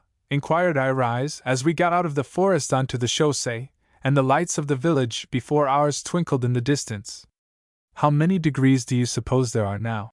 was Minora's reply to this question. "Degrees of frost? Oh, dear me, are you cold?" cried Irise solicitously. "Well, it isn't exactly warm, is it?" said Minora sulkily, and Irise pinched me.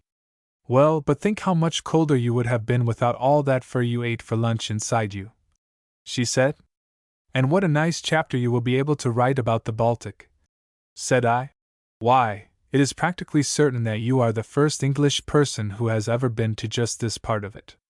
"Isn't there some English poem," said Irise, "about being the first who ever burst into that silent sea?" finished Minora hastily. "You can't quote that without its context, you know." "But I wasn't going to," said Irise meekly. "I only paused to breathe. I must breathe, or perhaps I might die." The lights from my energetic friend's Schloss shone brightly down upon us as we passed round the base of the hill on which it stands. She is very proud of this hill, as well she may be, seeing that it is the only one in the whole district. "Do you never go there?" asked Minora, jerking her head in the direction of the house. "Sometimes. She is a very busy woman, and I should feel I was in the way if I went often. It would be interesting to see another North German interior," said Minora. and I should be obliged if you would take me. But I can't fall upon her suddenly with a strange girl," I protested. "And we are not at all on such intimate terms as to justify my taking all my visitors to see her." "What do you want to see another interior for?" asked Irise. "I can tell you what it is like, and if you went nobody would speak to you, and if you were to ask questions, and began to take notes, the good lady would stare at you in the frankest amazement, and think Elizabeth had brought a young lunatic out for an airing. Everybody is not as patient as Elizabeth," added Irise, anxious to pay off old scores. "I would do a great deal for you, Miss Minora," I said, "but I can't do that." "If we went," said Irise, "Elizabeth and I would be placed with great ceremony on a sofa behind a large, polished oval table with a crochet mat in the center. It has got a crochet mat in the center, hasn't it?" I nodded. "And you would sit on one of the 4 little podgy, buttony, tassely red chairs that are ranged on the other side of the table facing the sofa." "They are red, Elizabeth?" Again I nodded. "The floor is painted yellow, and there is no carpet except a rug in front of the sofa. The paper is dark chocolate color, almost black. That is in order that after years of use the dirt may not show, and the room need not be done up. Dirt is like wickedness, you see, Miss Minora. Its being there never matters. It is only when it shows so much as to be apparent to everybody that we are ashamed of it. At intervals round the high walls are chairs, and cabinets with lamps on them, and in one corner is a great white cold stove, or is it majolica?" she asked, turning to me. "No, it is white. There are a great many lovely big windows, all ready to let in the air and the sun, but they are as carefully covered with brown lace curtains under heavy stuff ones as though a whole row of houses were just opposite, with peering eyes at every window trying to look in, instead of there only being fields, and trees, and birds. No fire, no sunlight, no books, no flowers, but a consoling smell of red cabbage coming up under the door, mixed, in due season, with soapsuds." "When did you go there?" asked Minora.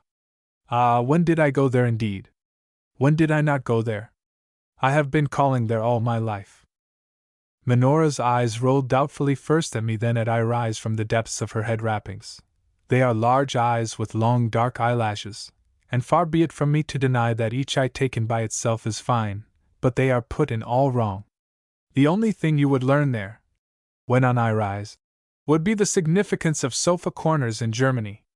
If we 3 went there together, I should be ushered into the right-hand corner of the sofa, because it is the place of honor, and I am the greatest stranger. Elizabeth would be invited to seat herself in the left-hand corner, as next in importance. The hostess would sit near us in an armchair, and you, as a person of no importance whatever, would either be left to sit where you could, or would be put on a chair facing us, and with the entire breadth of the table between us to mark the immense social gulf that separates the married woman from the mere virgin. These sofa corners make the drawing of nice distinctions possible in a way that nothing else could. The world might come to an end, and create less sensation in doing it, than you would, Miss Minora, if by any chance you got into the right-hand corner of one. That you are put on a chair on the other side of the table places you at once in the scale of precedence, and exactly defines your social position, or rather your complete want of a social position." And Irise tilted her nose ever so little heavenwards. "Note it," she added, "as the heading of your next chapter." "Note what?" asked Minora impatiently. "Why, the subtle significance of sofas, of course," replied Irise. "If," she continued, as Minora made no reply appreciative of this suggestion, "you were to call unexpectedly, the bad luck which pursues the innocent would most likely make you hit on a washing day, and the distracted mistress of the house would keep you waiting in the cold room so long while she changed her dress, that you would begin to fear you were to be left to perish from want and hunger, and when she did appear, would show by the bitterness of her welcoming smile the rage that was boiling in her heart. But what has the mistress of the house to do with washing? What has she to do with washing? Oh, you sweet innocent, pardon my familiarity, but such ignorance of country life customs is very touching in one who is writing a book about them." "Oh, I have no doubt I am very ignorant," said Minora loftily. "Seasons of washing," explained Irise, "are seasons set apart by the hausfrau to be kept holy. They only occur every 2 or 3 months, and while they are going on the whole house is in an uproar, every other consideration sacrificed, husband and children sunk into insignificance, and no one approaching, or interfering with the mistress of the house during these days of purification, but at their peril. You don't really mean, said Minora, that you only wash your clothes 4 times a year? Yes, I do mean it, replied Irise. Well, I think that is very disgusting, said Minora emphatically. Irise raised those pretty, delicate eyebrows of hers. Then you must take care and not marry a German, she said. But what is the object of it? Went on Minora. Why, to clean the linen, I suppose? Yes, but why only at such long intervals? It is an outward and visible sign of vast possessions in the shape of linen. If you were to want to have your clothes washed every week, as you do in England, you would be put down as a person who only has just enough to last that length of time, and would be an object of general contempt. But I should be a clean object, cried Minora, and my house would not be full of accumulated dirt. We said nothing, there was nothing to be said. It must be a happy land, that England of yours, Irise remarked after a while with a sigh, a beatific vision no doubt presenting itself to her mind of a land full of washerwomen and agile gentlemen darting at door handles. It is a clean land, at any rate, replied Minora. I don't want to go and live in it, I said, for we were driving up to the house, and a memory of fogs and umbrellas came into my mind as I looked up fondly at its dear old west front, and I felt that what I want is to live and die just here, and that there never was such a happy woman as Elizabeth. April 18th. I have been so busy ever since Irise and Minora left that I can hardly believe the spring is here, and the garden hurrying on its green and flowered petticoat. Only its petticoat as yet, for though the underwood is a fairyland of tender little leaves, the trees above are still quite bare. February was gone before I well knew that it had come, so deeply was I engaged in making hotbeds, and having them sown with petunias, verbenas, and Nicotina affinis, while no less than 30 are dedicated solely to vegetables, it having been borne in upon me lately that vegetables must be interesting things to grow, besides possessing solid virtues not given to flowers, and that I might as well take the orchard and kitchen garden under my wing. So I have rushed in with all the zeal of utter inexperience, and my February evenings were spent poring over gardening books, and my days in applying the freshly absorbed wisdom. Who says that February is a dull, sad, slow month in the country? It was of the cheerfulest, swiftest description here, and its mild days enabled me to get on beautifully with the digging and manuring, and filled my rooms with snowdrops. The longer I live the greater is my respect and affection for manure in all its forms, and already, though the year is so young, a considerable portion of its pin money has been spent on artificial manure. The man of wrath says he never met a young woman who spent her money that way before. I remarked that it must be nice to have an original wife, and he retorted that the word original hardly described me, and that the word eccentric was the one required. Very well, I suppose I am eccentric, since even my husband says so, but if my eccentricities are of such a practical nature as to result later in the biggest cauliflowers and tenderest lettuce in Prussia, why then he ought to be the first to rise up and call me blessed. I sent to England for vegetable marrow seeds, as they are not grown here, and people try and make boiled cucumbers take their place. But boiled cucumbers are nasty things, and I don't see why marrows should not do here perfectly well. These, and primrose roots, are the English contributions to my garden. I brought over the roots in a tin box last time I came from England, and am anxious to see whether they will consent to live here. Certain it is that they don't exist in the fatherland, so I can only conclude the winter kills them, for surely, if such lovely things would grow, they never would have been overlooked. Irise is deeply interested in the experiment. She reads so many English books, and has heard so much about primroses, and they have got so mixed up in her mind with leagues, and dames, and Disraelis, that she longs to see this mysterious political flower, and has made me promise to telegraph when it appears, and she will come over. But they are not going to do anything this year, and I only hope those cold days did not send them off to the paradise of flowers. I am afraid their first impression of Germany was a chilly one. Irise writes about once a week, and inquires after the garden and the babies, and announces her intention of coming back as soon as the numerous relations staying with her have left. Which they won't do, she wrote the other day, until the first frosts snip them off, when they will disappear like belated dahlias, double ones of course, for single dahlias are too charming to be compared to relations. I have every sort of cousin and uncle and aunt here, and here they have been ever since my husband's birthday, not the same ones exactly, but I get so confused that I never know where one ends and the other begins. My husband goes off after breakfast to look at his crops, he says, and I am left at their mercy. I wish I had crops to go and look at. I should be grateful even for one, and would look at it from morning till night, and quite stare it out of countenance, sooner than stay at home and have the truth told me by enigmatic aunts. Do you know my Aunt Bertha? She, in particular, spends her time propounding obscure questions for my solution. I get so tired and worried trying to guess the answers, which are always truths supposed to be good for me to hear. Why do you wear your hair on your forehead? She asks, and that sets me off wondering why I do wear it on my forehead, and what she wants to know for, or whether she does know and only wants to know if I will answer truthfully. I am sure I don't know, Aunt, I say meekly, after puzzling over it for ever so long. Perhaps my maid knows. Shall I ring and ask her? And then she informs me that I wear it so to hide an ugly line she says I have down the middle of my forehead, and that betokens a listless and discontented disposition. Well, if she knew, what did she ask me for? Whenever I am with them they ask me riddles like that, and I simply lead a dog's life. Oh, my dear, relations are like drugs, useful sometimes, and even pleasant, if taken in small quantities and seldom, but dreadfully pernicious on the whole, and the truly wise avoid them.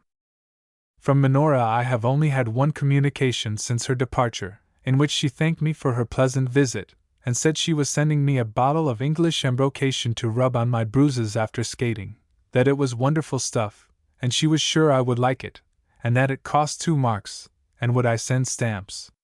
I pondered long over this. Was it a parting hit, intended as revenge for our having laughed at her? Was she personally interested in the sale of embrocation? Or was it merely Minora's idea of a graceful return for my hospitality? As for bruises, nobody who skates decently regards it as a bruise-producing exercise, and whenever there were any they were all on Minora. But she did happen to turn round once, I remember, just as I was in the act of tumbling down for the first and only time, and her delight was but thinly veiled by her excessive solicitude and sympathy.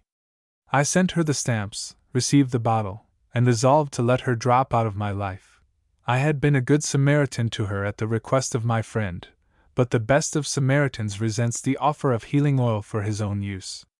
But why waste a thought on Minora at Easter, the real beginning of the year in defiance of calendars? She belongs to the winter that is past, to the darkness that is over, and has no part or lot in the life I shall lead for the next 6 months. Oh, I could dance and sing for joy that the spring is here. What a resurrection of beauty there is in my garden, and of brightest hope in my heart. The whole of this radiant Easter day I have spent out of doors, sitting at first among the windflowers and celandines, and then, later, walking with the babies to the Hirschwald, to see what the spring had been doing there, and the afternoon was so hot that we lay a long time on the turf, blinking up through the leafless branches of the silver birches at the soft, fat little white clouds floating motionless in the blue. We had tea on the grass in the sun, and when it began to grow late, and the babies were in bed, and all the little windflowers folded up for the night, I still wandered in the green paths, my heart full of happiest gratitude. It makes one very humble to see oneself surrounded by such a wealth of beauty and perfection anonymously lavished, and to think of the infinite meanness of our own grudging charities, and how displeased we are if they are not promptly and properly appreciated. I do sincerely trust that the benediction that is always awaiting me in my garden may by degrees be more deserved, and that I may grow in grace, and patience, and cheerfulness, just like the happy flowers I so much love.